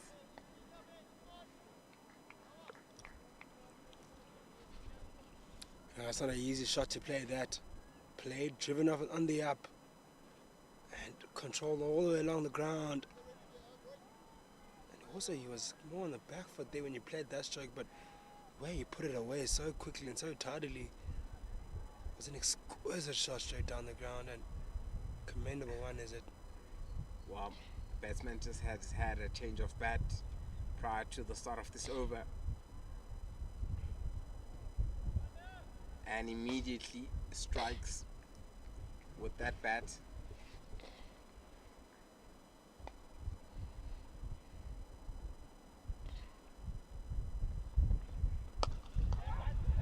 Up and over and past mid-off again for yet another boundary. This time on the other side, on the right-hand side of the middle fielder. The one before that was all the way along the carpet and beat him.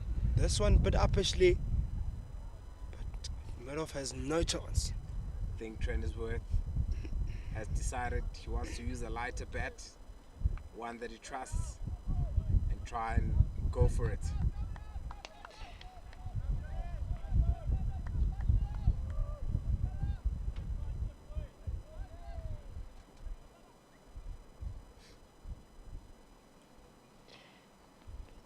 Short up in here. But over that mid-wicket. Not timed as well as he would have liked. Yeah, just mistiming it. Luckily, landing in no man's land. Bowled it shot and was able to pull it. It didn't go far. Chances being created. It's a good thing.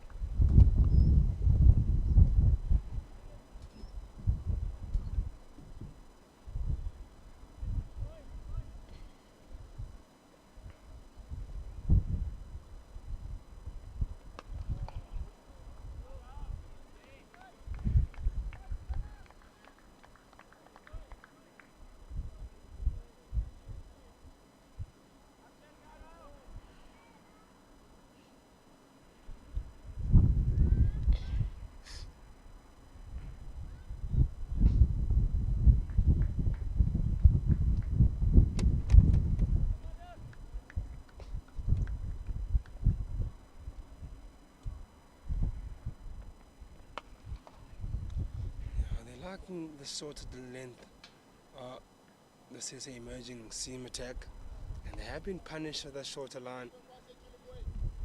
If you are going to go a bit shorter, you have to be really tight to the batter. You can't give them width. Giving them width is really makes it an easy stroke to play. And on this surface, you've seen a bit of extra bounce, and I'm not saying that back of the length line is completely wrong length, but if you want to bowl it, you have to be around about first stump line, nothing wider. See there, that is boundary time. You bowl there, you'll fetch. And exactly that happens. Yet another boundary off that back of a length delivery. Wide and there to hit. Yeah, Limpopo starting to gain momentum, starting to push the run rate. Partnership now moves to 12 runs between these two batsmen who joined each other when the score was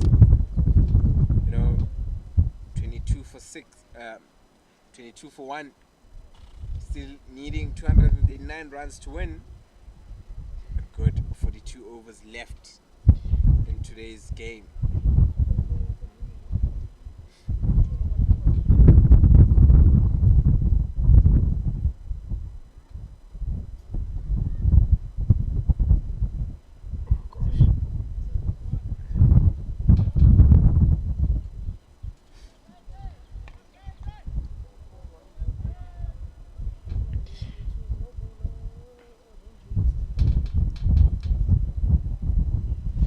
We have a change in bowling in Bandi Lambata.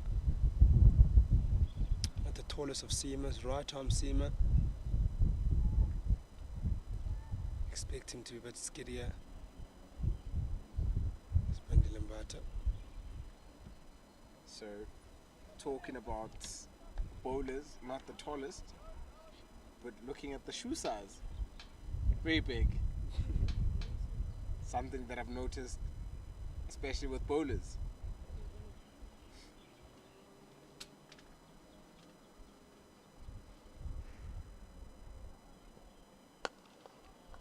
And it starts off. The right area is the right line. Last time a short bowler bowled on this deck, picked up 5 wickets. It's Don Khadeva. He wasn't the tallest of customers as well. And he managed to pick up plenty of wickets. Got his team to a really good position at the end. So Bandi Lambata can certainly do something here on the surface.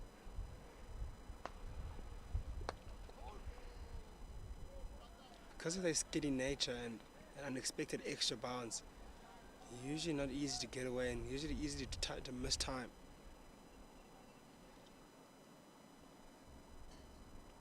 So far from the 2 deliveries bowled, it's very good. Yeah, one thing here, the surface, that it does reward consistency. If you're able to bowl the right areas over and over again, you're able to pick up wickets. And that's going to be required here for Bandi Lambata. just to keep on pegging away, hitting that right area, those right zones, and your rewards will come. It just requires patience and consistency.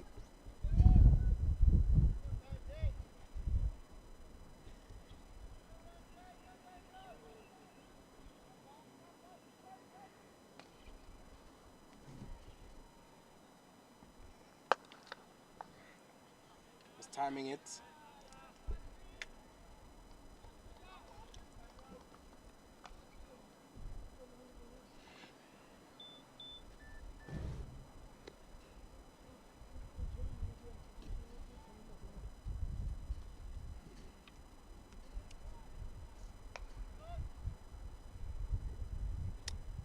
Score 147 after 9 overs. Hits the pads, and luckily the fine leg covers very quickly and he becomes a single.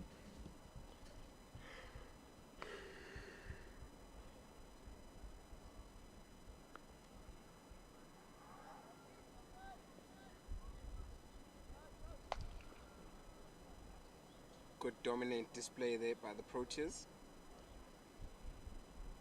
Needing just 4 more runs to qualify for the semi-finals of this year's T20 World Cup, currently happening in India and Sri Lanka.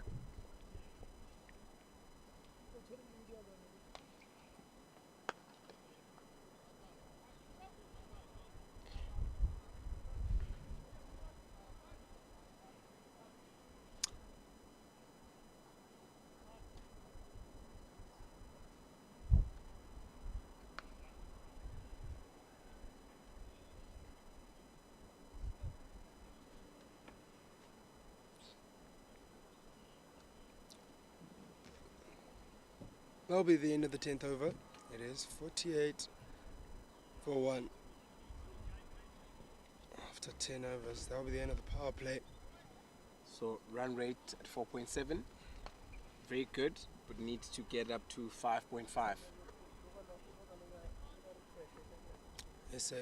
CSA emerging side, or we allow that 2 extra fields out now. They're only restricted to 2 in that power play. Now they have 2 extra, so they can be 4 outside, and they're already plugged 4 out. They have third man, fine leg in place, deep fine leg that has come up now to a short fine leg, and they've pushed their cover. They've employed a deep cover, long off, and a deep square.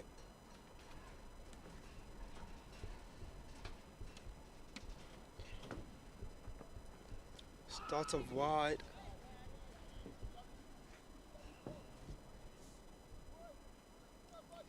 Divan de Villiers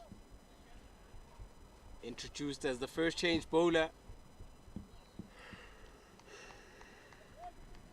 Supposed to try and break this partnership.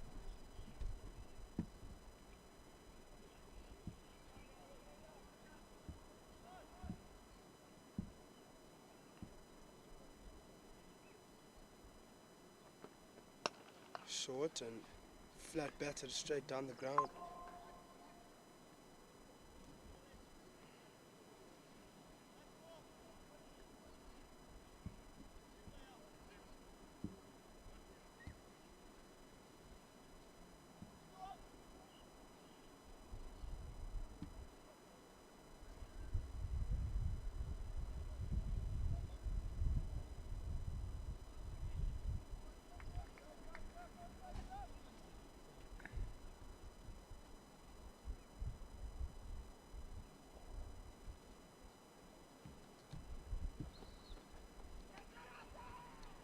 Wide call there.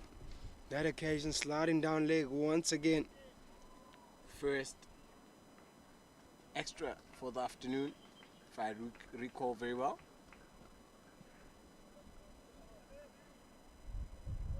Just needs to get his line correct. And that extra, Very first over. that extra takes him up to the 50 mark, 50 partnership.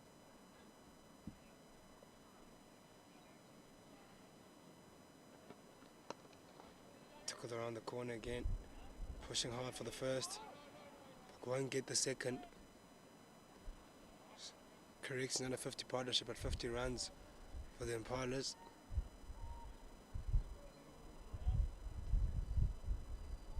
So far, not a bad start. I think in the context of this game, it's a really good start. Only have lost the 1 wicket so far.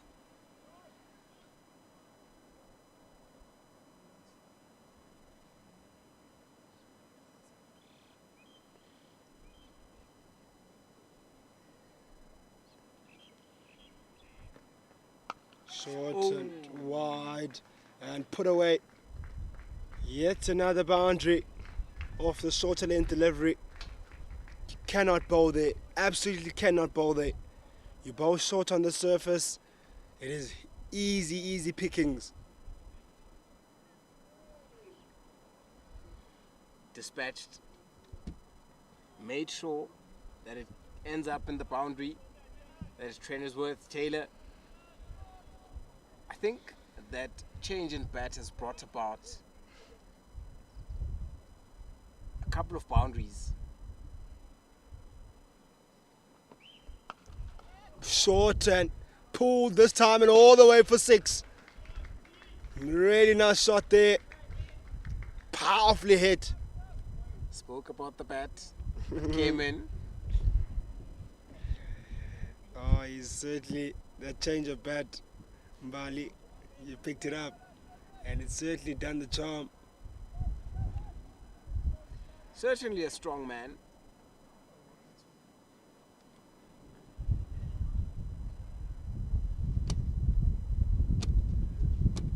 Making easy work of this target so far.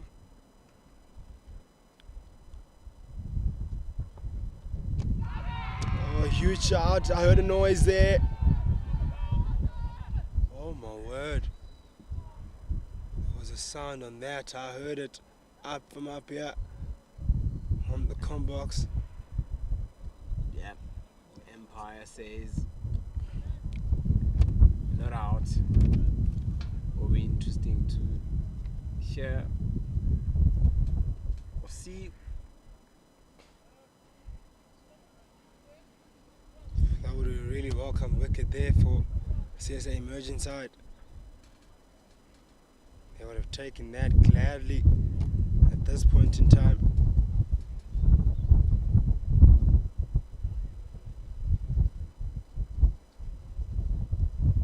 Managing to pick up the 1 wicket so far in their lot of 11 overs.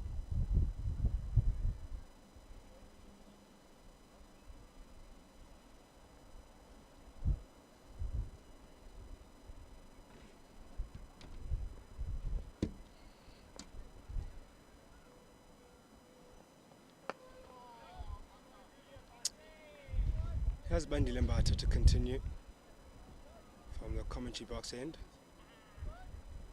Yeah, Bandi Lambata was bowled really well.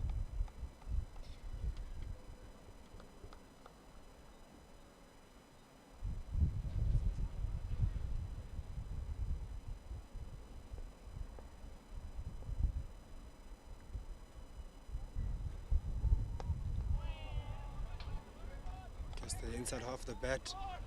Tries to push for 2, only gets 1. Still plenty of inexperience from these 18-year-olds, 19-year-olds and 17-year-olds. The cream of the crop in South African talent.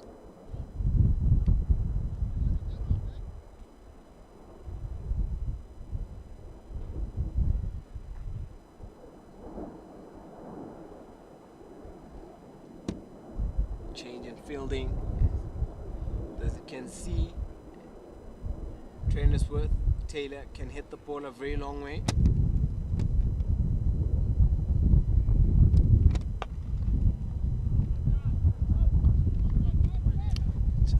I get a sense, Yambali, that the slower bowlers are finding a bit of comfort in terms of bowling here on the surface because of the fact that it's not as easy to come onto the bat when you are bowling a lot slower as a seamer here on this surface. And it's not as easy to get away or be put away. You have to manufacture the runs, or not the runs, sorry, the pace as a batter.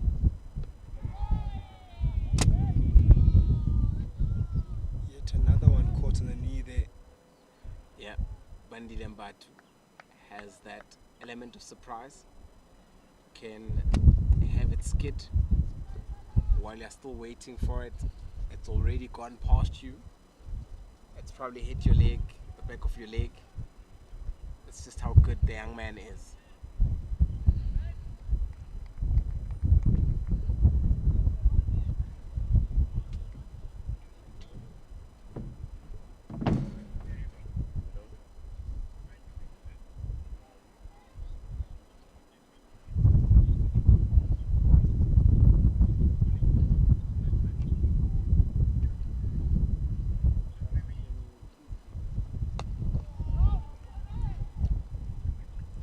Hit away, just in front of point for a single.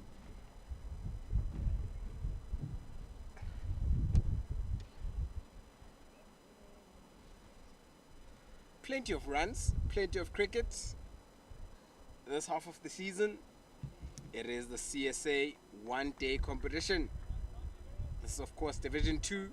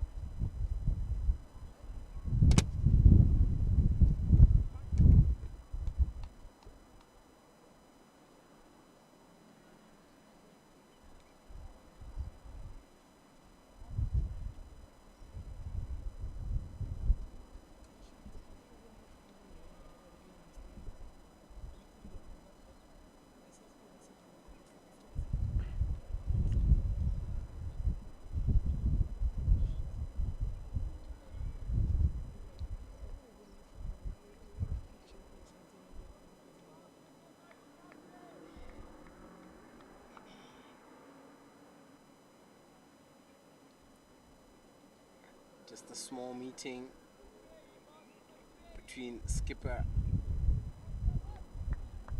bowler,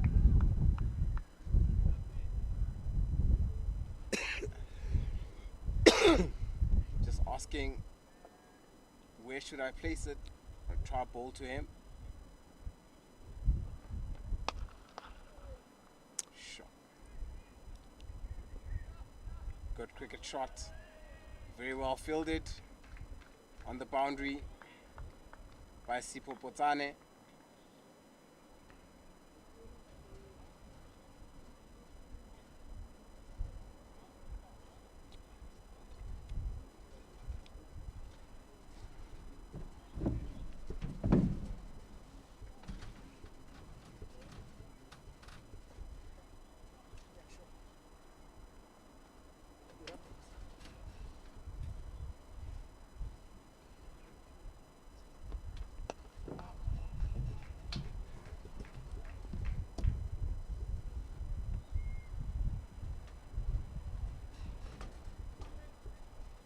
One more run added to the total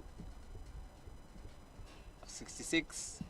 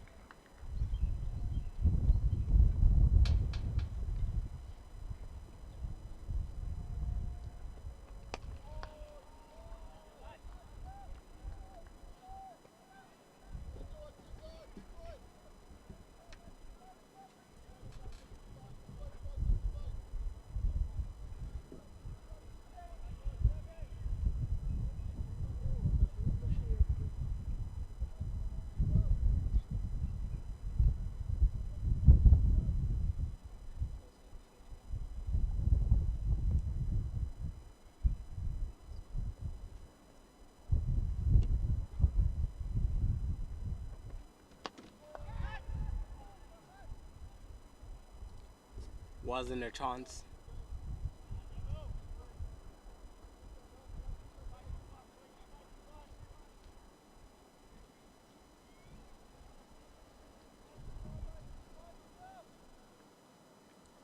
Score still 66 for the loss of 1, chasing a total of 274. 12th, so 13th over being negotiated.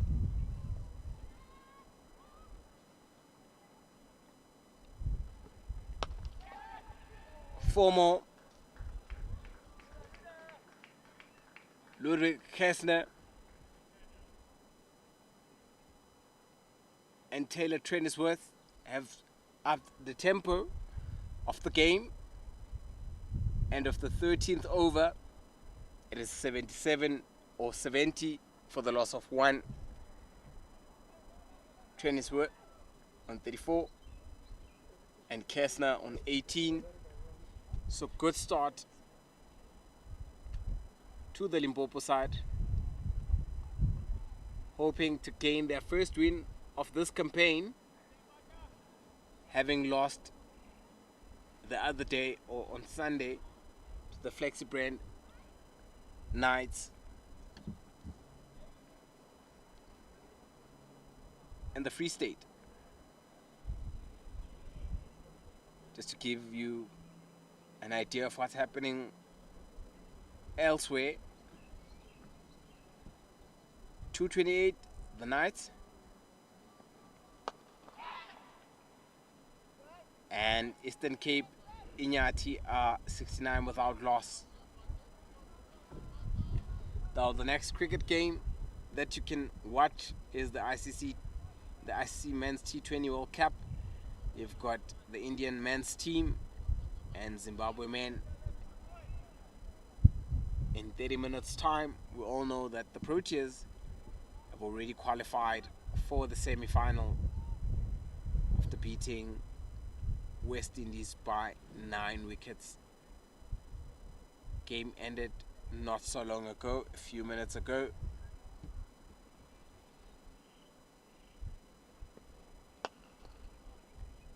Just mistiming it, but is able to get 1.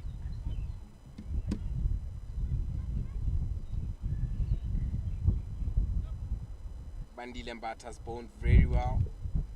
His 2 overs has just gone for 3 runs.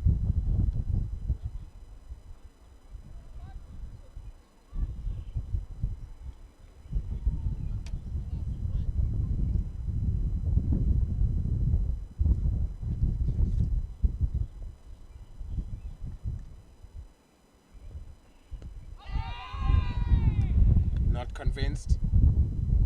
Straight down leg. That is the Empire. That's what he's saying. Sun being hot out there. Constant consultation between skipper and Divan de Villiers.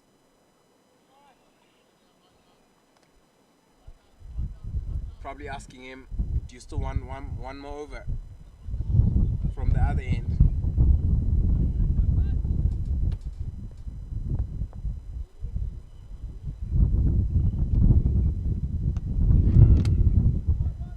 The air for a while, but they'll be able to pick up 2. Now you've got 2 fielders, 1 on fine leg and 1 on deep square, covering the leg side.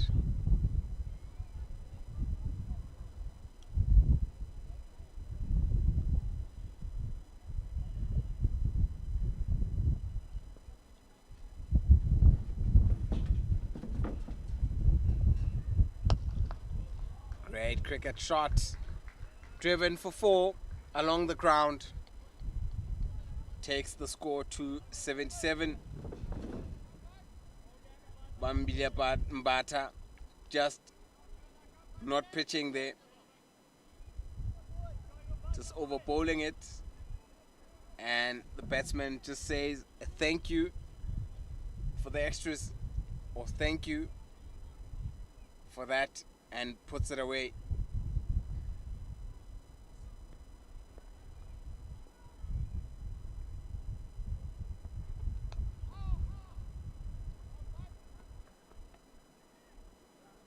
comeback.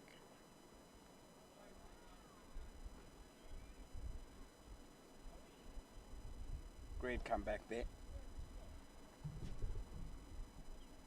End of the 14th.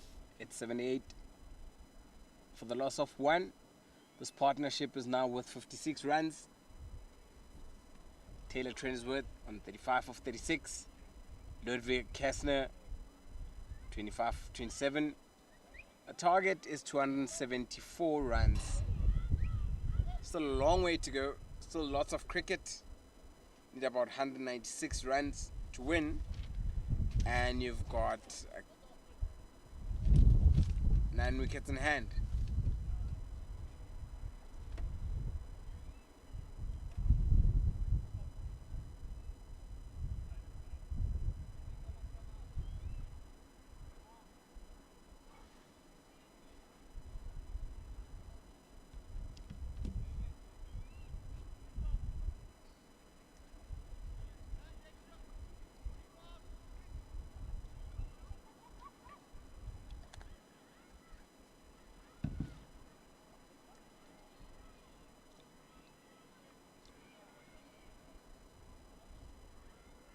Skipper has decided that he's seen enough from the 2 bowlers, the opening pair and the first change bowlers, and he's decided he'll bring himself in.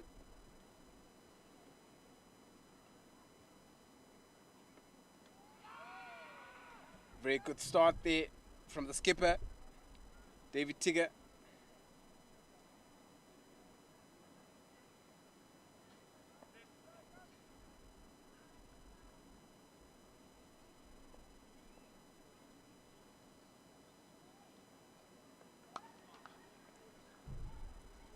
Hit, but there's cover, there's protection, and the sweeper in the form of a sweeper.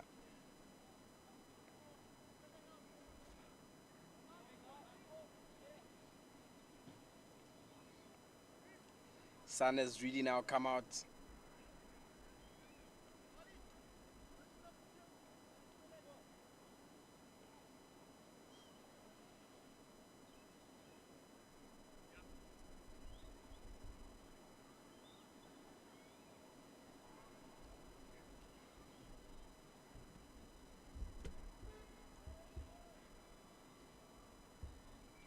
Interesting fielding positions.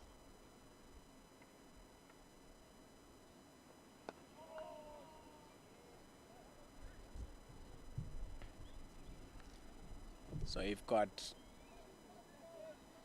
4 fielders outside the circle.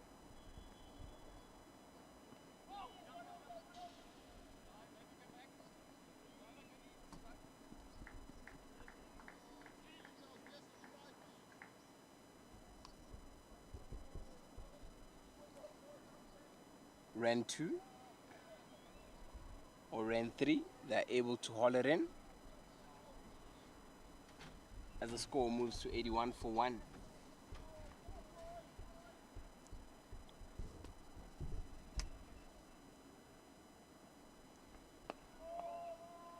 Limpopo slowly but surely getting to a better position.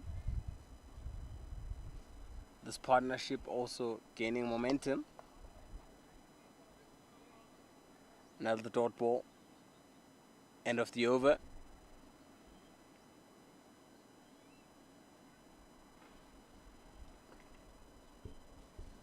End of the 15th. Sure, the boys can't wait to go on a drinks break as the heat is a factor. Bandi Lembata still continues.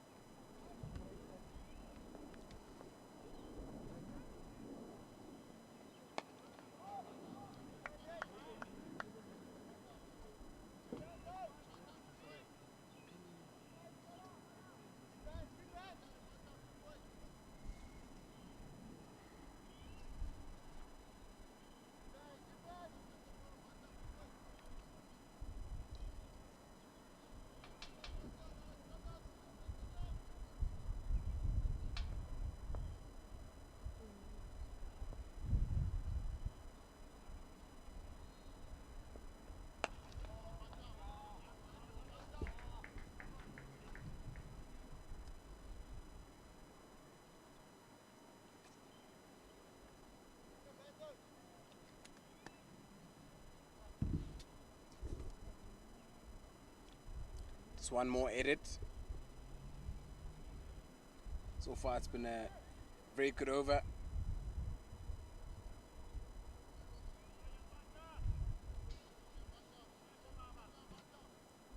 By Mbata.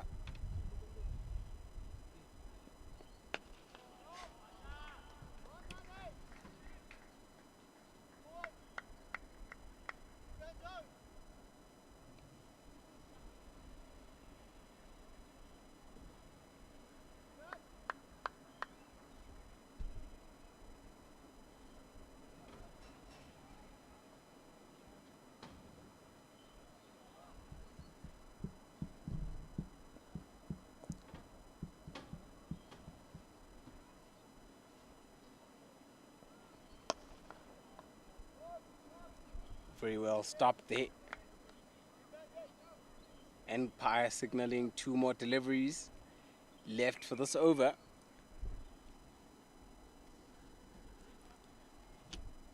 So you've got a long on, long off, a cover, a third man, and a deep mid wicket for Mbata bowling.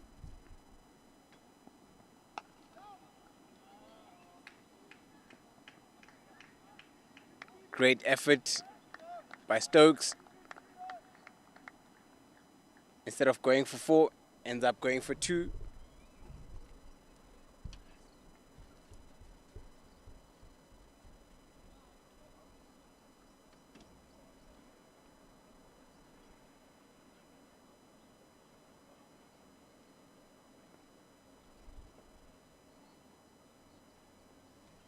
Will be the drinks break after this over.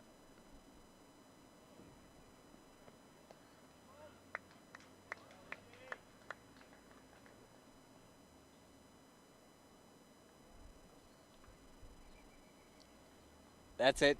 That's the first drinks break for the afternoon. Scores 86 for 1 for the Wenbro Impalas, a team from Limpopo. Tyler Trendersworth is on 38, having faced 41 deliveries, and Ludwig Kessner on 30 of 34, a target of 274. His partnership is worth 64 runs. We'll be back shortly.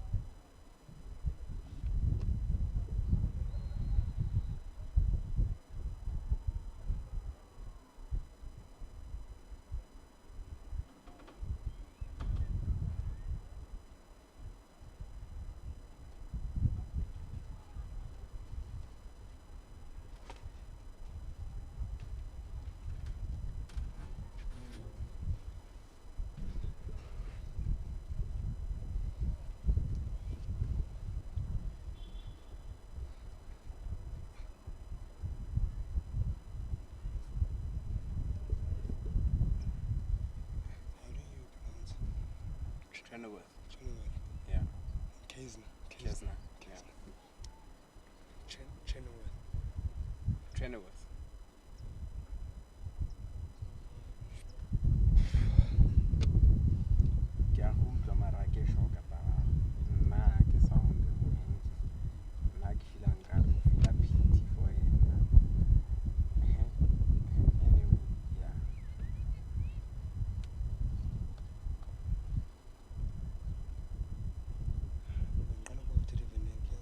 One minute.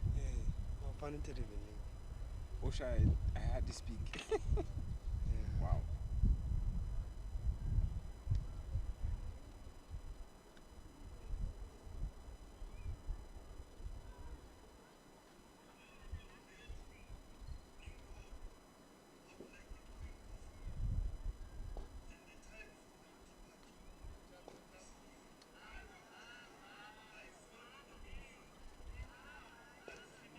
Summarize.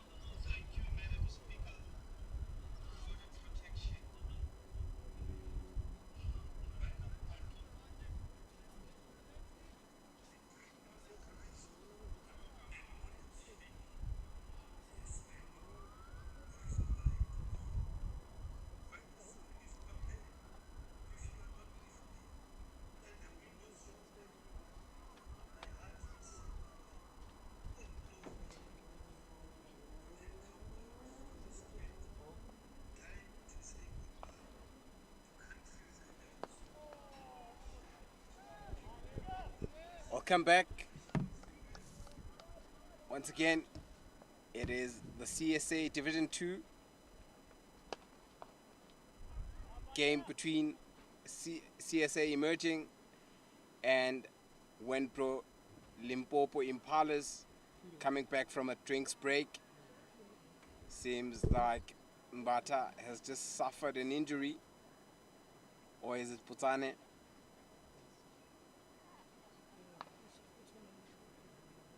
But funny for his teammates.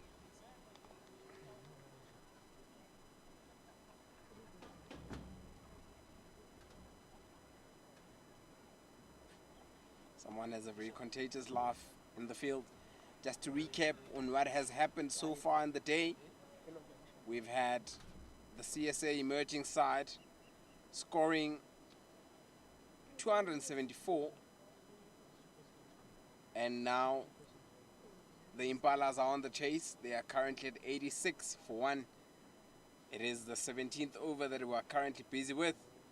David Tigger, South African skipper, is currently bowling. Stop to the game. Yeah, it looks really uncomfortable there. It's a field in the cover region.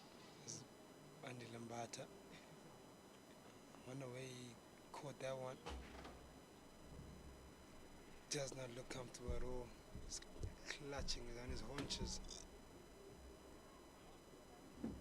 Yeah, Mbata seems to be in a spot of bother. Not sure what really happened there. Hopefully the young man will be okay. He's pointing in that comfortable area, uncomfortable area. That means laugh, but it seems like an ice pack is coming out. Yep. Never want to be hit there. And he probably find some of his teammates having a few giggles. They know how uncomfortable that is. Just to describe the feeling even further, it feels like something is just going up your tummy when you catch one of those there. Just reminded of my playing days when one got hit. Doesn't matter if you're wearing a cricket box or a ball box, it tends to be very uncomfortable. Yeah, it doesn't help that there's two lady physios. You want to stand up as quickly as possible and act like you're okay. Well, I've given him the bib to walk off. he needs to walk it off. Yeah, it's not as easier said than done.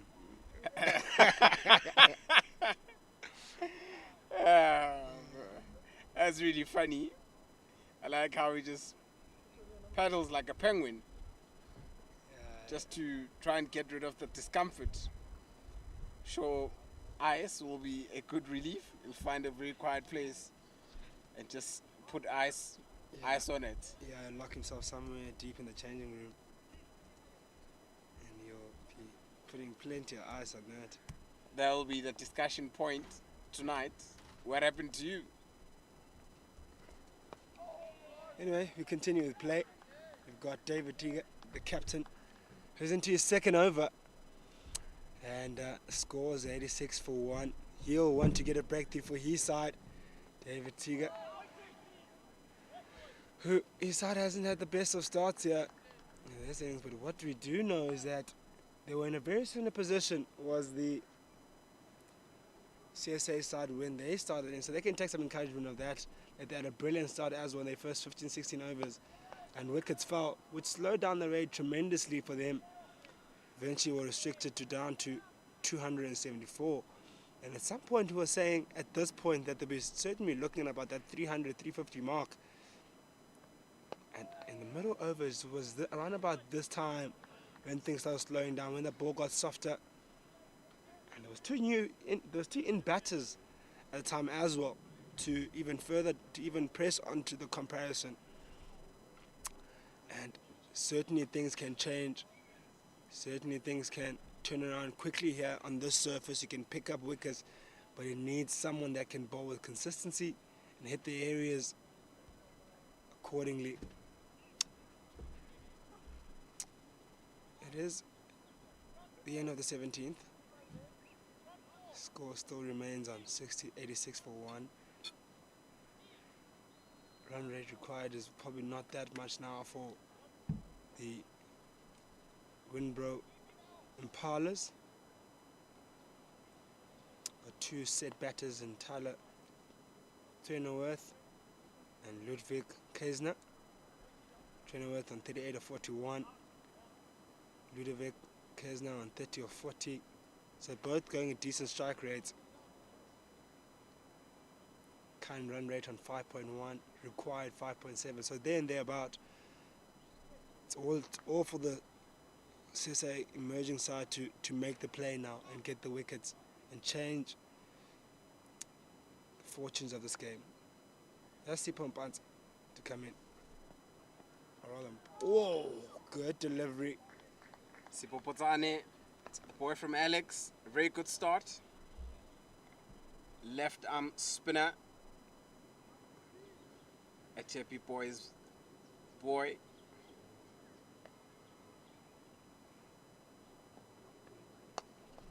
Oh, brilliantly hit over cover, over the top.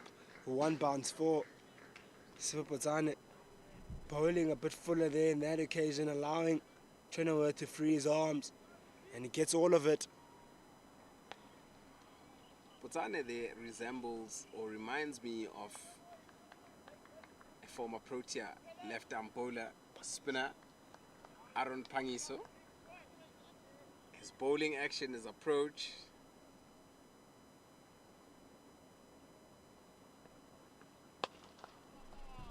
This time hit straighter. There's cover on the boundary, but hit too well. That will be another boundary. 4 more. Takes up Trenoweth to 46 now. Looking really comfortable. Also takes the score up to 94 for 1.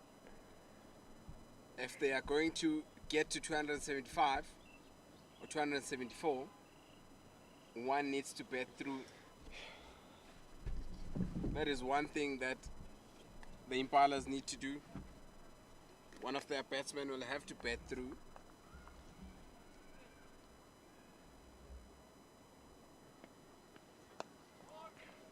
Potane coming left arm over this time.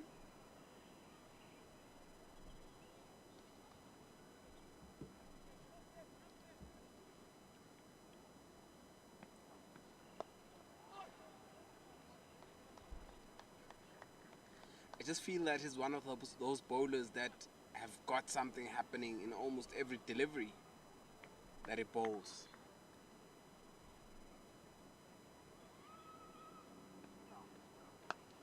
Oh, brilliantly cut. That will beat the fielder on the cover boundary. Oh, brilliant effort. I was sure that one was going for 4. Really good covering there by the Centurion. Adnan Lahadin, after batting for most of the morning, is back out there on the field in the heat. Seems like Mbata's back on the field. Was able to walk it off. Calls the 12th man, Murtaza Manak.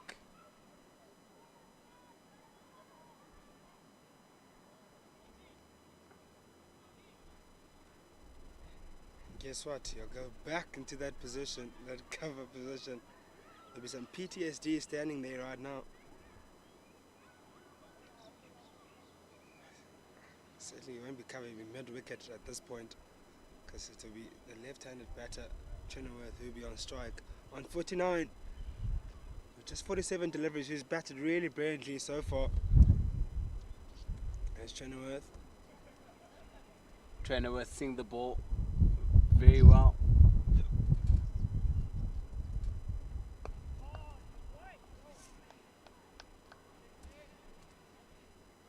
And you're absolutely right, Mbali. If you want to get down to this total of 274, you need someone to bat in deep. And he gets it through the covers, and he'll get the single, and that will bring up his 50. For Trenoweth, a really well played 50 that is. And you'll hear the applause just about now from his teammates who will be really proud of him, of that knock. Yeah, takes the score to 99. Trennerworth, 51 off 9 balls. Very well played, young man. Hit a couple of big ones and can hit it. He's a powerful man. When he hits it, it stays hit.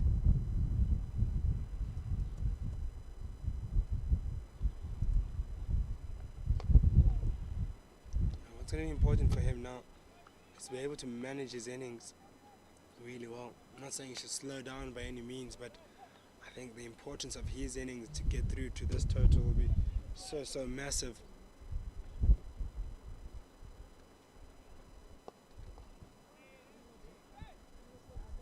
You know, you've got into 100, close to 100. You've just got 174 more to go. Still a big total. A lot can happen in 10 runs. And that will be the 100 for Limpopo. This partnership growing and is now worth 78 runs. These two came together when the score was 22 for the loss of 1. Taylor Trennerworth getting to his 50 and Ludwig Kessner 30. So good going by the Limpopo outfits. Dances down the wicket and just past that mid-off and gets 2. Good running and good shot selection there as well. Really nice batting between this pair. Very good batting there. 2 more runs added to the total. It is 102 for 1. 19th over just being bowled. Talking about the numbers here, Ludwig Kessner is now on 32 of 41 deliveries. It'll be interesting to see what Sipho Potsane's approach will be as this over. So him going for 11 the very first over that he bowled. One thing I can say is that we did speak about the surface earlier, while in the conditions. It was overcast conditions to start off with, and it looked to be bowler-friendly conditions early morning, and didn't seem to be after a couple of overs where the CSA Merseyside managed to score runs at free will. And we said when we looked at the surface, hit up in the air, it could go straight to the field there, and a brilliant take! Taken. What a take! Very well taken. And it's a wicket for Potsane on his first ball of the second over. Very difficult chance as the fielder moved in, as you can see, and then he had to sort of try find a balance and not mistime his jump, and perfectly timed and taken. Beautiful catch there. Those are very difficult because it came very fast to his face. Yeah, ended up going just over his head. Well, not over, just past his head, but he managed to take it. And I was about to say that these conditions look to be batter-friendly conditions since the morning, and we spoke about how the surface had changed and looked to be more batter-friendly.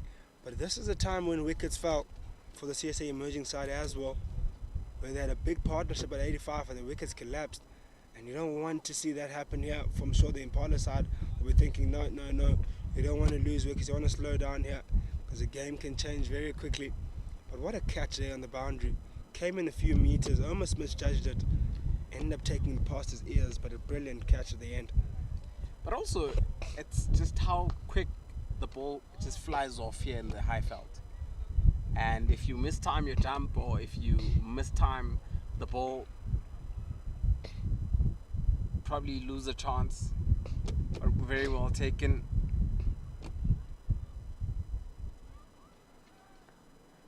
As he poses for the cameraman there, it's number 18.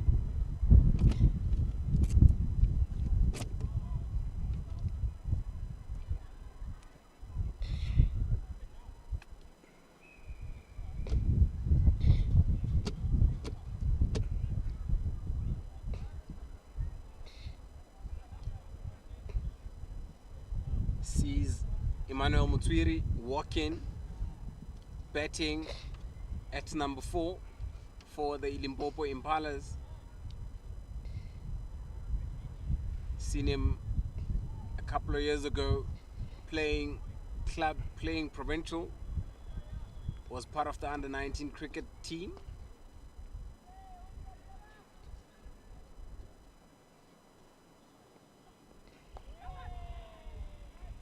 Can hit it very long, very powerful young man.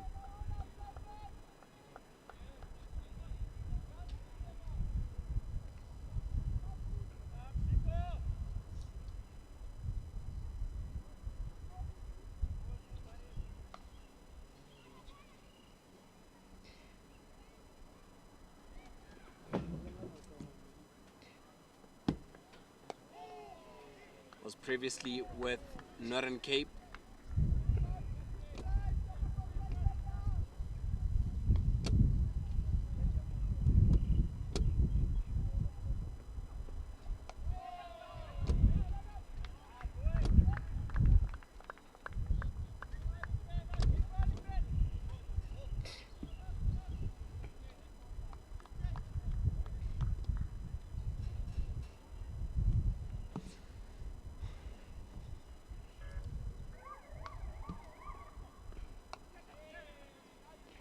Gets off the mark with a single.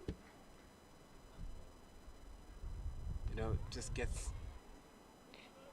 you a bit at ease when you get off the mark. The entire job is not done, but you on your own just getting off the duck. Yeah, it's a mental thing, honestly. Being stuck on naught for a long period of time can play in your mind for a long period of time. And you want to be able to get past that single and be able to rotate the strike, not just get the single. You're absolutely right. That's one part of your game, of your innings started. But to be able to continuously rotate strikes and find a boundary is also another part that is also very important. That brings us to the end of the 20th over. 30 overs remain now. Score 103 for 2. Ludwig Kesner on 32 or 42. He's the in batter now. And it will make for a real interesting last 30 overs of the day now. With that wicket falling, they'll feel that the CSA emerging side will feel like they're right back in this now. Still needing a further 171 runs to the Wenbro Impalas. Don't know that there's still plenty of work yet to come. Still a required run rate of 5.7. Not too much to ask for right now. Lose more wickets, find yourself under a bit of pressure, having to maybe getting about 8 runs per over if things slow down.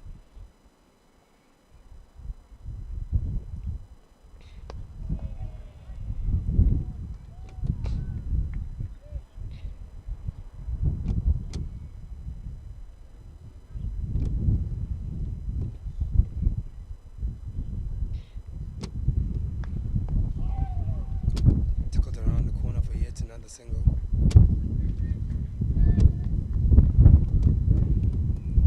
Has been quite tidy in his spells. He's in his 4th over now and he's only gone for 9 runs. That's how you want to be. You want to be there and thereabouts, but not go for many. And if there's going to be another ball on the other end picking up wickets, I will do them a world of good. Tigger operating with Sipopotane, who's just taken that wicket. Previous over, bringing in the new batsman, Mutwiri. Brilliant stroke. Dances down the ground, beats the cover, beats mid off, and goes all the way along the carpet for 4. Ludwig Kesner moves into the senior role, takes him to 36 runs of 44 deliveries that is faced.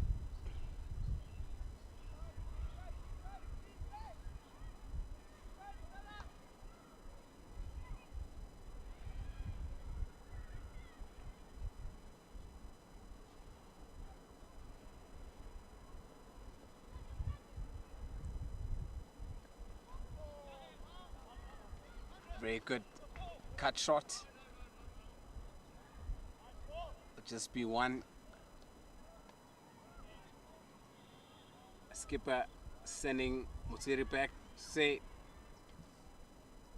very dangerous man with the ball there. Don't want to try and take him on.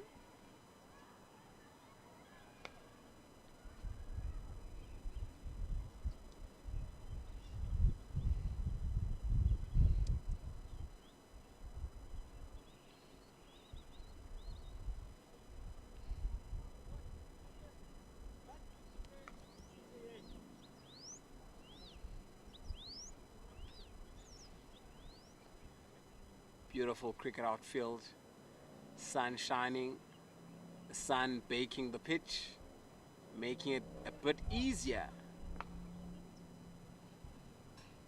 for the batsman. It's bump ball.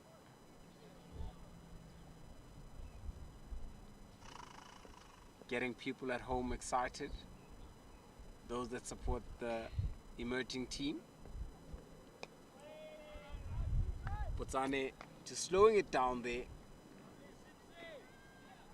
Botsane hitting the right areas now and hitting consistency. And what's nice about this period now is that runs have slowed down. Oh, you can see now the pressure building up. Kesner trying to force some runs. Runs are not coming by easy. The spin of Tiga and Botsane creating some pressure. Again, yet another dot ball, another dry over. Just needs to hold two more balls, bowl them very well. As you can see, there's a change in the field.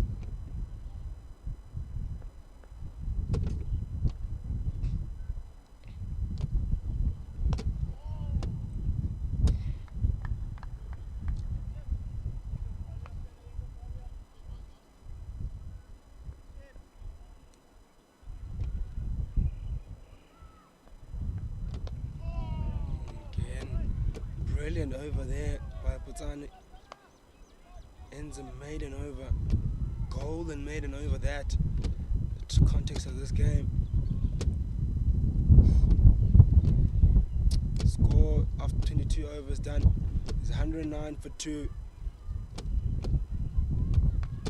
David Tiga will do the same on the opposite end.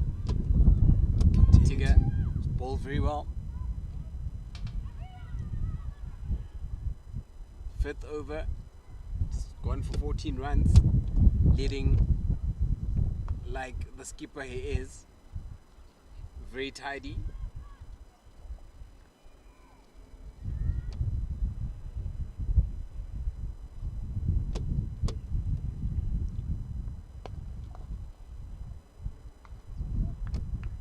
Still plenty of cricket, 28 overs left for today's play.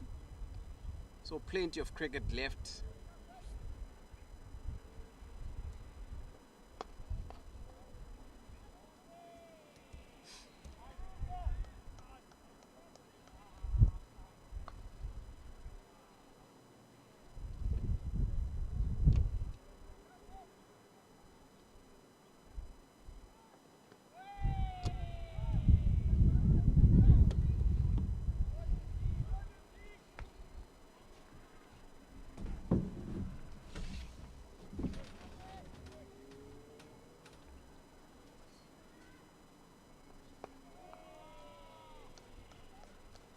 Bowled really well the first 4 deliveries. David Tiga needs just to close off the over.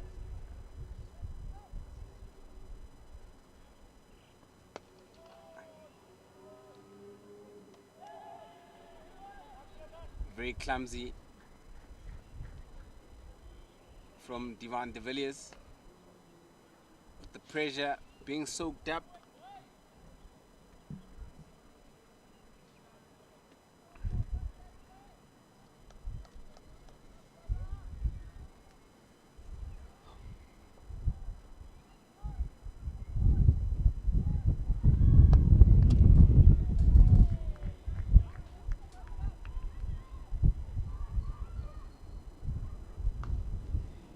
And of the 23rd over, it's 110 for the loss of 2 wickets. Emmanuel Motswiri on 3 of 12 balls. David or Ludwig Kessner on 37 of 52. Run rate now going up to 6.1. The current run rate that is being achieved is 4.4. Tsepo Potane continues, having bowled 3 overs and going for 12 runs.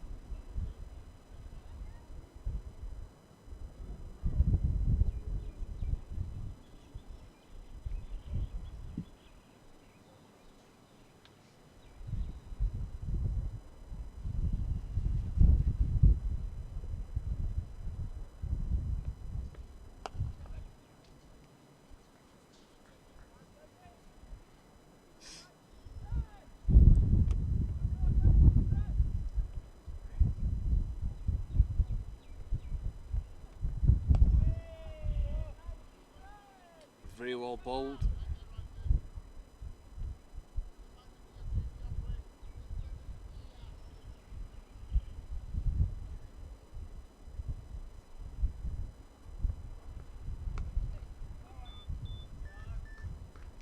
Gets one.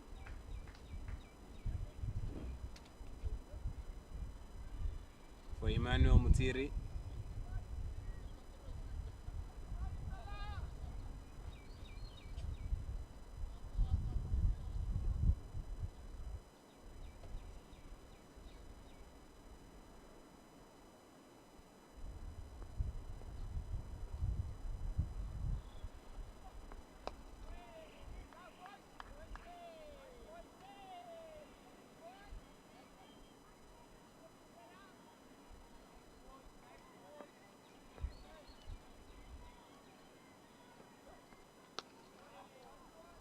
The scoring of singles.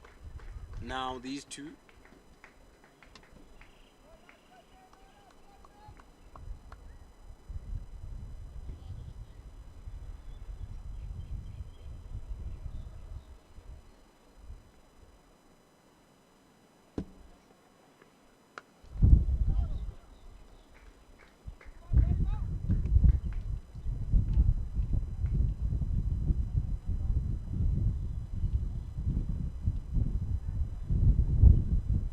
And of the 25th over, or should I say 24th over,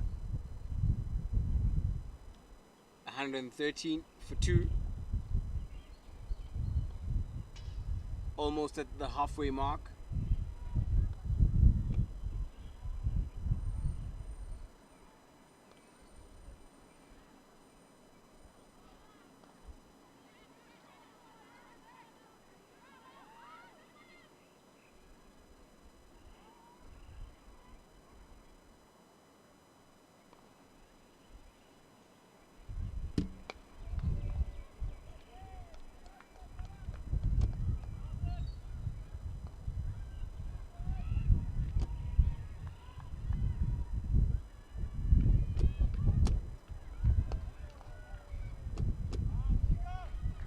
Tiger just continuing from where he left off the previous over. So far, 2 dot balls.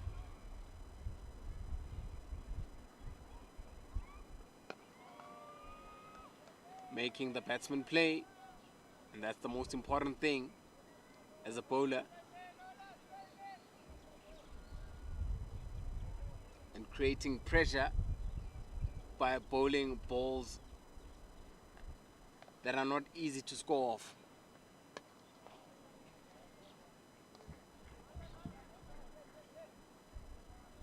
One more edit to the total and to Mutswiri's tally.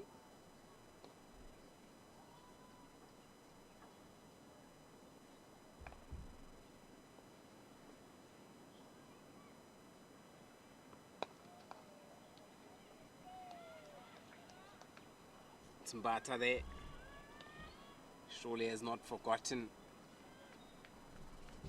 what happened to him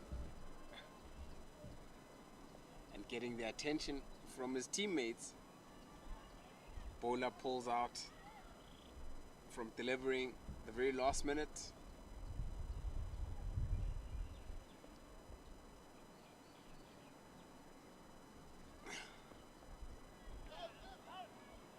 Good stop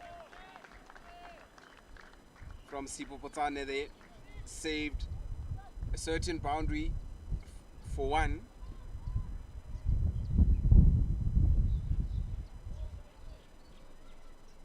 Reached the halfway mark, halfway stage of this innings.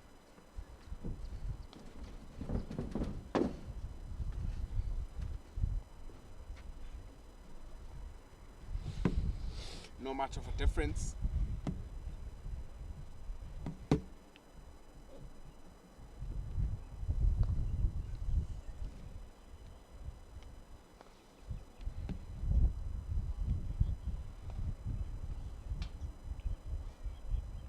Start of the 25th over now. 26th over rather.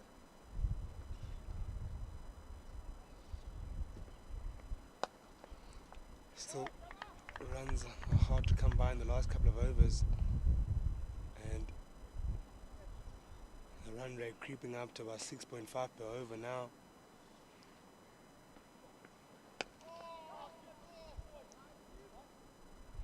After that second wicket had fallen, Bali, you can see a change in momentum. Slow down the rate. Yes, CSA emerging have managed to sort of slow down the rate at which they were scoring. A good arm, good pick up and throw from Tuks there.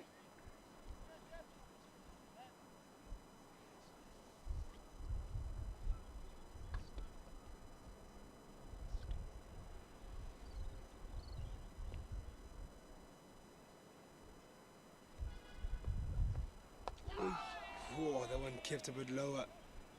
Yeah, and looked certainly on its way to crash into the stumps. Had it not been for the very last minute, we'd be having a different conversation.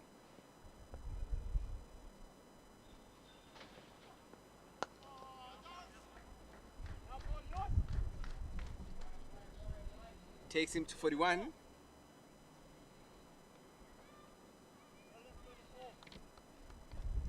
Potsane is really doing very well with his bowling here into his 5th over. So far having picked up the 1 wicket.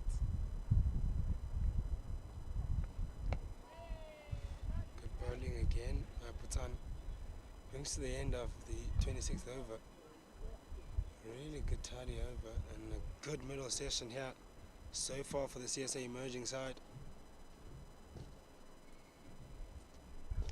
I want to keep things exactly where they are. Dry and runs hard to come by.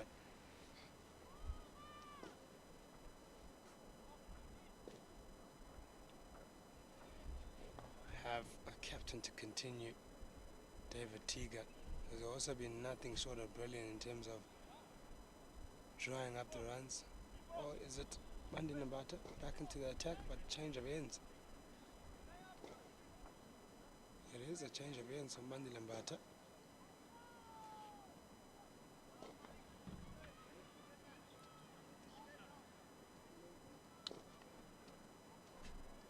Came off a few overs ago with discomfort, seems to be okay now.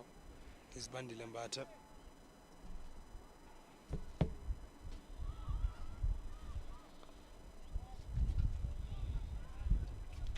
As we get deep into the afternoon here in Pretoria, it's just about 10 minutes away to 4 o'clock. Still about 25 overs yet to come.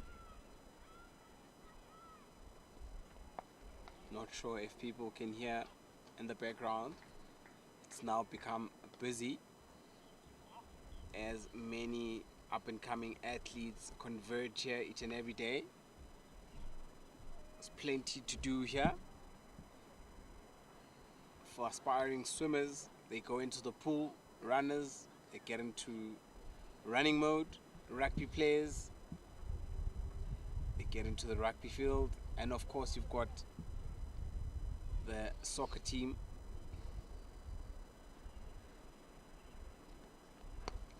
And we've seen plenty of cricketers throughout the day being busy.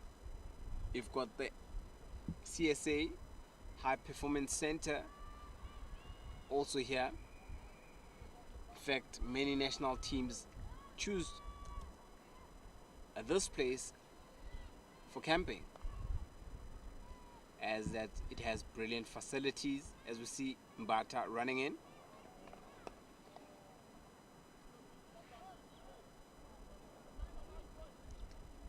He's also been really tidy, as Mbata, bowling with plenty of accuracy, hitting that stump to stump line.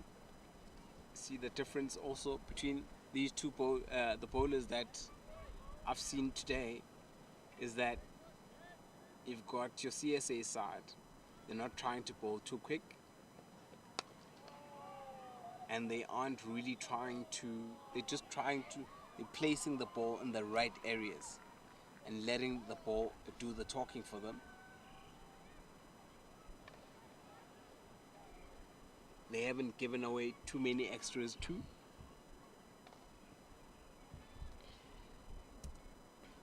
Literally, you can count how many extras have been given away.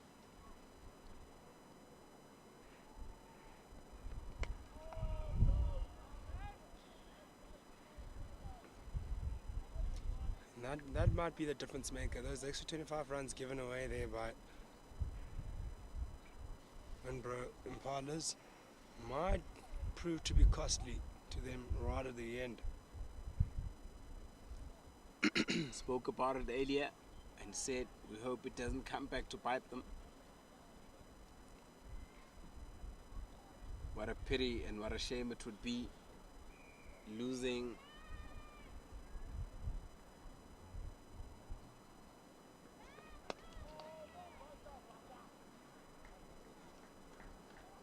especially with things drying up now and slowing down. You need all the runs possible to your side. Obviously, you'll also want to utilize and make use of your slower bowlers.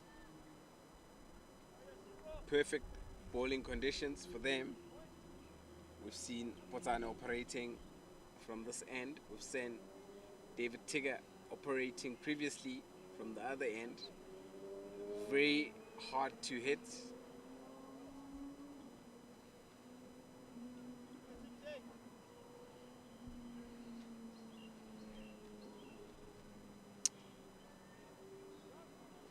It's 27 overs, it's 120 for 2. Still a further 150 more runs, 154 more runs needed to win.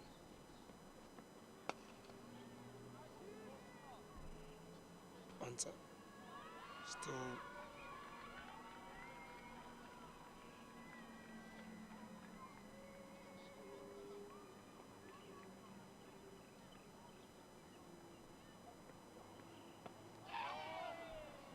just getting the inside off the bat.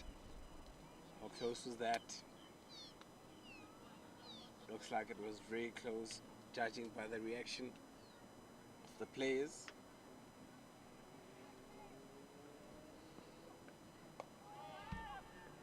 Oh, misunderstanding in the middle. Could be another run out. Oh no. Comedy of errors. That was very poor. You can see how they're holding their heads. They should have capitalized. Comedy of errors, like you said. It's the best way to describe it. As the skipper apologizes to the batsman. Say, sorry mate, my fault.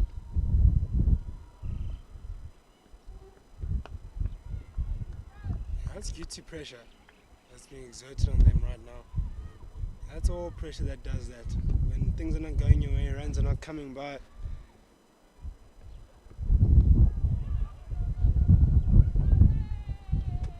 You might even see a release stroke somewhere not coming now. Anytime from now on. Yeah, very true.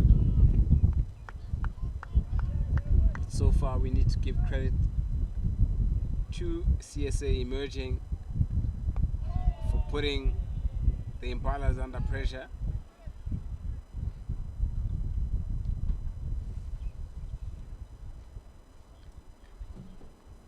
That's target of 274 starting to look massive now. Really big. You just start to wonder if maybe the Impalas missed a trick in their bowling. It could have restricted them to a bit lower. So maybe that 240 would have been a better target to be chasing now. Take away those 25 extras, then you look at maybe the bowling disciplines early on, those 85 runs that were given away, those few boundaries.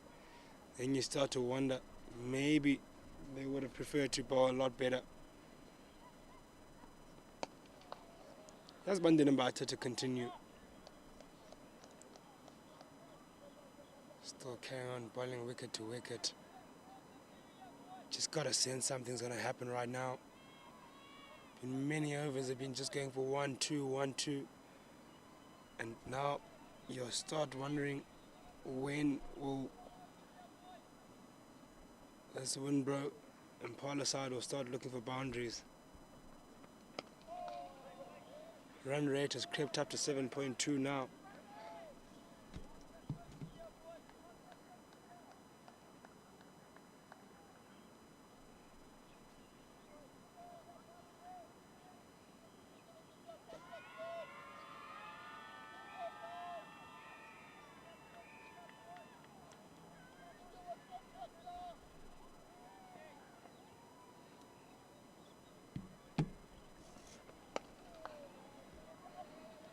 Brilliant fielding effort, stops a certain 2 there.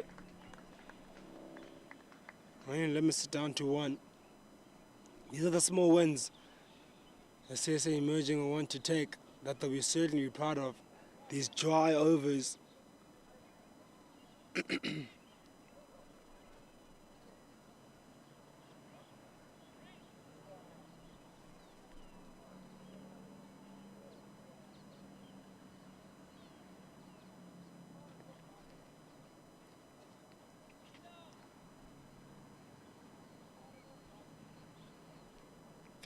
Not too sure what's the delay.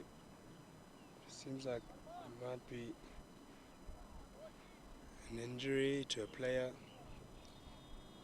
Or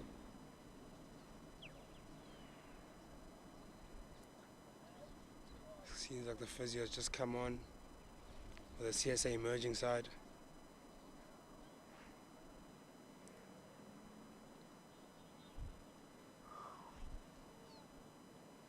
Seems like some treatment is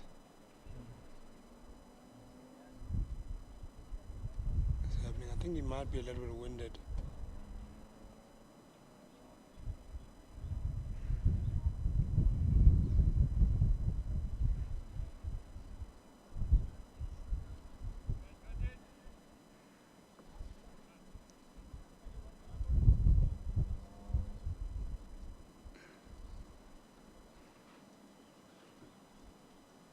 As we look forward to the South African domestic season, it does continue tomorrow. It is the One-Day Cup starting tomorrow in Gqeberha. So please be tuned in tomorrow for CSA One-Day Cup. Plenty of South African cricket yet to come. Just not so long ago, Proteas came out victors about a few hours ago now versus the West Indies, getting into the semi-finals of the T20 World Cup in India and Sri Lanka. Proteas women, 2 back-to-back wins against the Pakistan women. They'll have the Black Day coming up, a Black Day that resembles the stand against GBV. #end gender-based violence. As Bandilambata to finish up is over.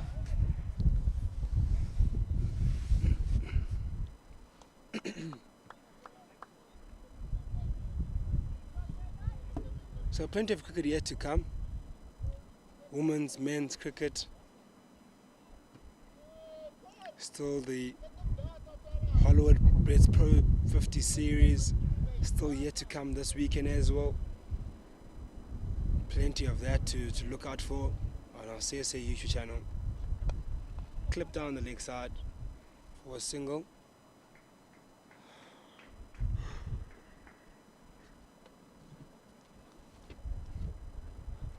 Really interested to know when the last boundary was scored. Boundaries haven't been scored in a very long time now. That will certainly apply a lot of pressure onto the Wenbro Impalas.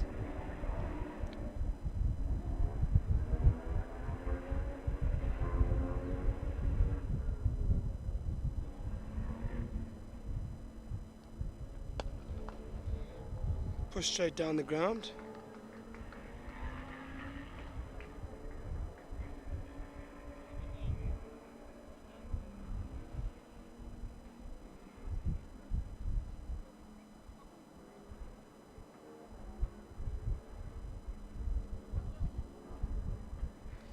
That's the end of the 29th over. It is 123 for 2.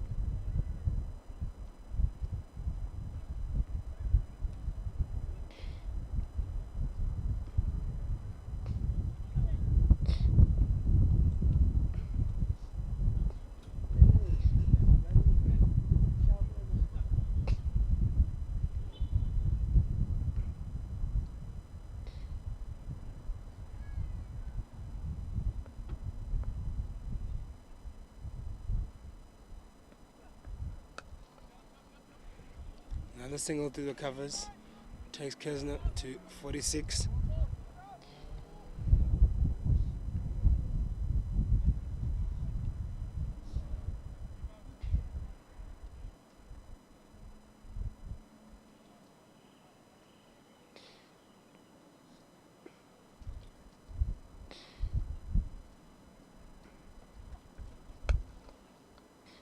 Dot balls, these dot balls are real gold now.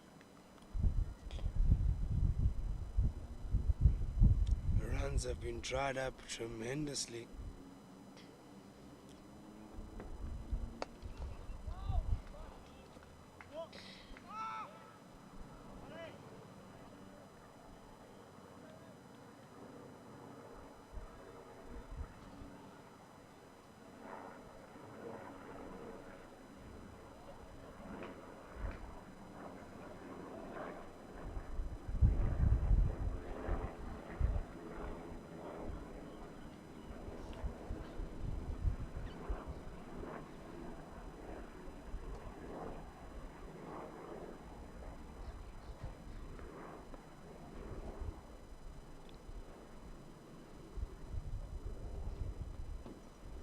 Up and over! Just beats the fielder at cover. That was a release shot that I was expecting. That was coming for a very long time. Boundaries are hard to come by. Eventually one comes after so long. Look at that. Just over that extra cover. Pressure being soaked. Pressure coming from the ball. With the ball.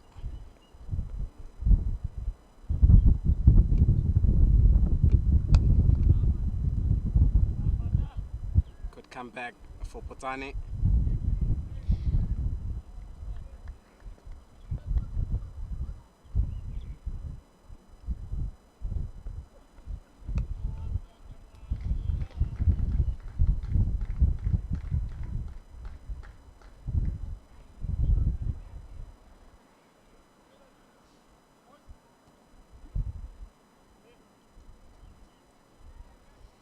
It's been a long day.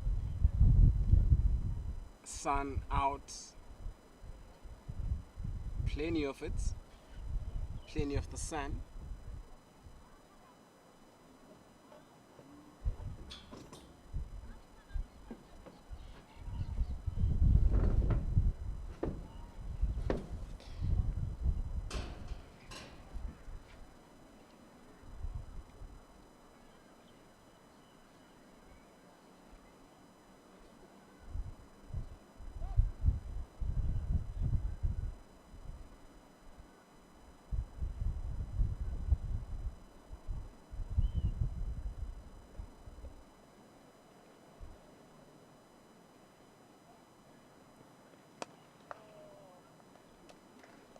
So Mbata not running in as hard as he was earlier. Don't know if it's a ploy just to try and slow it down.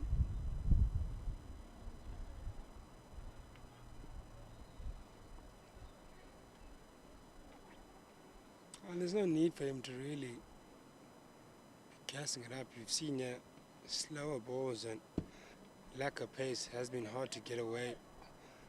So there's no need for him to give them the pace they're looking for.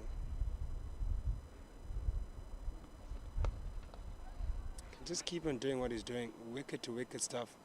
That's enough to apply the pressure.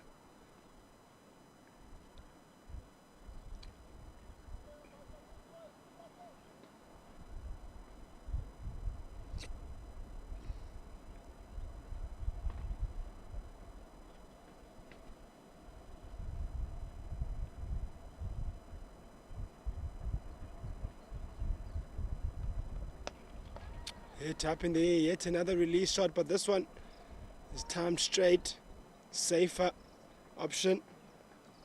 Not really well hit. Did not have the power, did not have the elevation. That's cause Sipho or Bandile Khatebe is not bowling it as quick as he can. So it's a forced shot, to tell the truth, where you have to make something out of the ball.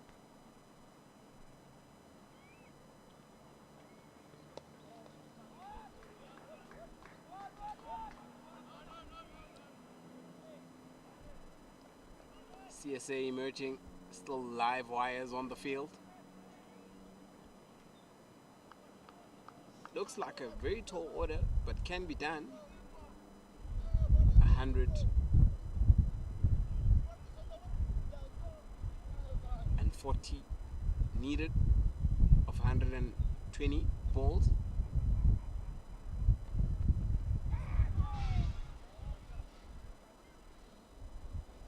One thing that Wenbro Impalas will be happy about is that they still have wickets in hand. I haven't lost too many wickets here in this middle session. Yes, runs have dried up. Mutswiri, look at him, he's on 10 of 39. Kazna is on 53 of 72. But the run wickets column is what will be make them still feel confident that they still have it within, they're still within a shout here.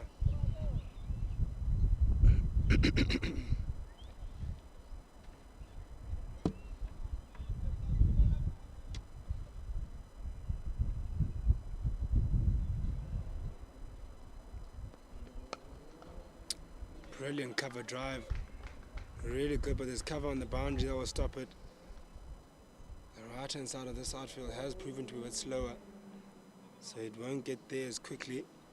That's the end of the 31st over. It is 135 for 2.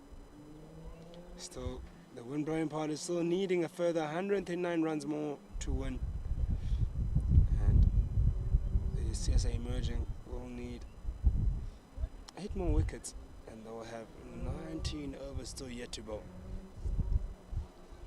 Yeah, Adnan Lakhadin was the man that did the tiding on the boundary. Must be a very tired man. Batted for a good 40 odd overs earlier.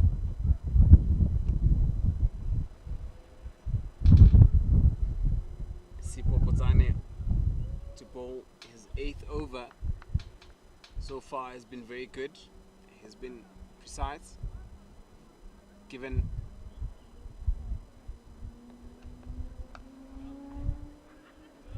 nothing away. Hasn't made it easy for the batting team to score off him.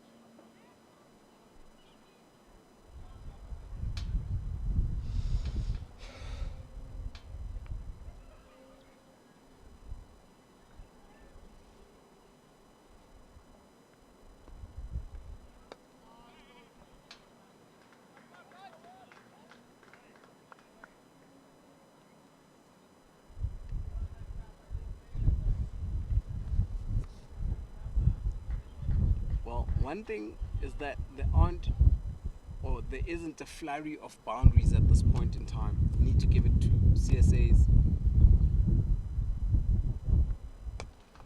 And with that, it is maximum.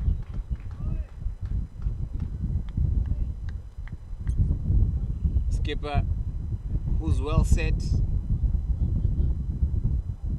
hits it for 6. Just was able to rock back, as was ball shotter. Opened his back leg and hit it to cow corner, punching it for 6.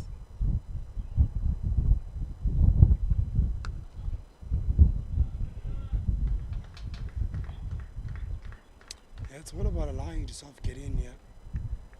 And runs will come by at some point. Yes, it hasn't been easy, but just giving yourself the best chance to be able to cash in later on.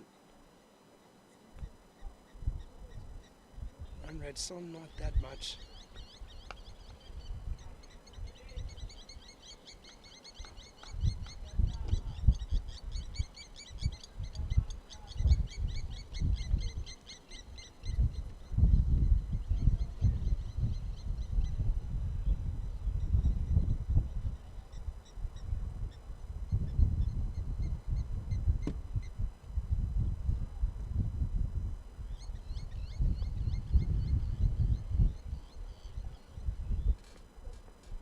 Up and over, a brilliant stroke, 1 bounce for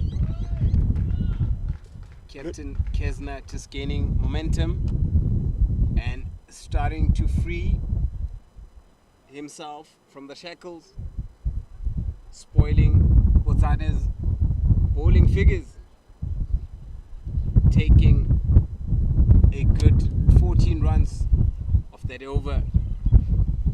I guess they've realized that the current run rate is 4.7 and the required run rate is 6.9. That is almost 7 at the over. Still a very long way to go for the Impalas.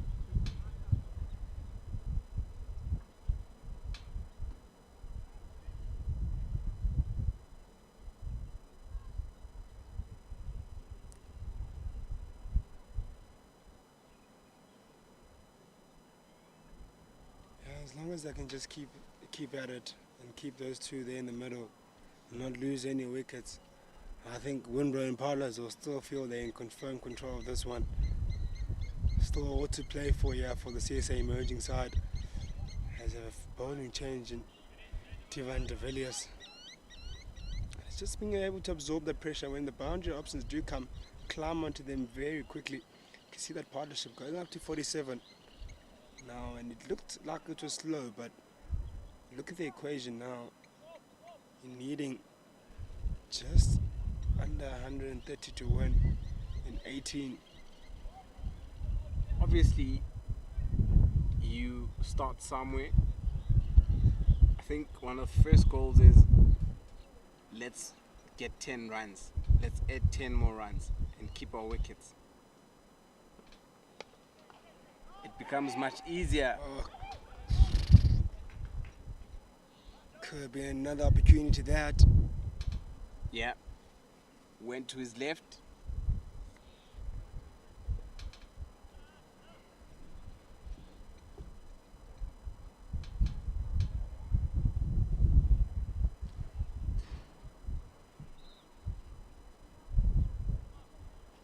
They've already missed one run opportunity of the CSA emerging side.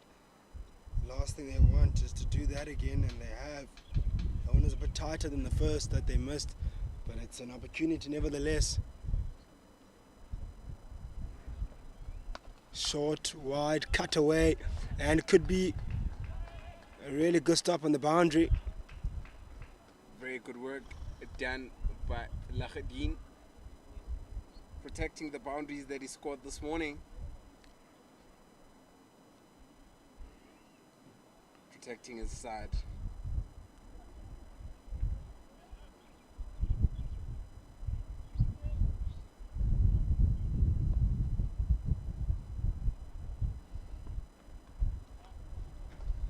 Very well played.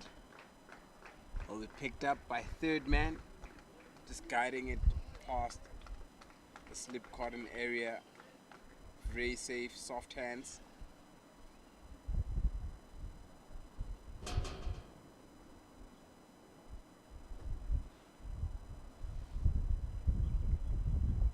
Lubek Kesner.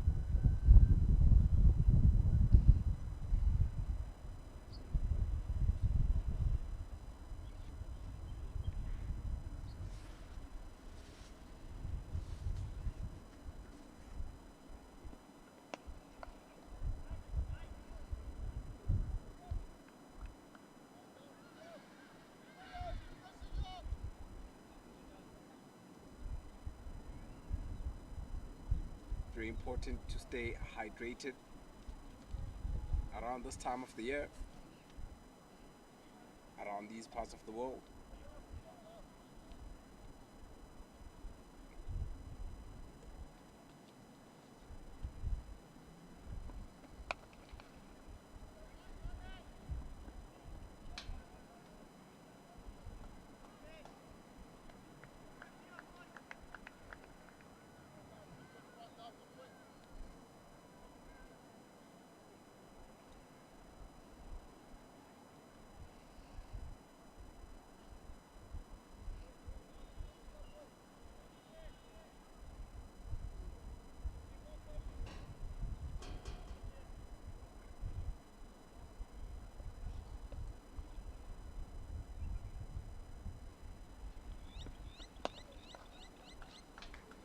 Good shot.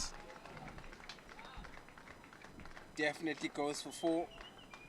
Ludwig Kesner moves to 72. This partnership is now worth 56 runs. 2 batsmen applying themselves. Still plenty of cricket. Takes it to 158.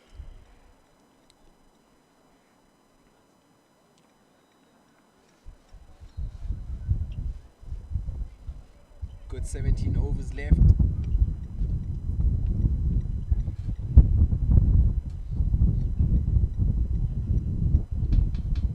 CSA emerging. Seriously need a miracle or a wicket.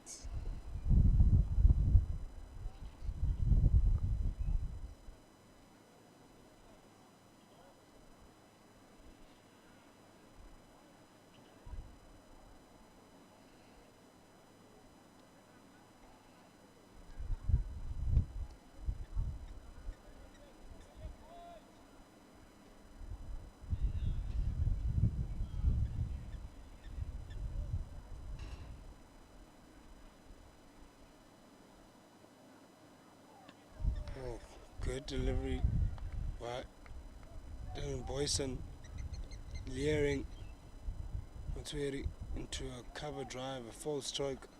It almost catches the outside edge. Have a look at that delivery. Just a bit wide and foolish. Maybe a bit there to drive. Got a bit of extra bounce. Just past the outside edge.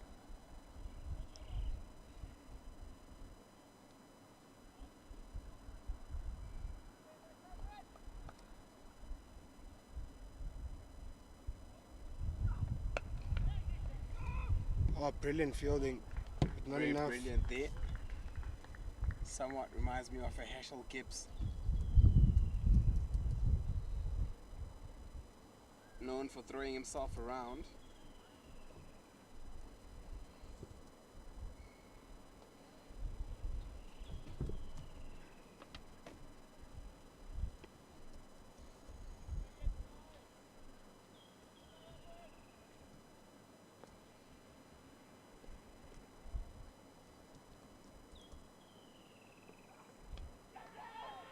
Off outside edge and a drop catch.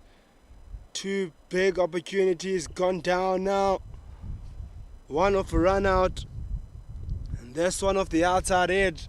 The big wicket of Kesner. Was it an outside edge or did he hit the ground? Sounded like he had hit the ground. Looks like an outside edge to me.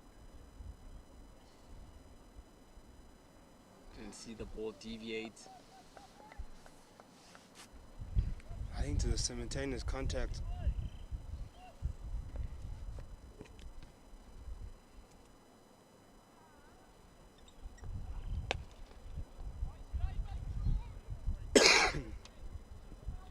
Dalen Poison being brought back to just try and steady the ship, try and break the stubborn partnership.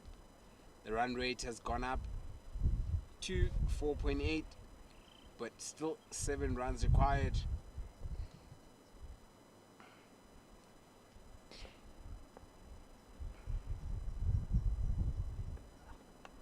Outside edge again. This one will be covered by the fielder, third man, and I'll get 2 for it. Frustrating over for Poison. Yeah. They were getting an edge after somebody dropped. Can be annoying.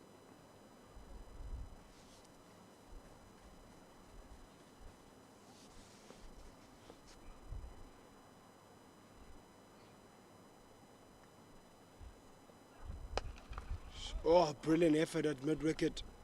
Very good effort. Certainly saved 4 runs. Skipper David Tigger. It is now the second drinks break of the afternoon. Going to be very crucial.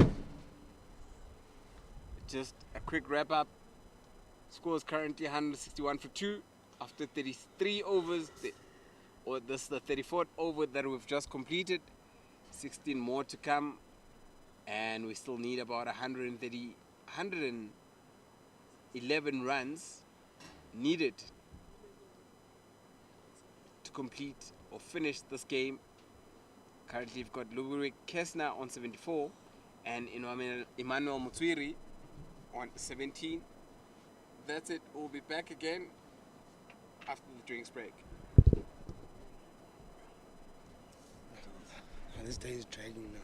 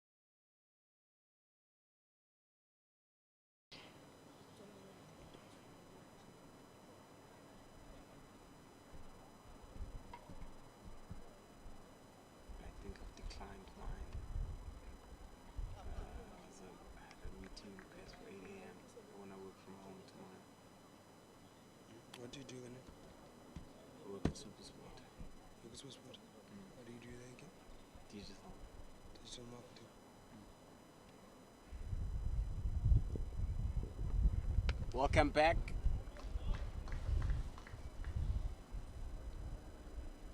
Divan de Villiers continues just after the drinks break as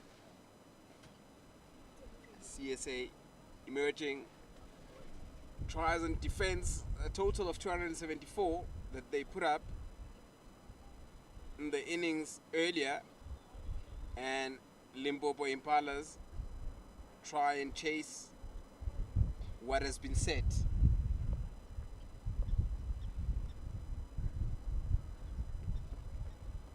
Oh, nicely guided.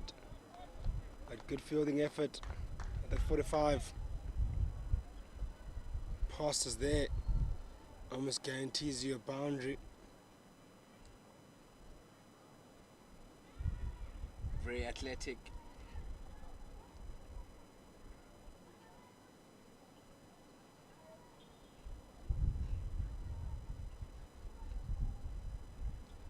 Dylan boys.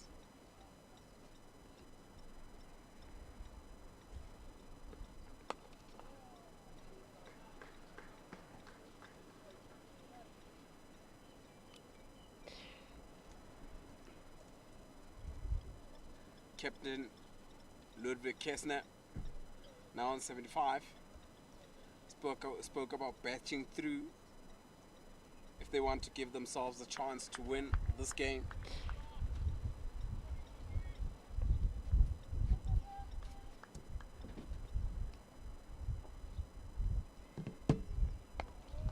Full toss, and unfortunately doesn't get punished. Think was bowled a bit slower, and that's why Kessner almost fell over trying to hit that ball. And he'll be mad at himself that he did not capitalize. Yeah, you'll certainly feel it missed out there. I'd love to get all of that. Oh, trying to guide down, trying to be cute about it. Is it the time to be playing such shots? I really don't mind those shots as long as obviously there's sensible strokes. It's kind of manipulating the field, allowing for easier run scoring for you.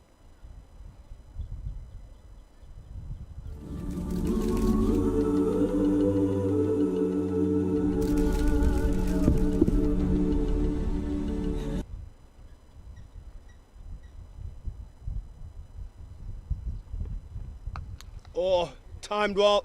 Might be going all the way, and yes, it does. Brilliant stroke off the back foot by Ludwig Kessner. Gets all of that one. De Villiers, not the quickest bowler to be bowling that shot. Kessner growing in confidence, growing in power too. Has been there for the longest time. Captain David Tigger places himself in the cover and the sweeper region, obviously to have a conversation with the coach to say, what can I do?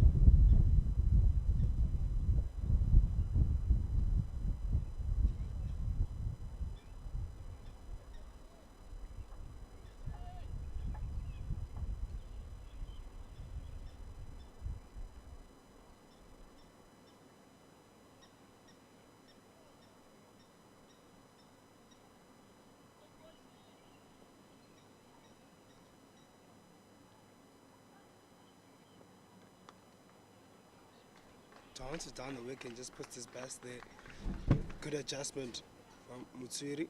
Yeah, Mutsuri also just gaining confidence.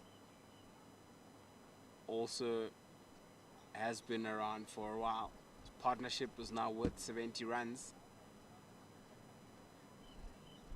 He's seen enough, he's heard enough, and his role has been to support the skipper. Tries to pull it again and pulls it in between the gap between mid-wicket and mid-on, and pierces it quite nicely and gets all of it. Was aerial for some time, but now runs are flowing. Partnership is flowing. Takes it to just 100 runs to win. 100 required, 8 wickets in hand. Sure, during that drinks break, the conversation was you want to take it too deep. Boys, you want to wrap up this innings as quick as you can. You want to put yourselves under pressure. The captain playing a big captain's knock. He's on 88 now. Tell you what, they can pick up his wicket. CSA emerging side will still be right back in this game. Still 15 overs yet to come. Saw how the latter parts of the innings dried up for the CSA emerging when they were batting. Oh, short there to pull but kept low.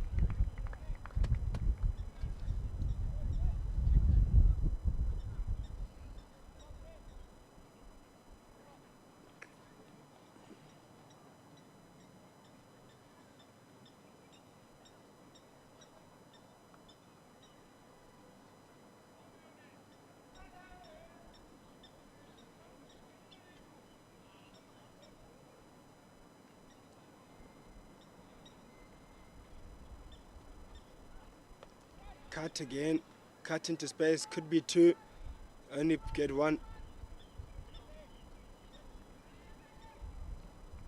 179 for 2 now, after 35.5 overs.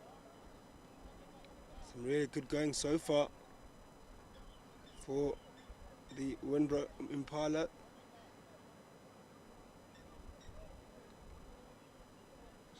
Well, the highest successful run chase by the Impalas previously was against the Eastern Cape, Inyati, last year on the 22nd of February. They needed 222 runs and they were able to get it. So far, this is a mammoth task, but slowly but surely they are breaking it. And it looks like they'll get there.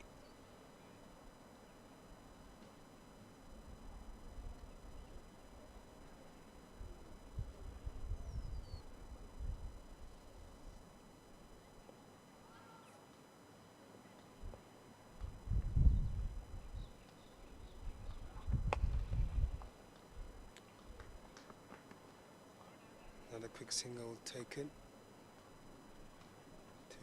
That is pushed down to the deep cover region, which will bring us to the end of the 36th over. It is 180 for 2. A further 94 more runs yet to win for the Wenbro Impalas. Looks like they'll get there comfortably. No, not comfortably, but seems like they might be favourites to take the win at the moment. Still 8 wickets in hand. Still the set. Ludwig Kesner on 89 of 90 deliveries, and Mutsuri on 21 of 52. Still going slowly, but a much needed anchor for his captain. His wicket is very important in the context of this partnership, because this surface hasn't been as easy as they would have thought, maybe later in the afternoon to bat on. Stay true to see man bat. Runs have been coming by last couple of overs. That run rate has come down a tad bit now. It was around about 6.5 required, 7.5 required at some point a couple of overs ago. So rapidly come down now to 6.7. Good recovery, some good recovery work here by these two in a partnership of 78. CSA emerging need a wicket, as in right now.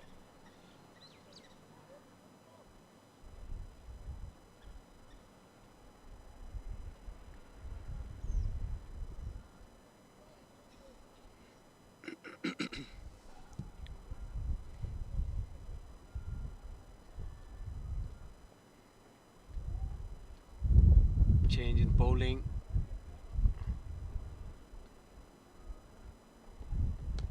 Ryle Julies, hoping to make use of the pace that he has.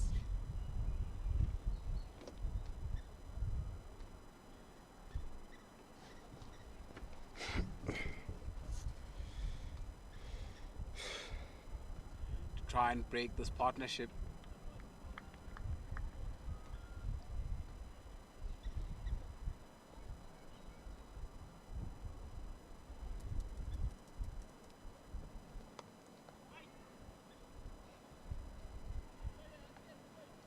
Very well stopped there by Sipho Potane.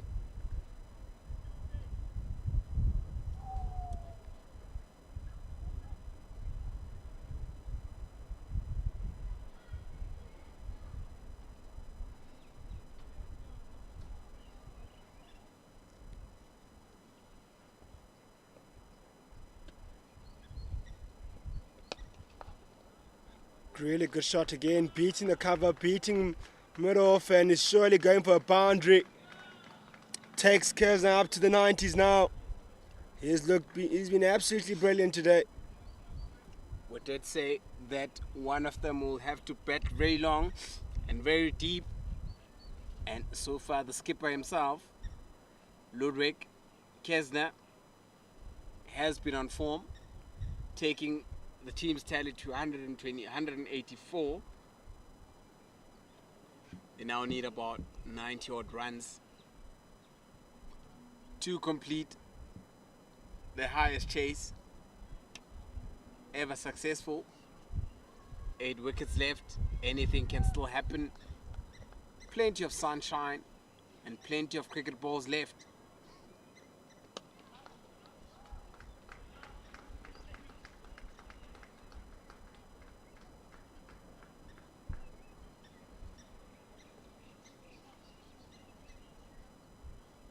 Cricket can be a bit unfair. You can have a very good cricket game and end up on the losing side.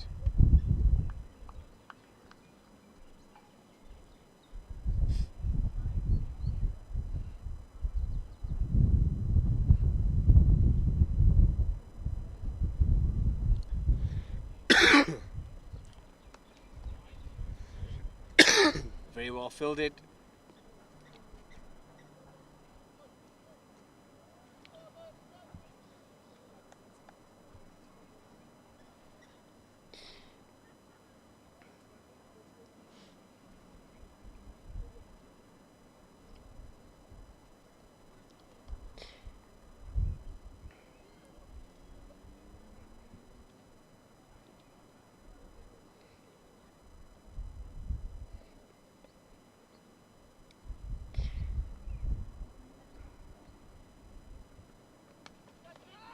Oh, just flies past point.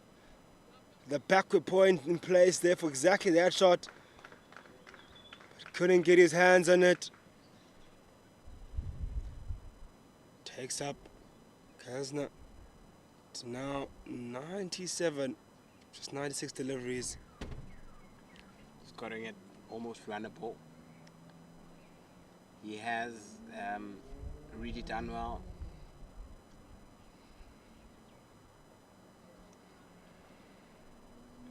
I certainly think this surface is flattening out in this afternoon session. Afternoon period, it was really true for the bowlers in the morning and played well, had a good carry, and it had plenty of nip about. Yes, the Wenbro Impalas didn't bowl as well as they would have liked earlier this morning, but there's a lot on the surface and to offer. And then now later in this afternoon, this pitch is certainly flattened out the surface now. Still a decent, half decent bowling surface, but you have to be very disciplined. Yeah, you'd have to really bowl it very hard. Pulled up, Mtswiri into the gap. There's cover on that deep boundary. Oh, misfield. Costly misfield that. Earns Mtswiri a boundary. Some fatigue creeping in now. Yeah, lapse of concentration. We saw this happening to the Impalas side in the latter stages of the CSA innings, where they started being sloppy on the field. First time seeing Lahadin just not being able to gather the ball on the boundary where he is.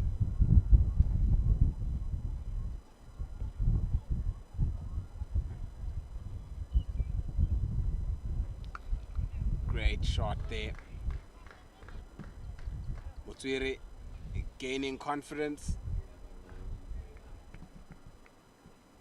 He's playing some sort of test innings and taking his time, but it's so important, his innings. You may look at it and think he's going at a 50 strike rate, but it's so important in terms of being out there and sticking it out there instead of giving your wicket away and giving the opposition confidence. Just being there frustrates the opposition, and also just being there with your partner gives him hope that he still has a partner on the other end. And what's nice is that with you having faced 50 to 60 deliveries now, usually when you go over that 60 delivery mark, it's usually when your eye is in as a batter. And so if it ever does, like Kesner maybe that doesn't have the ability to go big, he knows there's someone that has seen the ball for 60 odd deliveries that can assist him right to the death and be able to churn down these 81 runs that are remaining.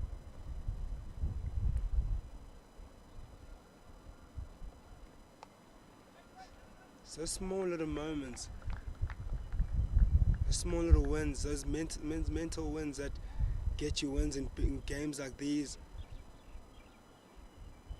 270 is not an easy totally on the surface. And also, if you look at the number of runs and the number of balls left, you start panicking. It may look like it's almost the same. All you need is a boundary to get level, but it's not easy. Short again and pulled away from that square leg fielder, and it will beat him again. Yet another boundary. This is exactly what I was talking about.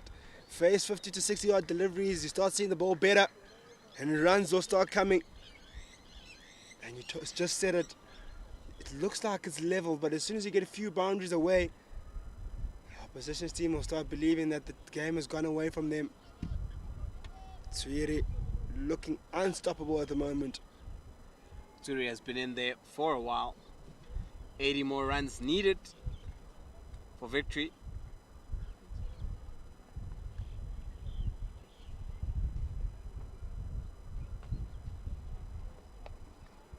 I think also what one is seeing here is a bit of inexperience from these young lads from the CSA emerging side.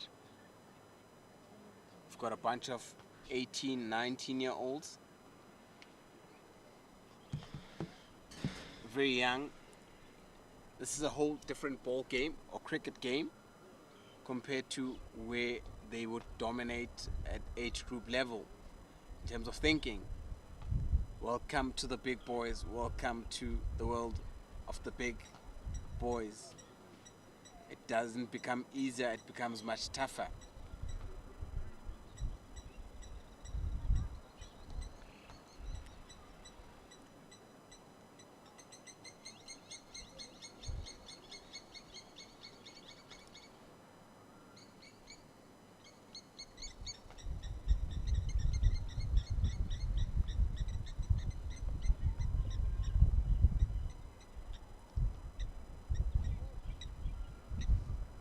Still hope, still plenty of runs.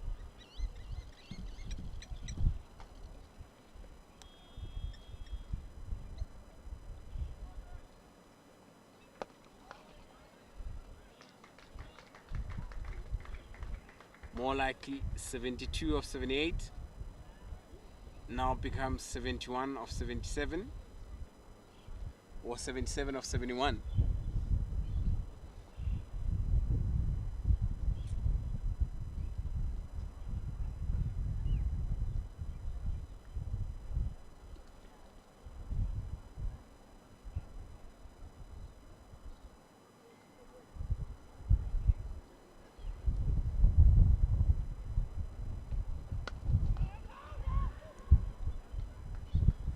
Sent back immediately.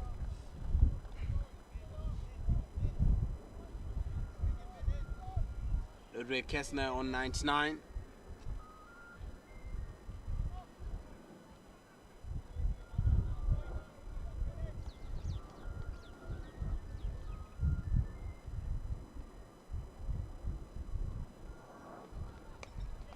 And that will be just mistaken there. Just 2 more runs added for Emmanuel Mutswiri. Getting caught up in the excitement.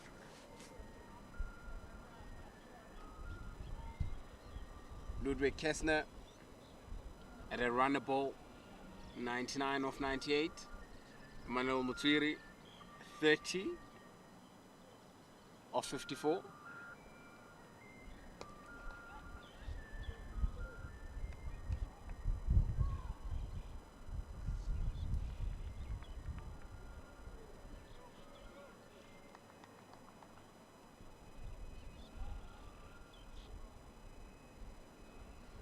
$75 of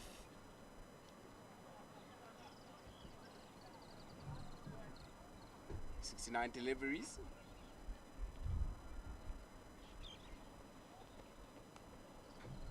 Cuts it down to the third man, puts the man on strike, and Ludwig Kessner on 99 now, just 1 run away from that magic figure who's worked so hard in this game. As Mutswiri, well, not Mutswiri, Kessner. Absolutely elite captain's performance so far. How you'd love to get to that 3-figure mark. And not just that, you know the job is not done. Until we're getting to those 73 runs that are remaining. But the big important one now is that 1 run that he needs to get now. And he gets it. And that is 100 for Ludwig Kessner. He'll raise his bat to his changing room and to his teammates. And his teammates will be certainly proud of that, of how he's put together that performance. Crafted and hard worked 100 that is. Well done and congratulations. Yep, takes the score to 201 for 2. Ludwig Kessner getting to 100 off 100 balls, 100% strike rate. Now they need to accelerate. 72 runs to win off 66 deliveries. We'll have new bowler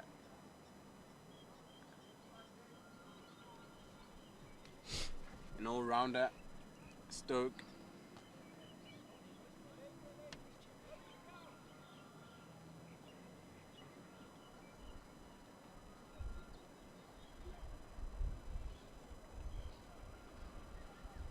Captain David Tigger trying new things.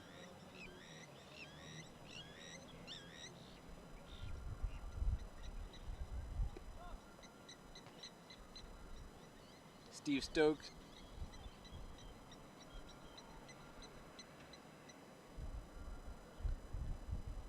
Never trouble the scorers this morning. Will want to do something with the ball. Starts off. Bowls that one very short and sends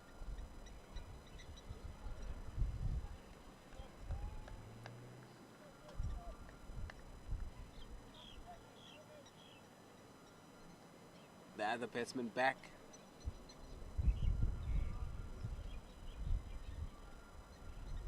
Very big boy, can hit it and can bowl a very heavy ball. Constantly changing his field.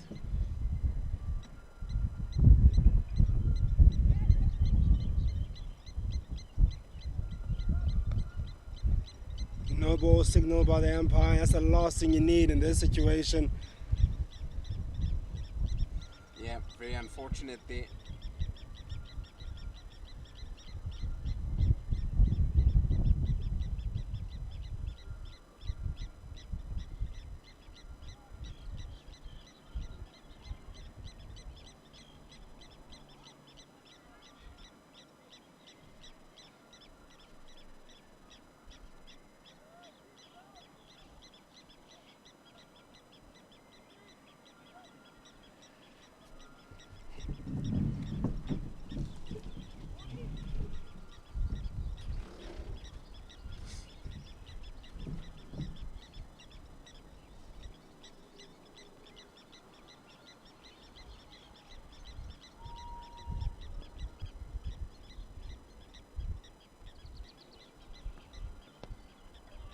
misses out. Very well bowled.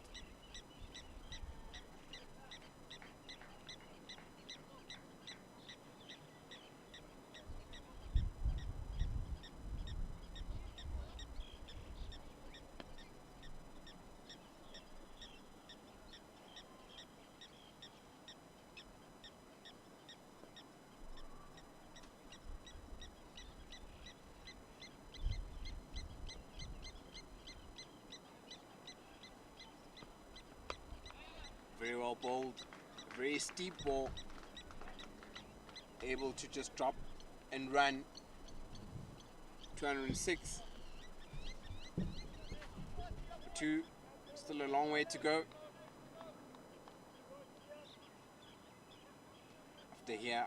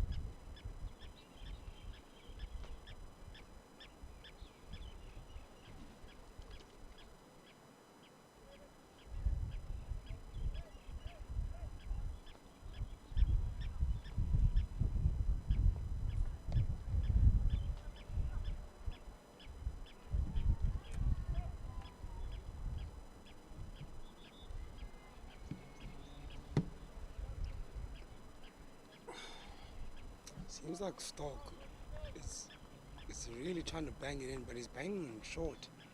And you know, here on this surface, you bowl it short. It's easy pickings. Short again.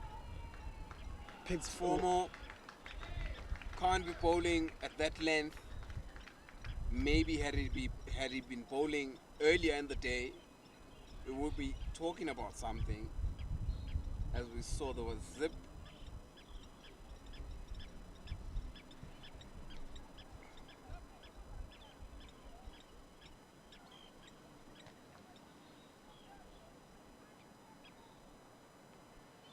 Signal of a power play, final power play. See captain bring himself in, trying to just create pressure. Need about 63 more runs of 60 deliveries. Is this the day Limpopo finally chases beyond 222 to win? Spoke about the most successful chase they've had in the past.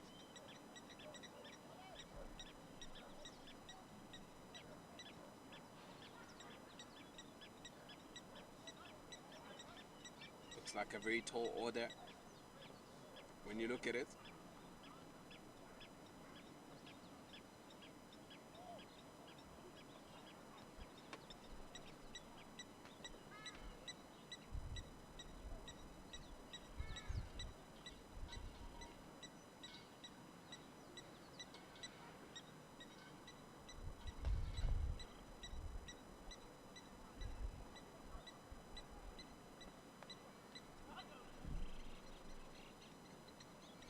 Good start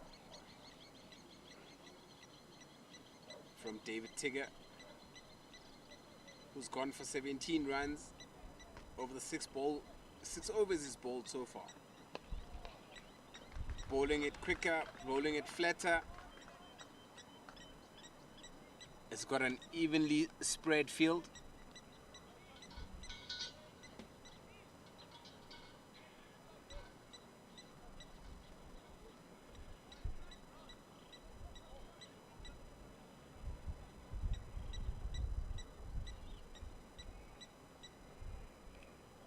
Basically saying that if you've got a vacant third man, moves the third man to a finer third man, but within the circle. puts that one in front of point, and they take two. Good running, good field, good placement on that shot as well.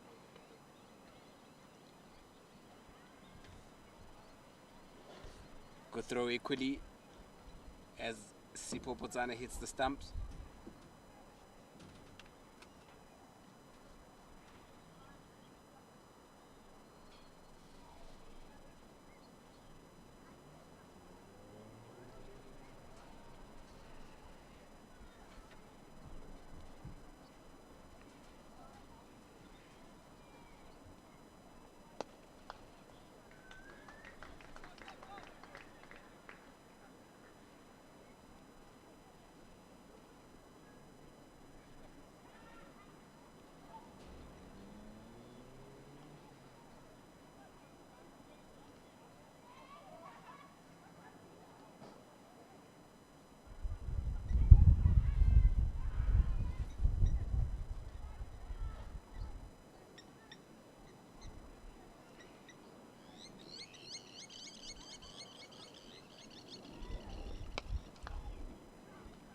Dances down the wicket.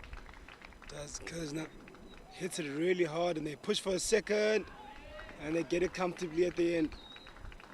Starting to make mistakes.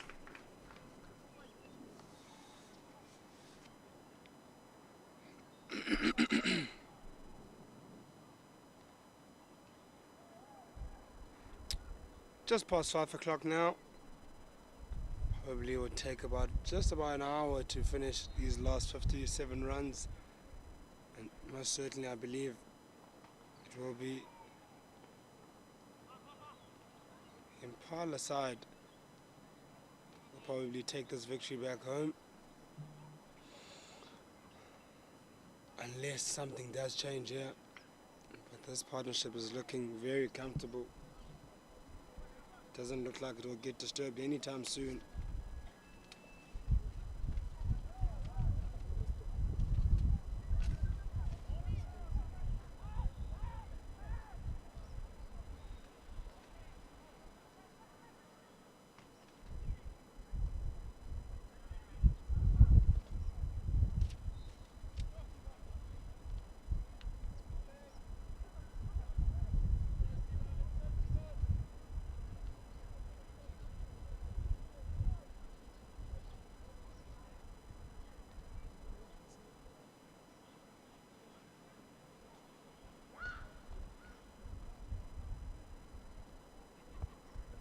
Short again, pulled down to deep cow. Only for a single.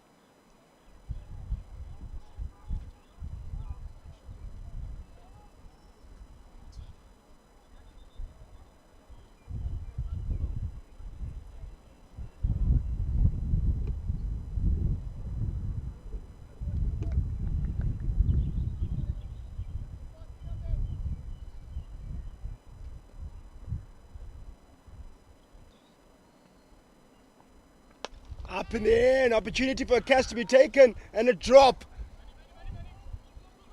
Oh my word, if there was ever an opportunity to come back in this game for the CSA emerging side, that was the opportunity. 3 chances in this partnership. They've been 1 run out, 2 drop catches. Tough It's written going. in their faces. These young men, I did say that one of the things is that you're dealing with a group of 18, 19-year-olds being thrown in the deep end, playing with men. And that's the difference. Take nothing away from their talent. It's just the decision making at this point in time.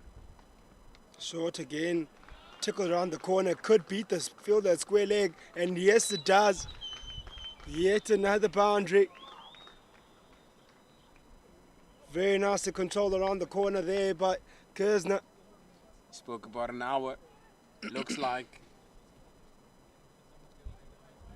it's not going to be an hour.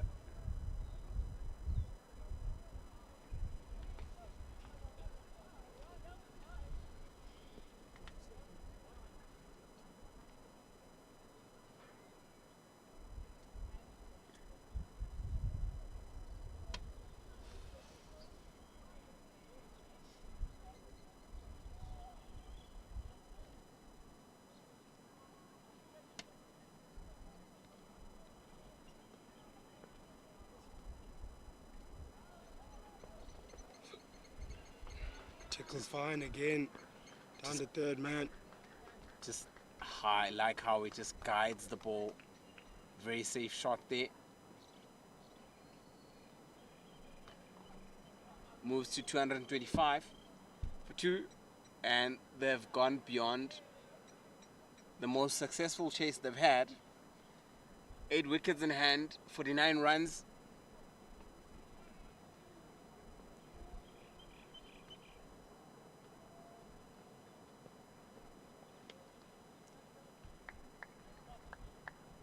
Very well taken.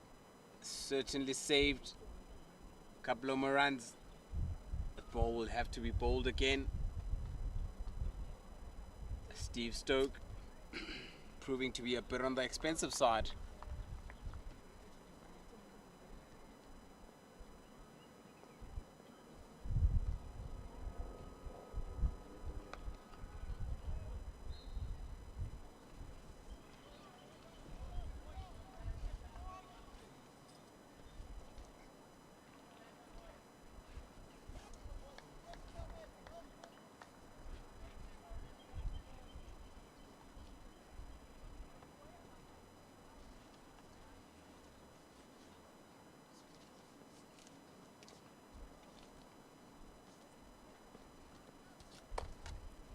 Right again from Stoke.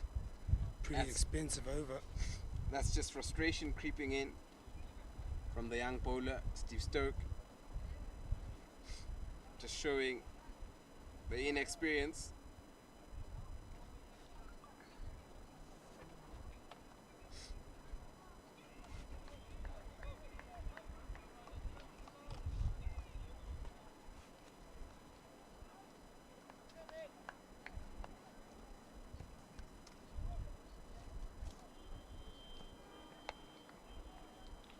Very well fielded.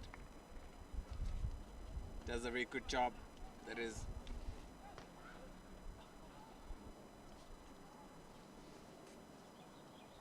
Devon de Villiers.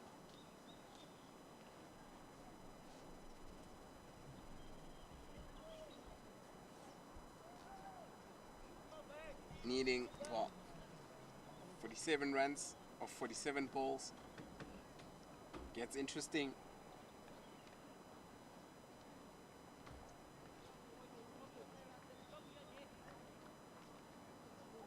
Or 42 balls. Can also be a very close tie, close contest. If they bowl correctly, will definitely go to the wire. So you need about 47 runs of 48 balls. A good over. Puts the pressure back on you, the batting team.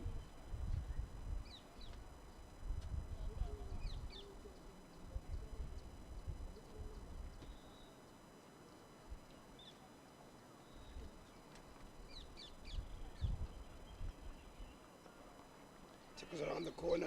Good fielding to stop the single. On the boundary rather, because if you passed him, that short 45 would have easily gone to that boundary.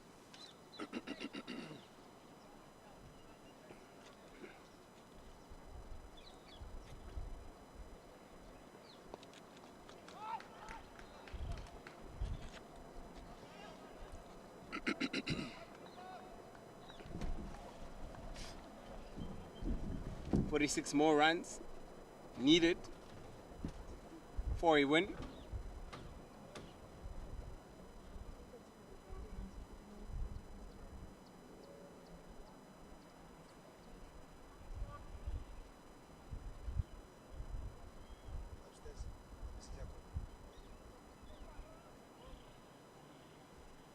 Stopping halfway.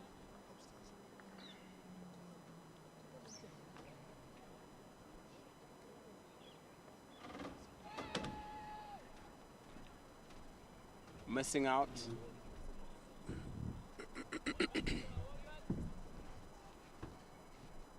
.45 runs away now. Itching closer and closer. the Wenbro Impalas. Goes long. Oh, Did he drop? Or did he stop? I thought he went big there. For a moment, it looked like it was going over the top. Didn't see it, mistimed it. David Tigger has bowled very well.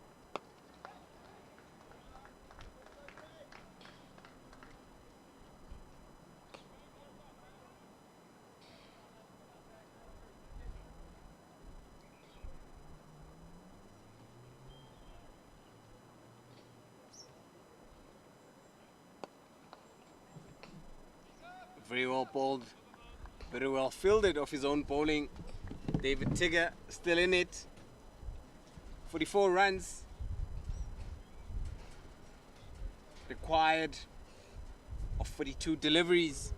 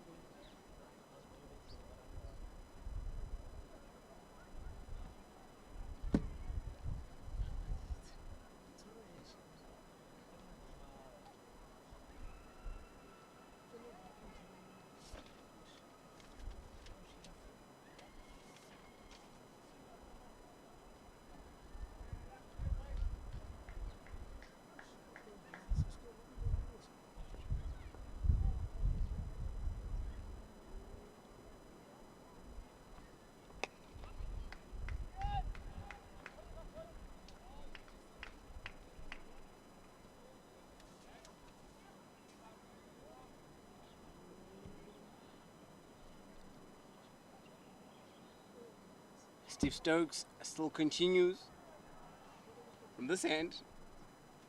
Partnership now worth 128 runs. Is this the match-winning partnership?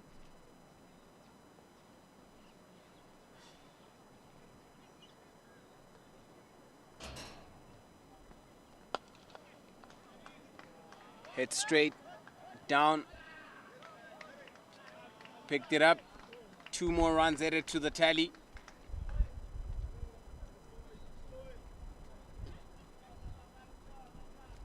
Takes it to 233.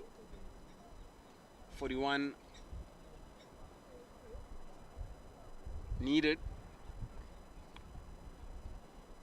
40 deliveries. It's almost a runnable. Will it go down to the wire? Looks like it. Saving the boundaries. Settling for singles.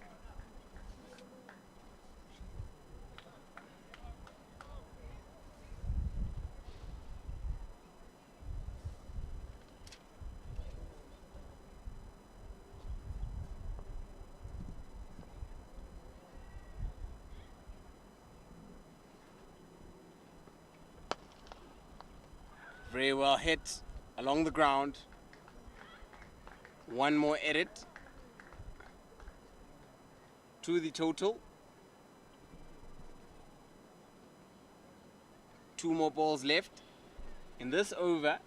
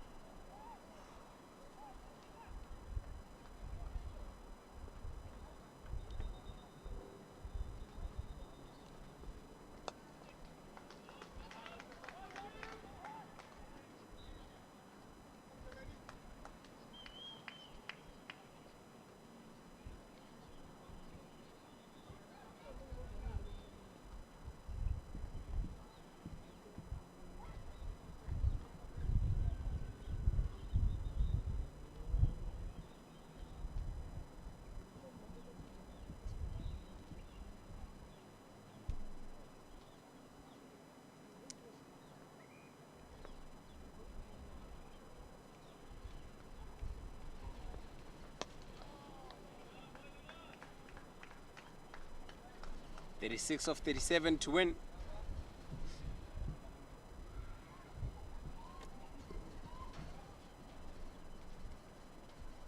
that's just how much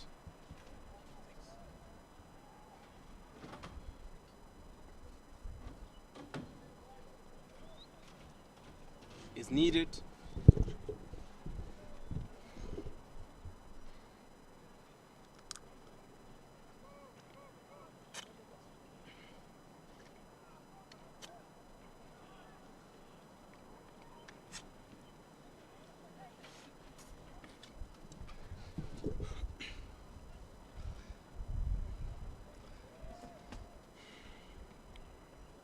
Six overs remain. 37 more runs still required.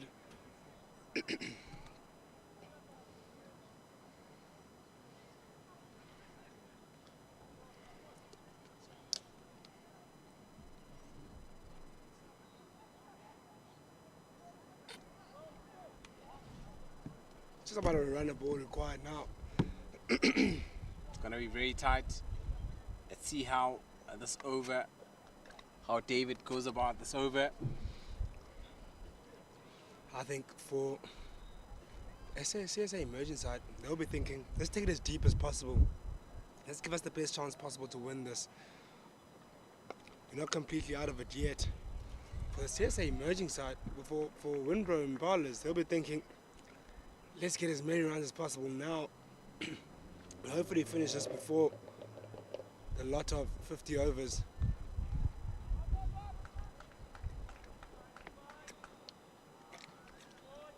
I don't know if you've noticed when David bowls, he sort of runs towards the leg side already, anticipating the batsman to play. But if you look at the angle that he bowls, you are more forced to play off the leg side. I think we might think, well, the Impalas got this in the bag, but tell you what, there could be one more final twist here in this game. Just one more final. It's been at a plateau for a long period of time where you think, okay, well, this Wenbro Impala side has got full control of it, but it's not over just yet. Imagine they pick up the wicket of Ludwig Kersner here.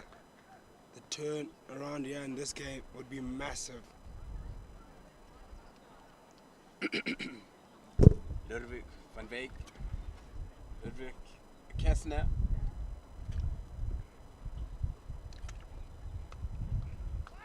Playing a captain's innings.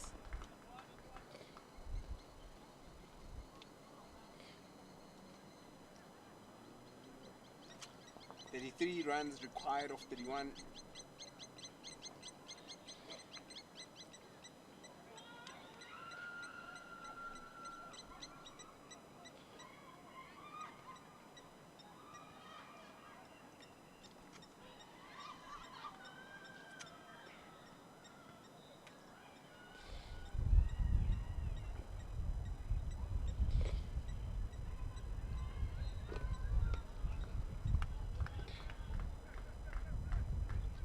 Just need a couple of dot balls in one of the overs.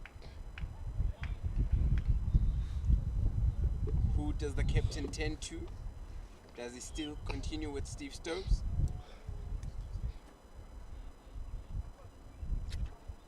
For me, he might not be the right man. I try bowl a Bandile Mbata. It's a very good call that Mandile Mbata will be a wicket-to-wicket bowler for you. He was consistent throughout the day, and that's exactly what you need at this time.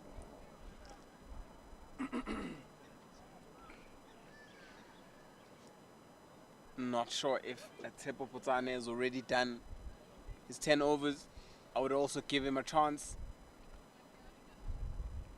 Just have to get into the scorebook and see if he's done bowling.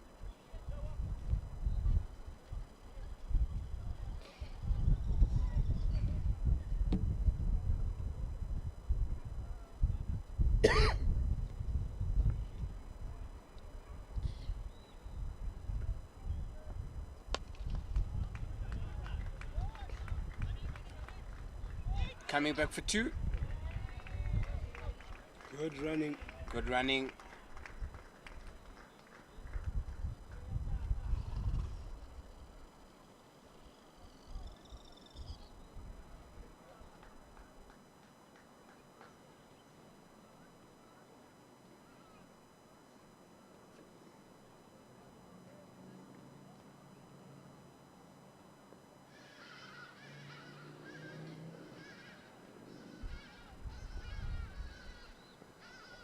Up in the air, an opportunity for a catch, another one dropped.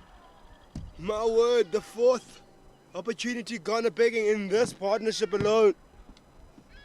It's the man that is in. Schoolboy error. That's the pressure. That's what pressure does to you. Look straight forward. Sorry, I have to say there's no pressure in that. You're behind here in this game. You just have to take your chances. We missed. That's the fourth opportunity, including that run out. That is a real coach killer. 4 opportunities gone down to break this partnership. And that could have really rocketed them back into the game. Have a new bowler new batter in the attack. He has to get in at a crucial stage of the game. The guy that is on 122, you drop him, you could give yourself a big chance of winning the game and rescuing.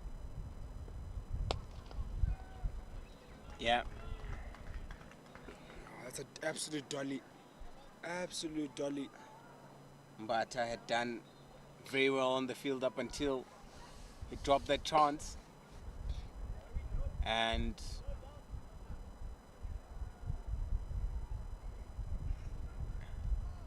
he'll probably be mad at himself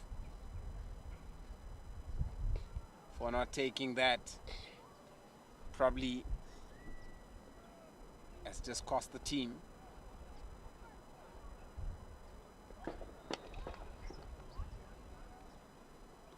Bit of a surprise ball there. Not bouncing. Good over so far from Steve Stoke, I have to say. He's doing his job. We're trying up the runs, only going for 3 in this over. A few more of these type of overs.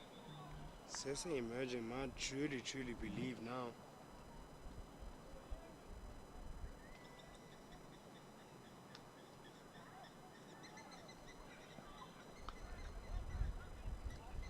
Dot ball, golden dot ball that is. Yeah, dot balls are very golden at this point in time. Just taking it to the wire. 245. Needing about 29 more runs for a victory. If my 29 more runs of 24 deliveries.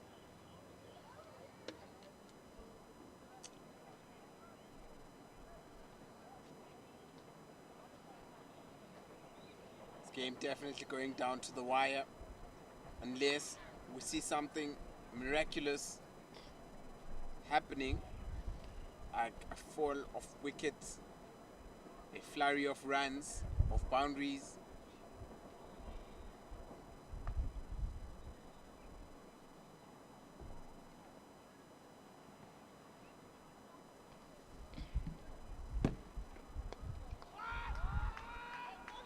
Big call of 1 from the field, but they take 2. Brilliant running between this pair. Called early for 2. Yeah. As soon as the ball left the bat, you could hear only 1.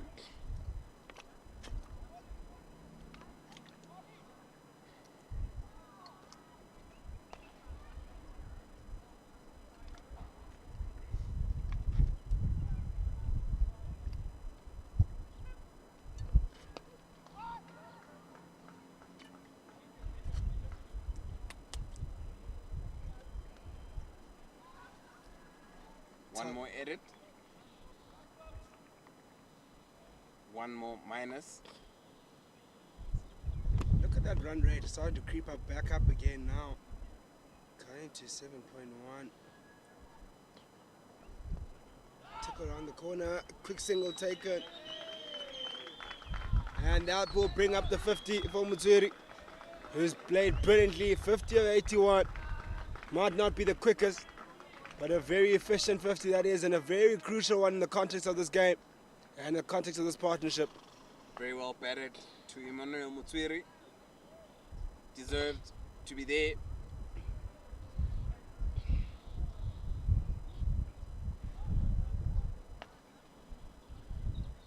25 more needed now.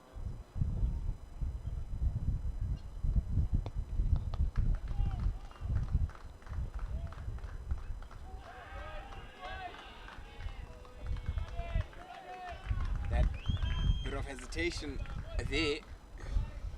Fielder not knowing where to throw the ball just gave the batsman a chance to just scamper home or run home and get there safely.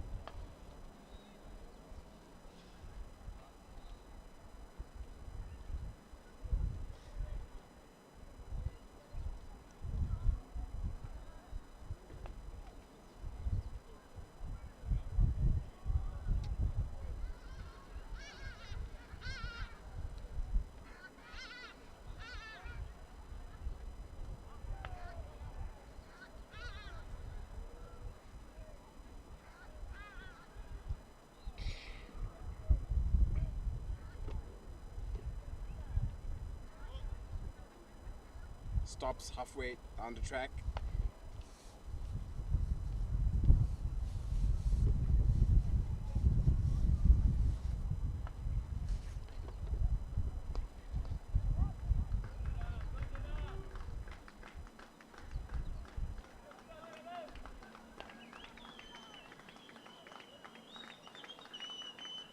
That's the 150 run stand between this pair.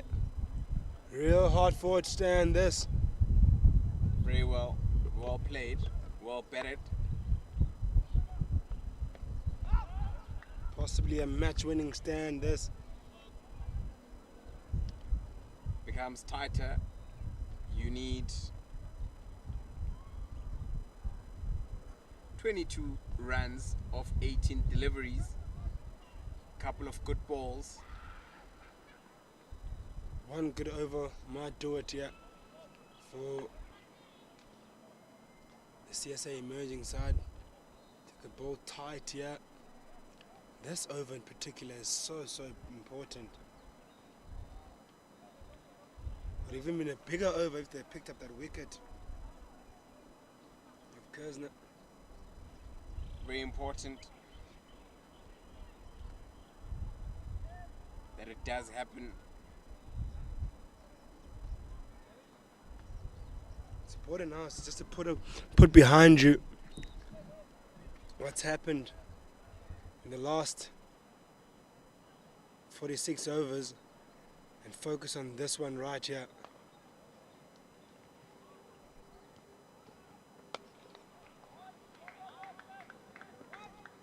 It's one. 21 required of 17.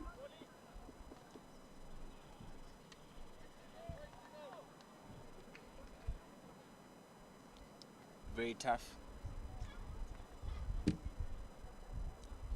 Are we likely to see a twist in the tail?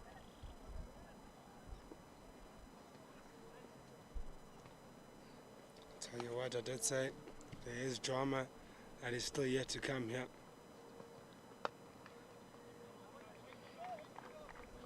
$16 required of 21. Yep, that's the magic ball. Golden ball. A couple of those puts the pressure right back on the Limpopo Impalas side.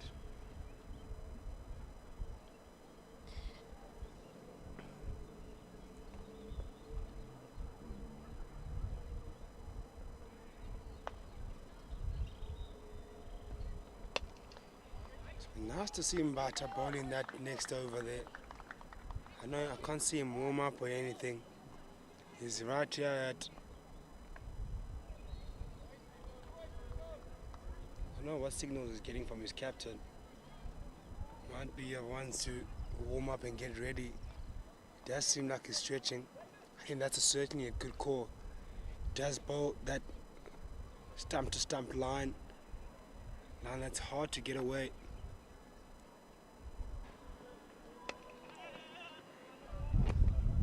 Very well bowled and fielded with his own bowling. 20 runs of 14 deliveries.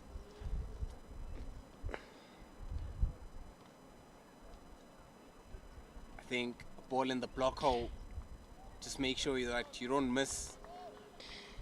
You don't bowl anything short. Goes big, goes long, and gets the boundary. Releases the pressure that he had built. Can't bowl short. Can't release the pressure now. That run rate was creeping up at 8.6 per over required, and he gave him the release stroke to free his arms. And Ludwig Kersner climbed onto that one absolutely quickly. Yeah, Ludwig seeing the ball. He has been in there for a while.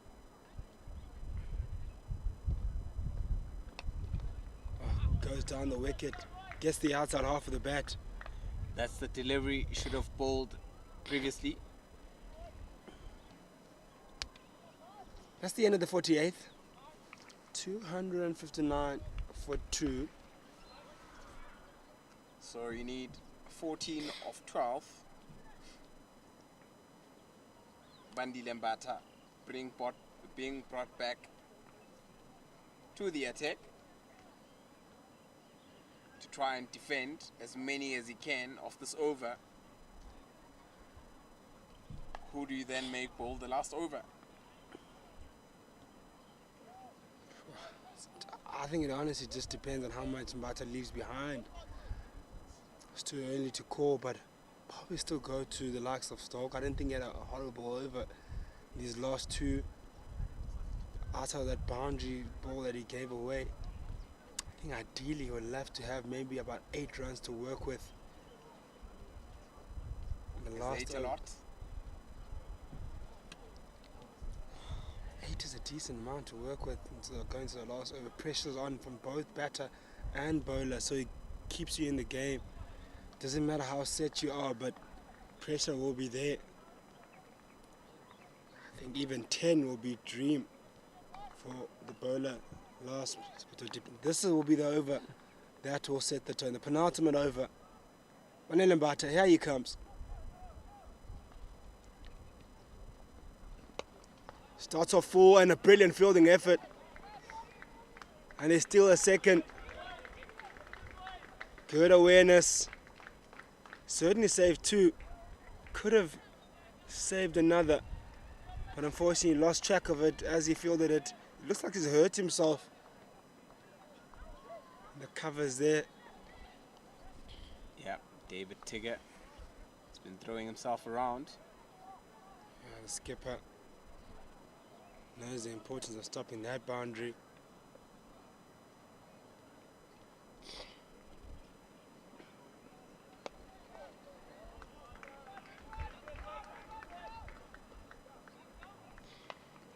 Mata's bowling about 2-4 on this over. It's allowing them to drive at ease. What he did so well in his bowling initially was that back of a length line. Yes, they want to bowl too short, but that back of a length fullish line was the challenging length that kept Wenbro and Impalas quiet. Up in the air, but might not carry. To only be a single though. Yeah, those are the chances that Mbata is trying to create. So far has bowled a very decent over. 2 more dot balls. We spoke about a 6, spoke about an 8. 3 magic balls will definitely put pressure on Limpopo.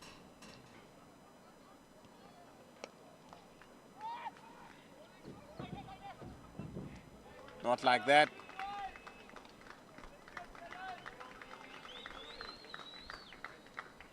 Everything seems to be going Limpopo's way today.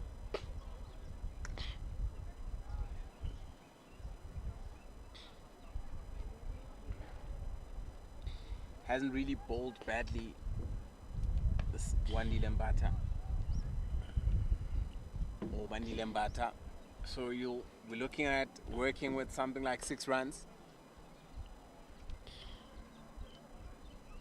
really, really going down to the wire.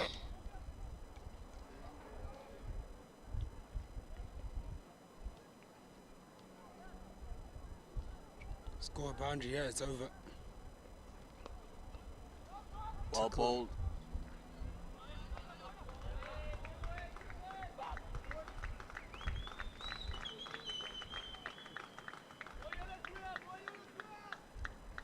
How brilliant has this partnership been? 165 it's worth. Scoring way more, almost over the half of what's required of the total. Ludwig Kersner, 142. What a brilliant performance has been from him.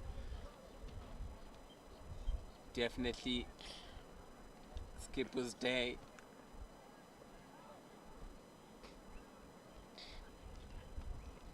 Up in the air, could be opportunity to take a catch. Yet another one, taken this time. Ho ho ho, drama. Taken off the very last ball. It is Sipho Potsane, who's done the job, shows his mates how it's done. And suddenly, we've gone quiet in the field. Very good innings from the skipper, Ludwig Kersner, who walks off with 142 of 134. Has become very interesting now. Yeah, certainly. It's not over just yet. Only 8 runs this over has gone for. So certainly a 7 could be enough for the CSA emerging side. And what a performance from Ludwig Kersner. Was trying to finish it in with one hit. Imagine had he been caught earlier by Bandile Mbata, we would be telling a different story. Now what's going to be important now is to shut down those twos. Because boundary scoring hasn't been the easiest. So what's going to be important here in this final over? As if the ball goes into a pocket of space, the fielders on the boundary maybe need to come in just a few meters in to restrict that single or that double. The new bat at the crease, and we saw Mutswiri hasn't been as freely as he would have liked as a boundary scoring. Add pressure on that, got a whole different ball game on our hands here. Final over, CSA emerging will literally be grabbing this out of the hands of the Wenbro Impalas, who looked like they were the winners for the longest time here in this game. But here's the over now that makes it all count. This game has changed hands so many times. Very interesting. It's a game of margins. 2 good balls. This over puts the pressure back on.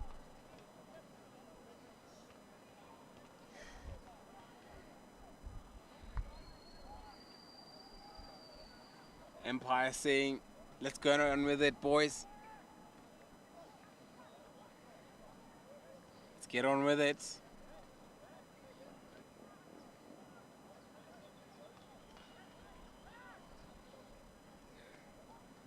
Plugging that mid-wicket region, trying to see who's the quickest there and trying to get their best fielders in the right areas. 7 more runs to win. Steven Stoke with ball in hand. Mutswiri with bat in hand is on 52 of 85. He's the in batter. He'll want to face majority of this over. He'll want to win it for his side. He's been the mainstay. He's been the guy. Responsibilities on his shoulders now.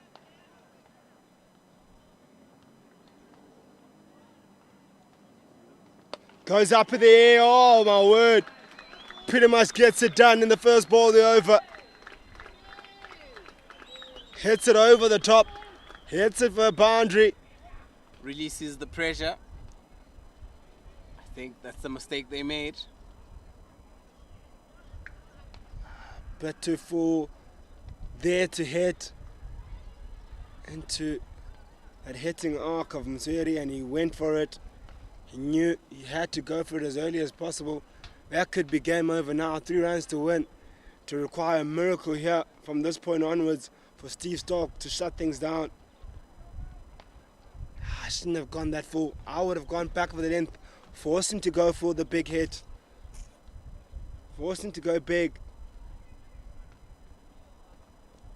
That shot was a safer option. Go back of the length.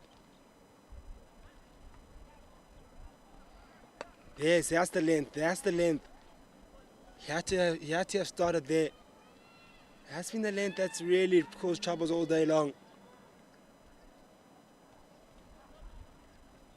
It's not over just yet. 2 more dots here. Tell you what, this game of cricket is a funny sport. You think everything is all done and dusted. Then there's a new batter at the crease. Can't seem to pick it at all.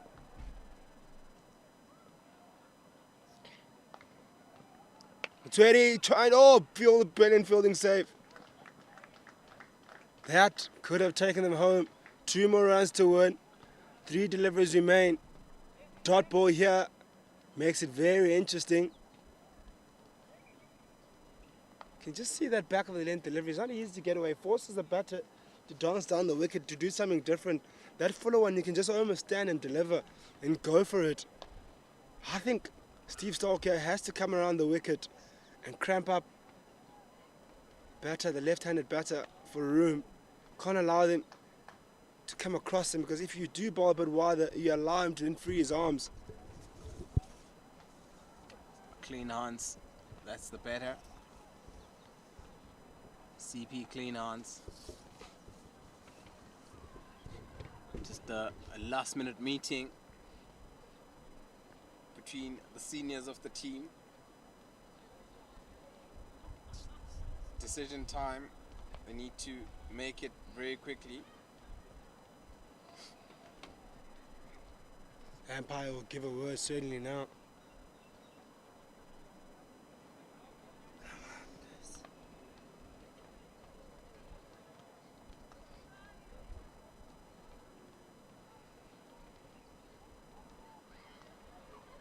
Give all the messages you want.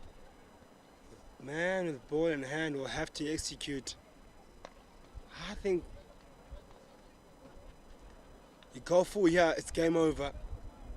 Go back of the length, around the wicket, gives you a chance.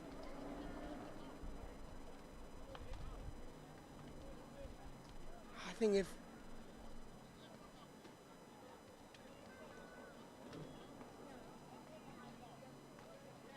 I was a keeper, yeah, I'd come in a little bit closer. Come a tad bit closer. And if to avoid that run being made off the bye. Plenty of fielding changes.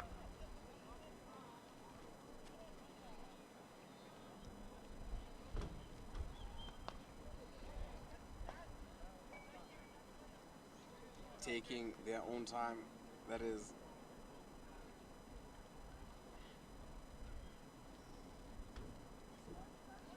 Three of 2. Top ball gold. Wicket gold. Up and over. I said if you go full, it is game over. And he went full. Went for 4. Easy picking from Klein Hans. Gets the winning runs. And Wenbro Impalas win by 7 wickets. Brilliant chase from them. 274 run chase. This is the highest successful chase they've had in their history.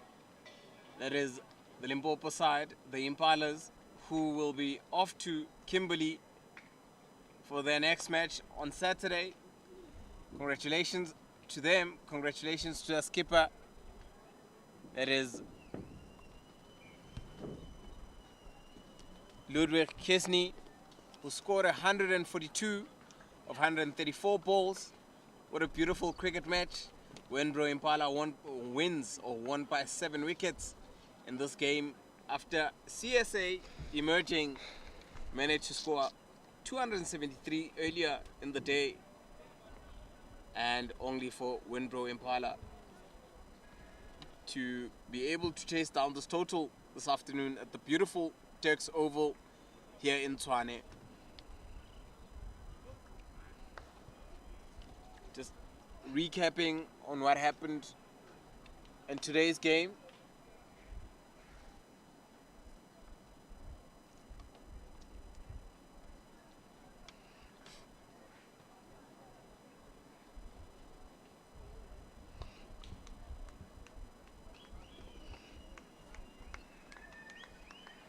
See the two sides walking off, and I Just- see Matsuri being clapped off. Yeah, just recapping on what happened in today's game. We had Etienne Brett scoring 15 of 21 balls. Tyler Trenisworth making his 50 of 53. The man to talk about, the captain who spoke about having to bat in long and very deep, and that is what happened. Ludwig Kessner, the skipper, being caught on the boundary for 142 of 135 deliveries. The damage had already been done. Emmanuel Matsuri.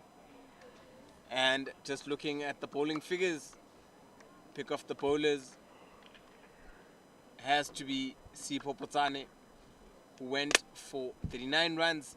David Tigger, unfortunately wicketless, went for 38. Bandi Lembata also took one for the 33 runs that he went for. Dylan Boyce was a bit on the expensive side, going for 41.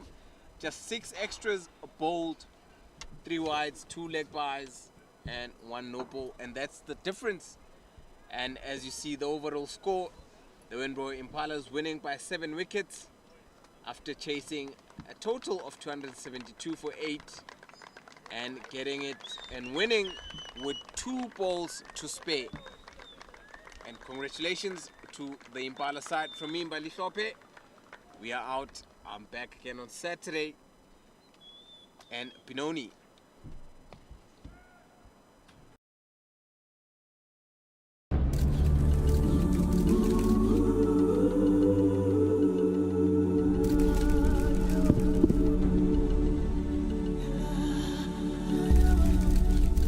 Sometimes I just don't get people. They see things, but they don't say anything. They hear things, but they carry on. And the quiet just stays there.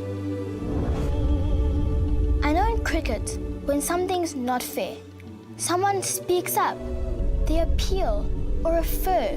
They don't pretend it didn't happen. They stand together. Maybe that's a lesson that needs to be learned from cricket. I wonder why it's harder to do that when it's not a game. Why people turn away. Why they keep quiet. Because quiet lets things carry. They see things, but they don't say anything. They hear things, but they carry on. And the quiet just stays there. I know in cricket, when something's not fair, someone speaks up. They appeal or refer.